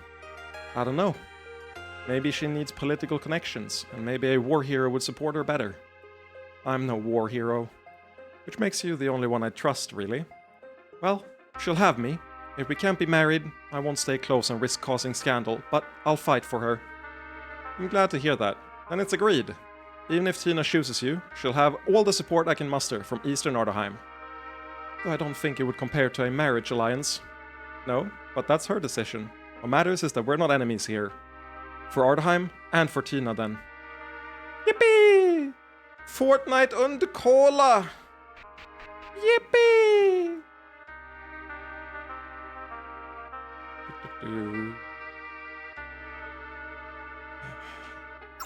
You had the question about the church.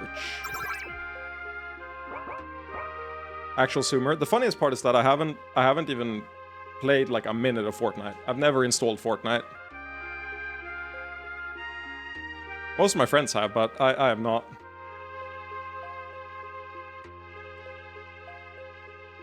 I give a religious endorsement to the marriage candidate you can honestly tell me would be best for Ardaheim. I mean, that discussion is weird. It really depends on what you mean by that. That's at night. Can I go out? I'd love to go out. Cause trouble, boost Tina. It's really hard to know what I want to do there. And to resolve this while we're here. Okay, so we're not gonna go out at all. Let me see the projection, see where we're at in the projection. Too low. Up here.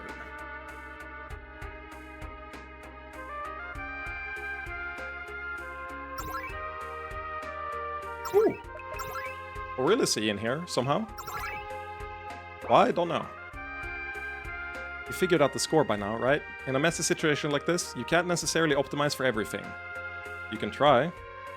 Yes, but depending on who you pick, you may be much more concerned about one issue or another. I have an idea. Not a perfect one. Or I'd already have implemented it, but worth considering. What is it? Tina could make an agreement to cede some power to ardent interests, thus buying their support. Alternatively, she could make a move pre-wedding, seizing power at the cost of unsettling the population a little. Unfortunately, these options are zero-sum maneuvers at best, so only useful if she really needs a certain outcome. It's certainly worth considering, I think. I'll let you know. As per usual. Okay, so if you really want Kalan to win, you can force it. Akan, below average. Favor high. Favor high, let's go. Unknown, unknown. Farnan is actively supporting Tinan, has been ejected from the palace. Proposal is confirmed to be a ruse. Marriage proposal has been manipulated. Donovan, favor, Fred eliminated. Okay, so I mean, you're already at the top, but Personal strength 14, Arden stability 7. Tina's position is strong enough to push back against those who would make her a puppet. The Arden population would be somewhat disrupted by current political outcomes. Intriguing. I mean, I want to see what happens if I say Kalant here. Kalant. Alright. I believe in your sincerity. Kalant, huh? I can't get a read on him. But he fought for the church directly, and that counts for something. I appreciate this, Yano. Hopefully the church can rebuild in a restored Ardaheim. Perhaps. Evala bless you. Thank you. No comment from Evala? Brother! Evala, you gotta be like, I do bless you, or something playful like that, you motherfucker. We preached against the words magically proclaimed across the world, but I fear they shook the faith of many. Definitely a missed opportunity. A cringe lack of opportunity. It's fucked up. I thought this game was good. Didn't change stability. Didn't change that, but it did mean generally supporting Tina via religious approval of her marriage. Okay.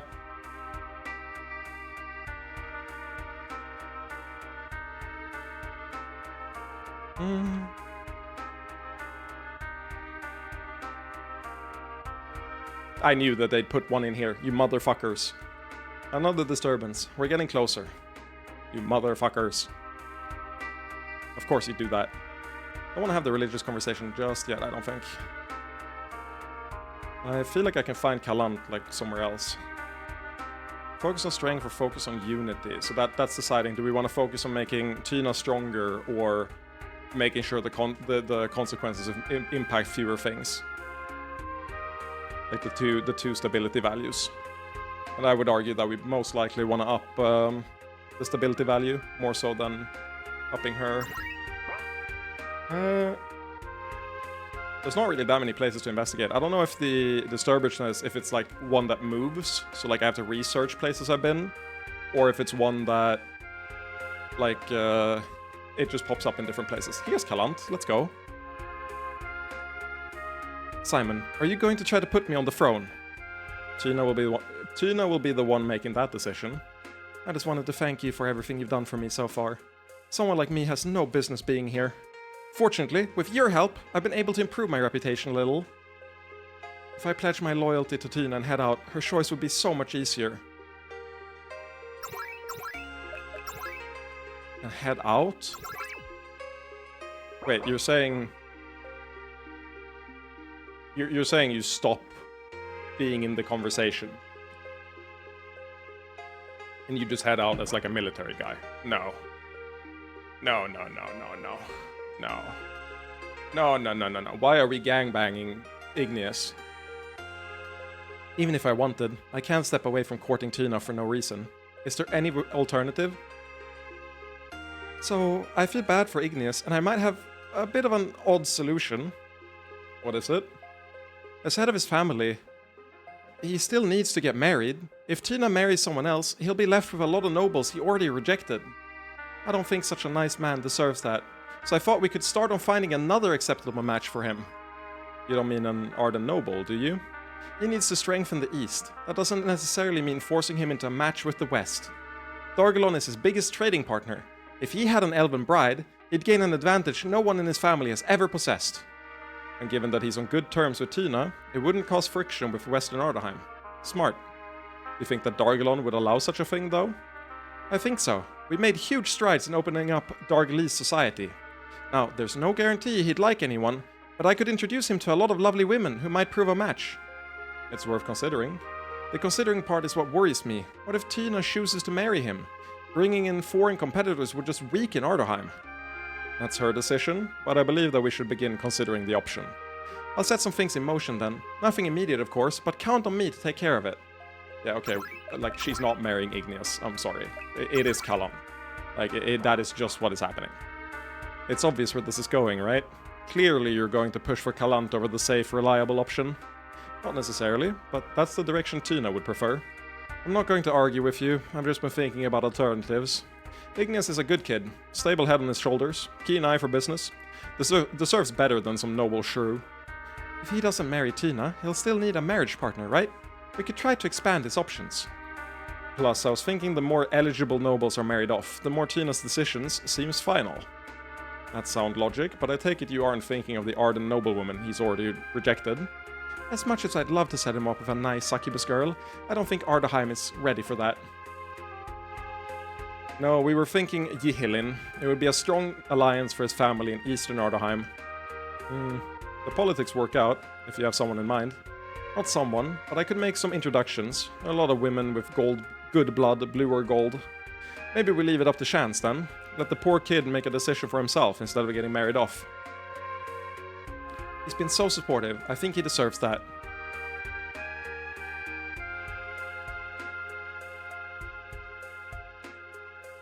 Ooh. Yeah, I think not acting at all would be the most respectful thing to do here, or at least telling him about it. Like, it's a good thought. Bring it up with him and see how he feels about it. Like, I would prefer to treat him like an adult and be like, hey, we're gonna marry off Tina for love. Do you want to get made? Secondary benefit. The new Yihilini nobles need legitimacy after everything that's happened there. If Ignis would consider an elven partner, he'd have lots of options. Your partners have presented me with a pair of honestly shocking offers. I'm not sure what to think. Traditionally, Yihilin has been more associated with Steinford in the northeast than with my family's region of Ardaheim. However, with airship travel, not to mention Steinford's weakening, they're a more important neighbor. My family would be happy with a Yihilini alliance.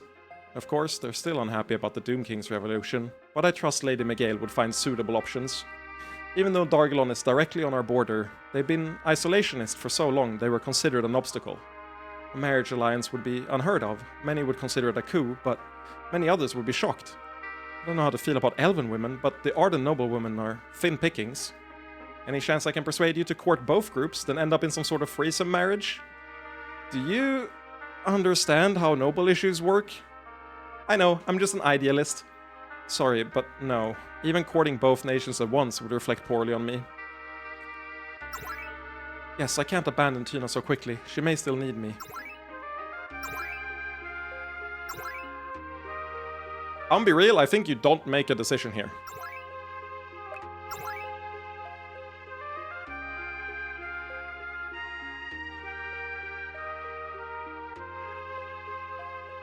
Even courting both nations at once would reflect poorly on me.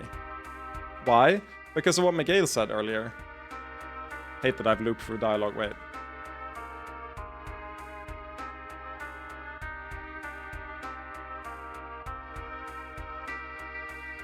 Brother. Maybe we leave it up to chance then. Let the poor kid make a decision for himself instead of getting married off. I think he should figure it out himself. He's a cool character that seems to be reasonable. I wouldn't want to force his hand. I'm going to say maybe let the poor kid make a decision for himself. That is the humane option, and he's a cool guy that I trust. So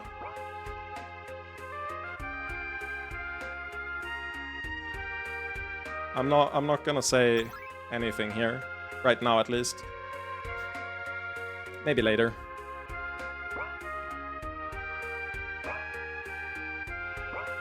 Let's search the night thing before I make a decision on that. And you still only have this. Nope. There you are, you motherfucker. Another disturbance. We're getting closer. So it is moving around. Instead of just spawning like every place, it's just moving around a bunch. I need to check your bedchamber. God damn it. I didn't get to check your bedchamber. What's your thing, Janine? Let me know what kind of support you want. Okay. Feels like a good final option to pick. Did you go back in here? No way, right? Nope. Good. In here? Nope. It's in the library again. Nope. Doesn't look like it can be below either.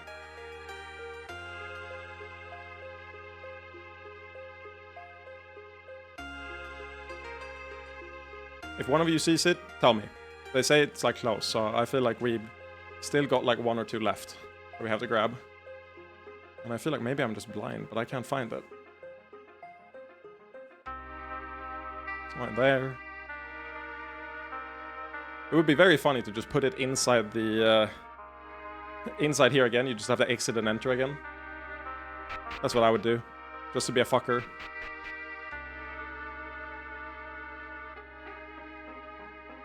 They're not gonna let us just go up in there. There it is. You know, Hester was here once. Do you think she could be responsible? I'm not sure, but it may be due to her presence, not by her hand. Where else has Hester been? Well, she's been upstairs in here.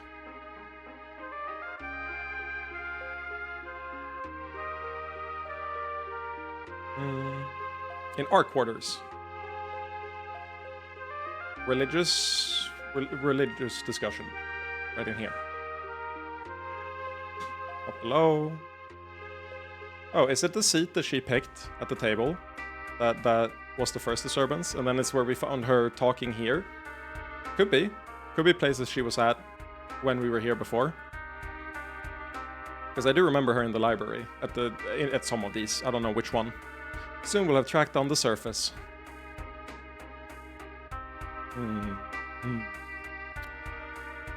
I'm basically just doing the thing in my head where I like check where the furthest away position would be. And I'm like assuming that they put them the furthest away, so you have to run the maximum distance every time because they're assholes. Now, is that true? Maybe. Maybe not. But that's my assumption every time.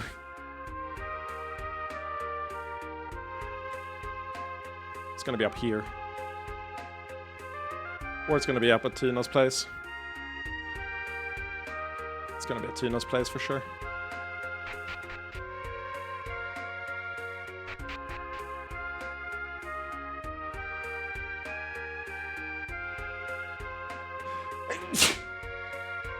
Whew. Sorry about that. It's in here. Extremely high, nice. High, below average, extremely high, unknown.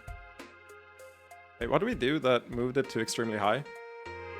Is it that we talked to Igneous? Is that it? There's no way that's it. If I can't find it, my final guess is that it's in the like night thing. You have to go there at night. And that's the final disturbance. Because the thing was like...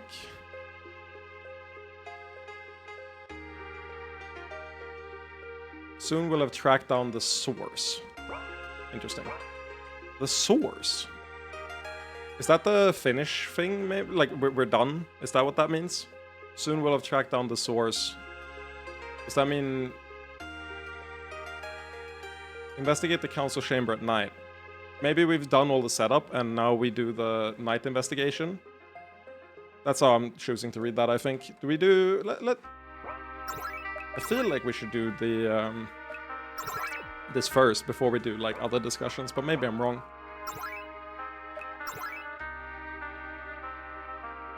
Detecting anything? There are traces of magic, but nothing remarkable. This place looks really different at night. What if it's not some conspiracy? What if people are just coming in here to bang? Seems like there would be easier locations. Why do you say that? I feel like there's some sort of sexual magic. Maybe? Let's investigate more closely.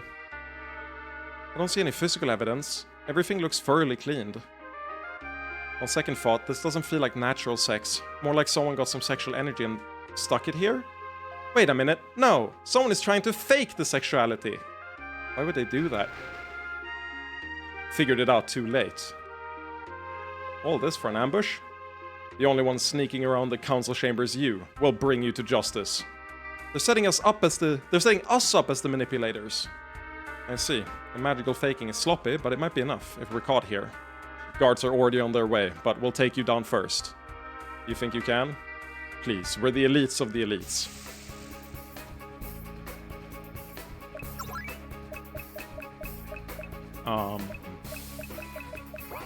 I'm sorry, gang, I think they got us. I got the wrong party member that can't do jack shit, whom I hate. There's like really nothing you can do.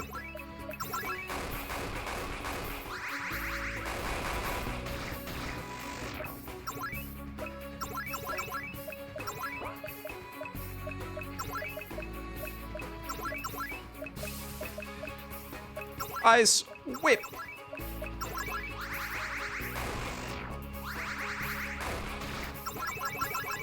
Soldier over, yeah. I just had to double check that escape wasn't an option. That was easy. They're strong by normal standards, but those don't really apply to us. Let's take them in and make them confess everything. Yes, but not yet. First we call in investigators and show them all the evidence. I'm disappointed in you. I thought the council was supposed to support me. I was supporting you by getting rid of these villains. They really give a little bit of a payoff to this character for scheming so insanely hard in the previous ones. I really thought they wouldn't. She was like my primary this is an evil character like vibe. They've been doing their best to help while everyone else squabbles.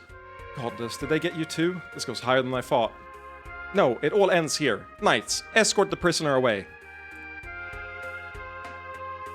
Tina seemed to take care of that pretty well. The deception was elaborate, but the number of magical parts made it too fragile. I'm glad we finally got that taken care of. Onward! Yes, I think it's done. The Doom King's reputation hasn't fallen so far that this will do any harm. I wonder if you go in there before taking all the magical disturbances, if it like... Okay, maybe it's unrelated. Soon we'll have tracked down the source. Okay, maybe it's unrelated. I was gonna say maybe the they managed to set us up to discredit us.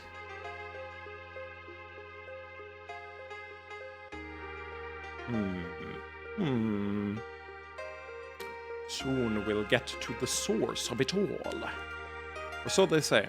I remain unconvinced. Where the fuck is the source? Is it up in my room? Nope. I'm gonna make an assumption if I can't find it this route that it's tied to like the religious discussion or like one of the talks we haven't done yet, rather than a location. But following the previously established game rules, it should have just moved around. There it is. And now, I believe that's the last one. We've reached the source. Did that teach us anything? I'm almost completely certain that these were created by Alanon. The good news is that they're harmless. He must have created them with his tower influence. What makes of work he may have been doing, and his mere presence, I believe. Given the strength he possessed at the end, I suppose we shouldn't be surprised. Yes, he was infused with enormous amounts of transcendent magic. With this, we can rest easy, knowing that these disturbances aren't signs of an attack. Yes, it's better to tidy them up like this, but the most important thing we gained is peace of mind. I'm glad it's settled then. Does that change the stability in the projection? Yep, +2. Okay. Tina is capable of fending off most threats to her rule. Okay, that's a better than 14. Probably every 5 counts as like a bigger one.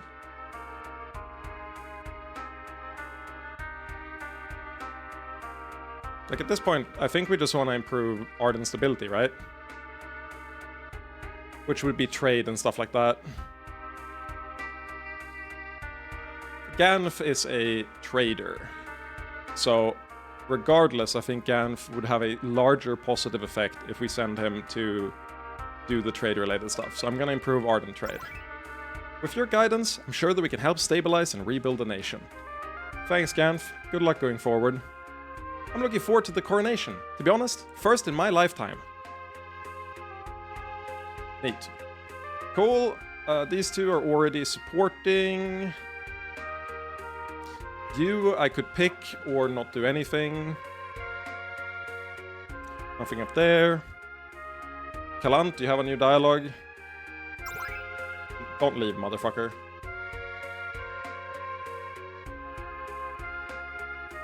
You, I've already sent. I think we're reaching... Oh, I should do the discussion with the High Priestess as well. Can you stop blocking the fucking way? Okay, cool. So nothing in there. We have the Orc decision left. Down there.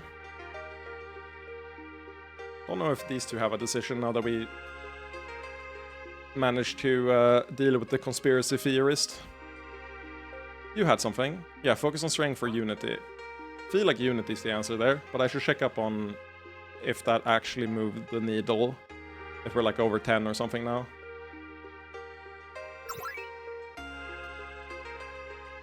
Nine, so +2. Wait, did it say 17 on her? I might have misread it, and 16 still. Okay, what does talking politics mean with you? I don't know. I'm spooked. I'm spooked in the dark. I really am very curious to see what you know about the suitors and their thoughts on the church. Thank you for talking with me so much. Just hearing everything helps me feel a little more confident about dealing with this. Glad to be of service.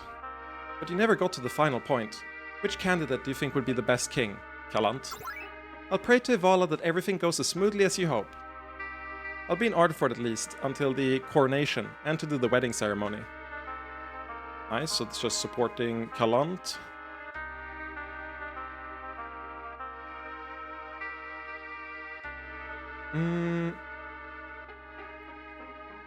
What does cause trouble mean?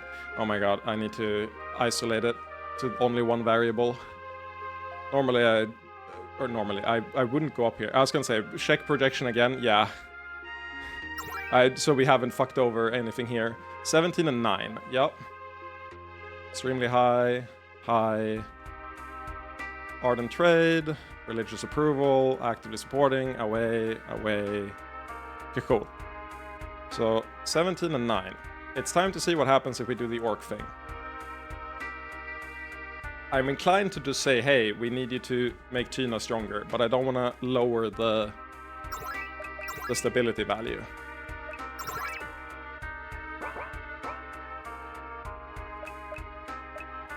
Like, I would do this to boost Tina, but if this lowers the other value, it sucks. Very good. I will begin causing a scene soon. I appreciate your help, Organon. Of course, Your Majesty. Orcs, even in this new world, are unable to choose partners for themselves. It would be wrong of us to ignore those in similar circumstances, even for different reasons. You know, an orc that's the opposite of Rance is a really great bet. It wouldn't surprise me if it turns out his hair is literally cropped Rance hair reversed. Farewell. Honestly, he would have been a better outcome than some of the nobles I've known. Yep, he's a shad. I love him. Yeah, the fact that Kalant says extremely high, I'm like, I'd be very surprised if he wasn't the automatic pick. Okay, so that gave him +1 personal strength. And it didn't lower stability, importantly. So it's like, I think having him at extremely high means that he's already won the favor, and we're just trying to maximize the strength of the nation. That's how I'm reading into it. What decisions are left? It's like... Only you, question mark? Is it only you? Am I forgetting something else? Oh, Igneous as well. If I focus on strength, do you reach 20 then? If you reach 19, that kind of sucks, and we're not doing it. But if you reach 20, then it might be a different story. You never know. Oh! That boosted both. 2 to 1. Okay. Tina is capable of fending off all threats to her rule. The Arden population will be generally satisfied with current political outcomes. I mean, not optimal, but seems good. Like, I feel like that's a threshold we wanted to hit. We don't need to improve her strength anymore. But with that said, I need to see if anything else has that knock-on effect. So we, like if we do the Janine one, our ability to support you is limited only by the fact that some are still anxious about the Doom King. Yes, we wouldn't want to overplay our hand and make anyone nervous. Public opinion may have shifted, but I think I could still support you in many ways. Project stability. Thank you, Janine. Your support will go a long way toward keeping our northeastern regions happy. I can't have much influence on the candidates, but Yihilin could create diplomatic ties with one of them, which would help a little. Actually, I'd prefer that you disfavor Bakan, but the opposite might be better for stability.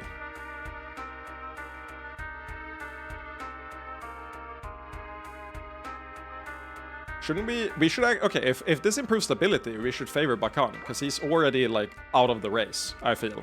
He's so far down. Consider it done. Hope you can build a happy life for yourself, Tina. With your help, I'm sure I will. So if she got up in strength... No, on +2 stability. Average. I mean, average is not high enough to beat extremely high, I think. If it is, that's stupid, and I don't like it. I wish I could attend the wedding itself, but I don't think the Widow Queen would be a good omen.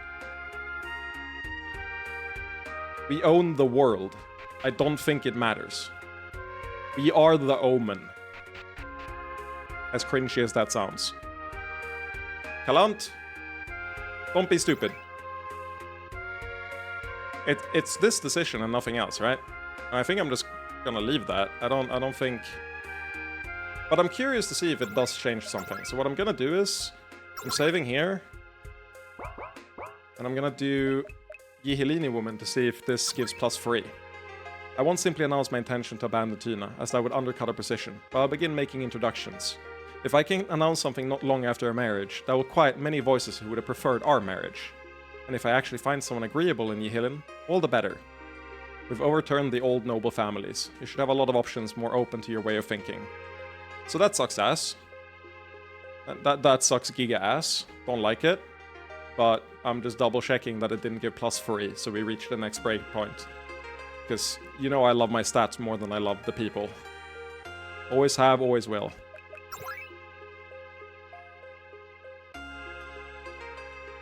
It didn't hit the breakpoint, so I don't think I care.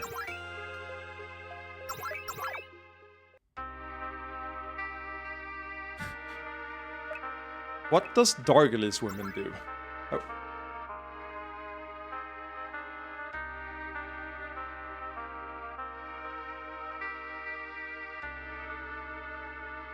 Never really thought about that. Okay. What?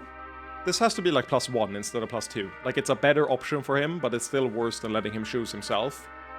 But it gives, like, +1, right? That's how I would parse this. Oh, that's also +2. Okay.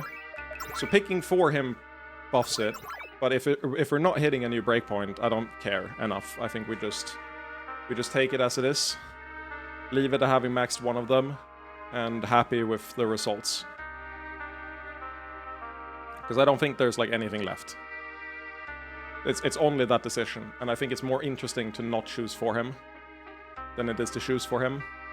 Maybe it's like a thing where it's even better not to choose, but you don't get to see that until after the marriage. Could be something like that as well. I'm just doing a final check through, but I'm pretty sure we've done everything.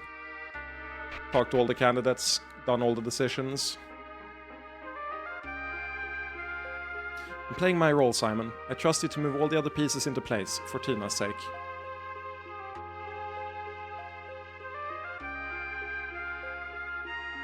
Yeah, I'm sorry, I don't have 20/20 vision anymore. I need to retake my operation. Marcus, it's over.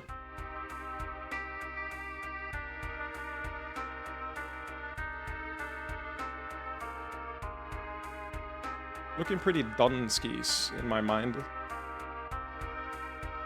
Yeah. We've done everything. Cool.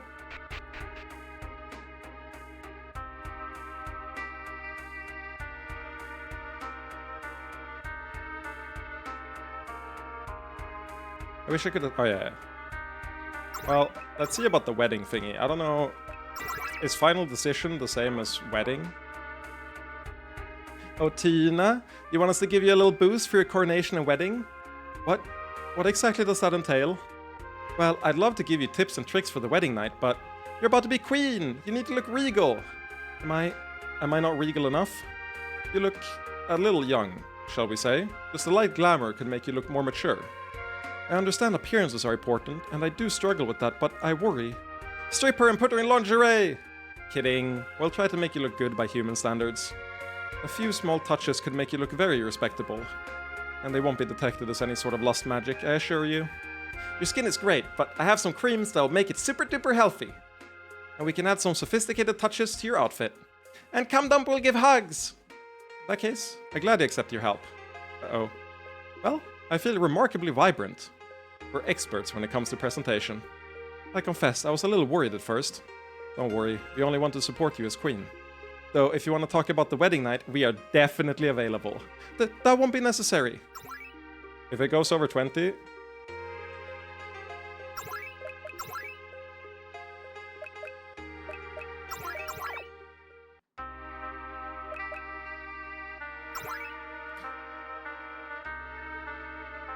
It's gonna go up to 19 now, and then the wedding thing crosses it over to 20.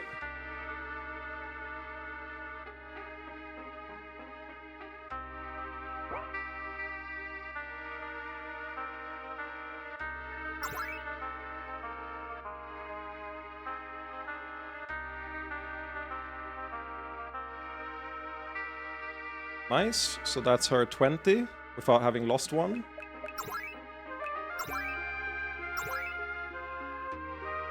If we're up to 14 now, I'm gonna be tilted. 13? Were we at 12 before, or were we at 14? Oh, I haven't done the orc thing. Oh, but orc was +1, so we're up to 14. We're 1 off. That's incredibly annoying. Oh, I did do the orc thing. Oh, no. Does that mean that if we do the igneous thing, we get up to 15? God fucking damn it.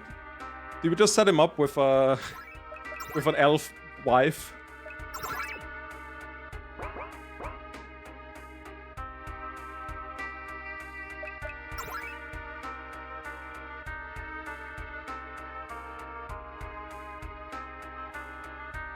I mean, this one is way less egregious in terms of, like, he still gets to choose, but a little bit less than otherwise. If this puts us at 15, I'll just be happy with it, and we run it. We say, fuck it, I don't need you to make your own decision, even if that would make you happier.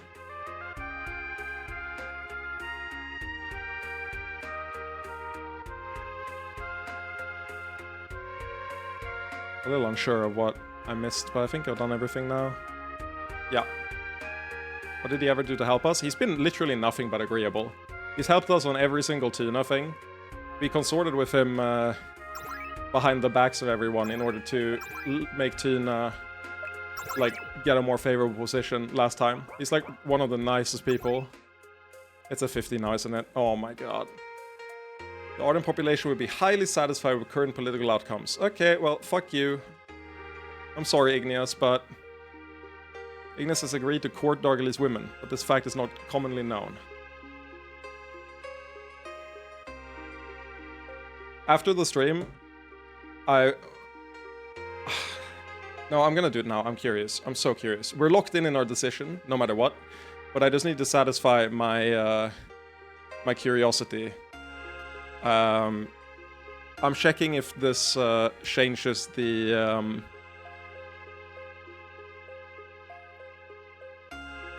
the equation compare, like if he's happier if you do if you don't give him a partner at all.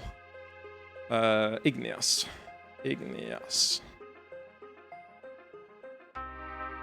Oh, it has its own dedicated page. Cool. Candidates, Igneous. Let me see. If you're planning to wed Tina with any of the other 2 candidates, you can safely play matchmaker with Miguel and or Lineen. This will net +2 approval if you choose Helene or Dargali's women.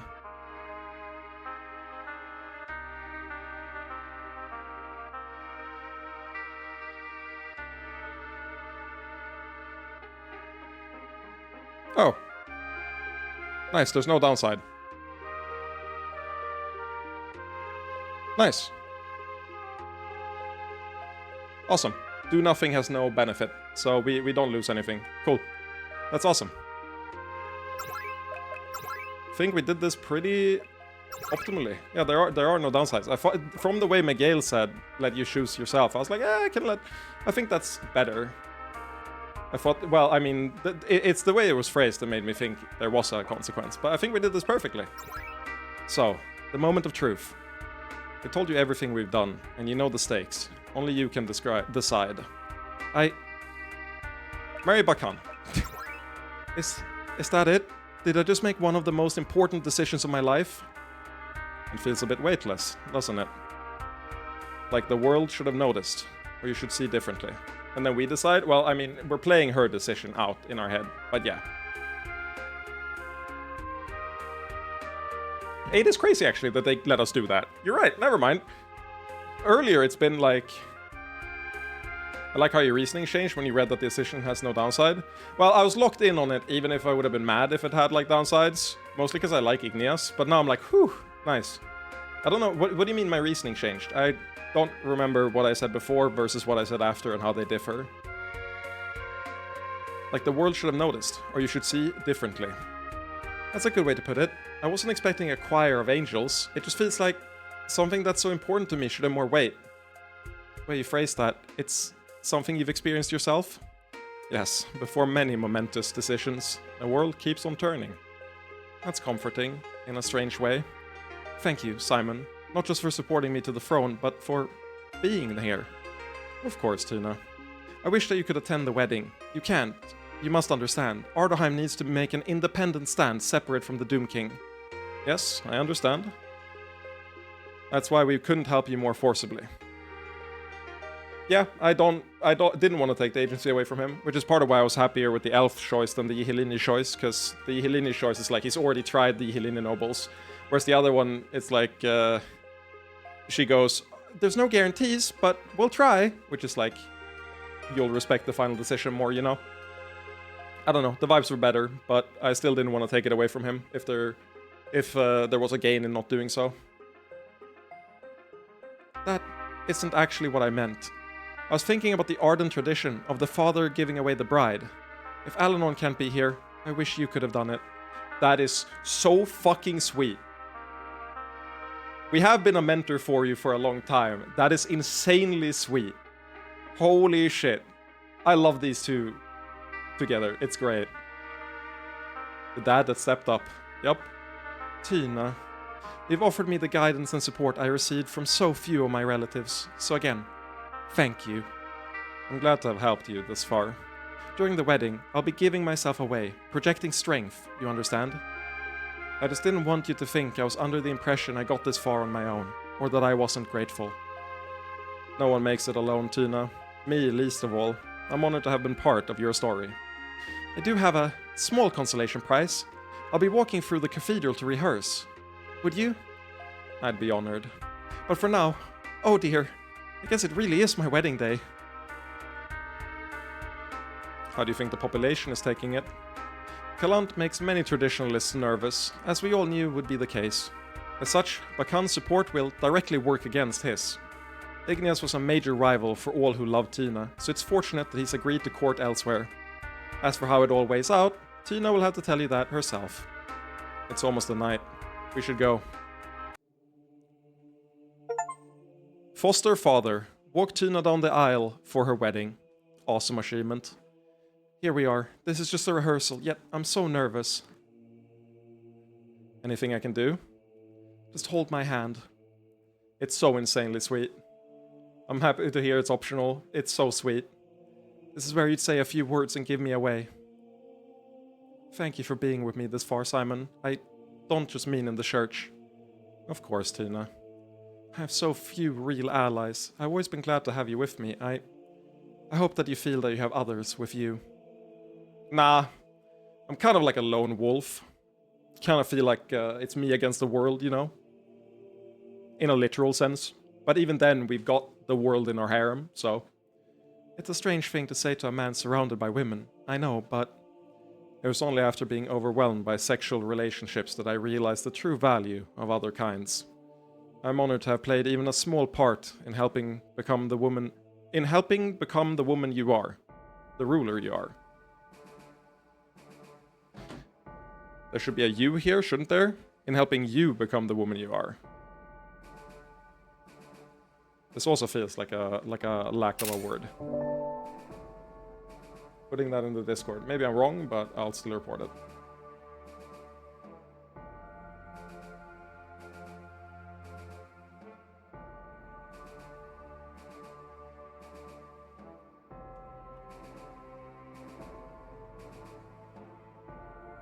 you. I think it's fine. Helping become the woman you are.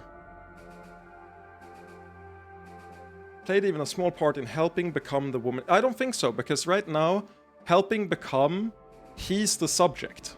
I'm honored to have played even a small part in helping become. The subject is still him here, which is wrong. The subject never changes like it should here.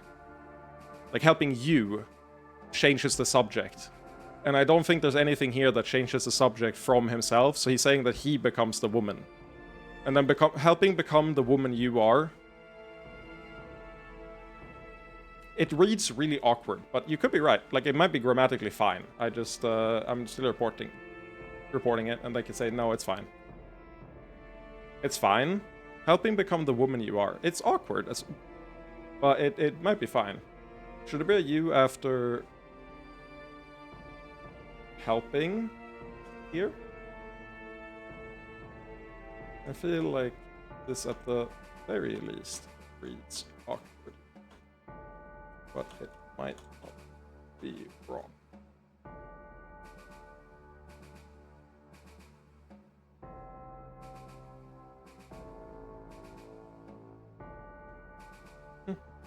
If they say it's fine, then it's fine. You're so sweet. I might cry. This is where I'd leave you and walk forward. But we aren't leaving one another. Not really. Insanely cute.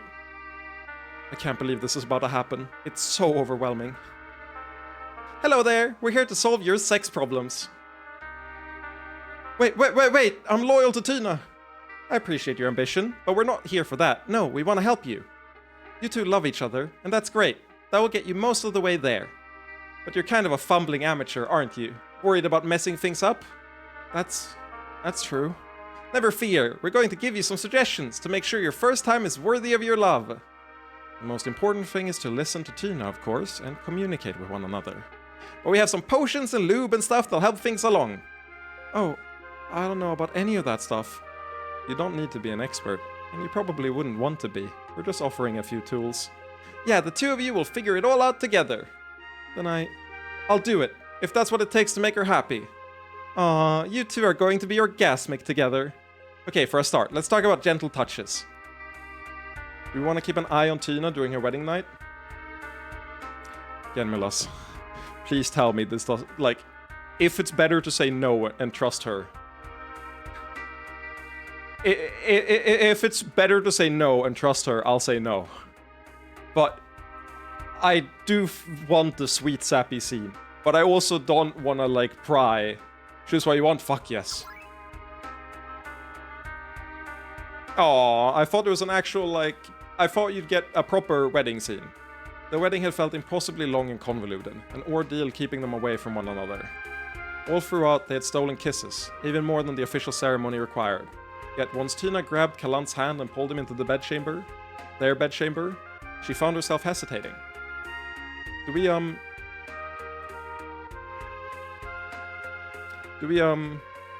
Kalant shuffled, rubbing a hand through his hair. Guess we don't have to hurry. I bet you're nervous. I'm super nervous, so... No, after so long, I want to. Tina stepped to face him and planted another kiss on his lips. Now do your duty, King Kalant. Oh wow, I'm not going to get used to that. But he did scoop her up in his arms and carry her, laughing, to the bed. There was the dashing knight who she'd fallen in love with. Aw, cute. And that's enough on that. Cute as fuck, though. Aw, yup.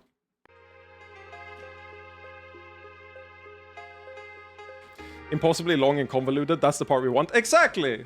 Exactly! So it's done. Congratulations, Your Majesty.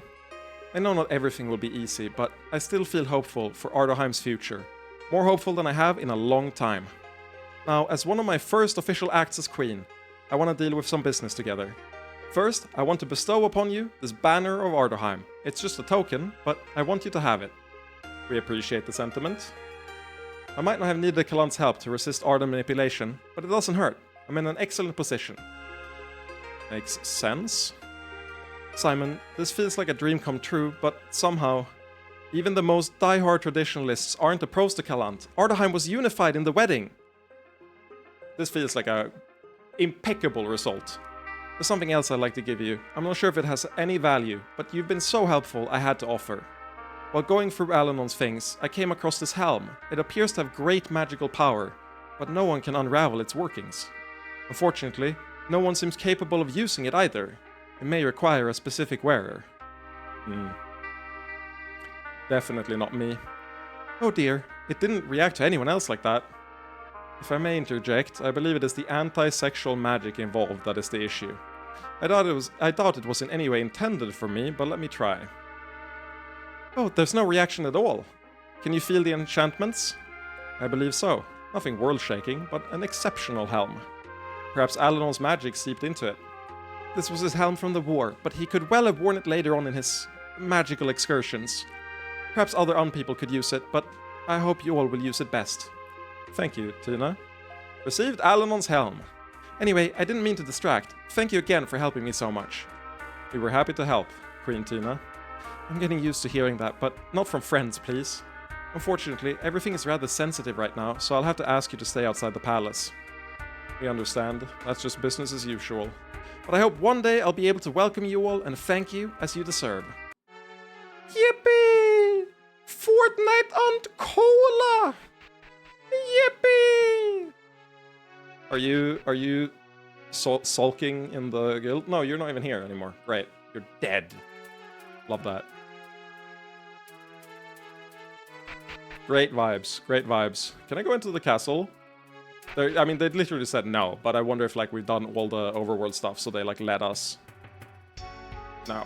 Makes sense. Wonderful. That was a really great section.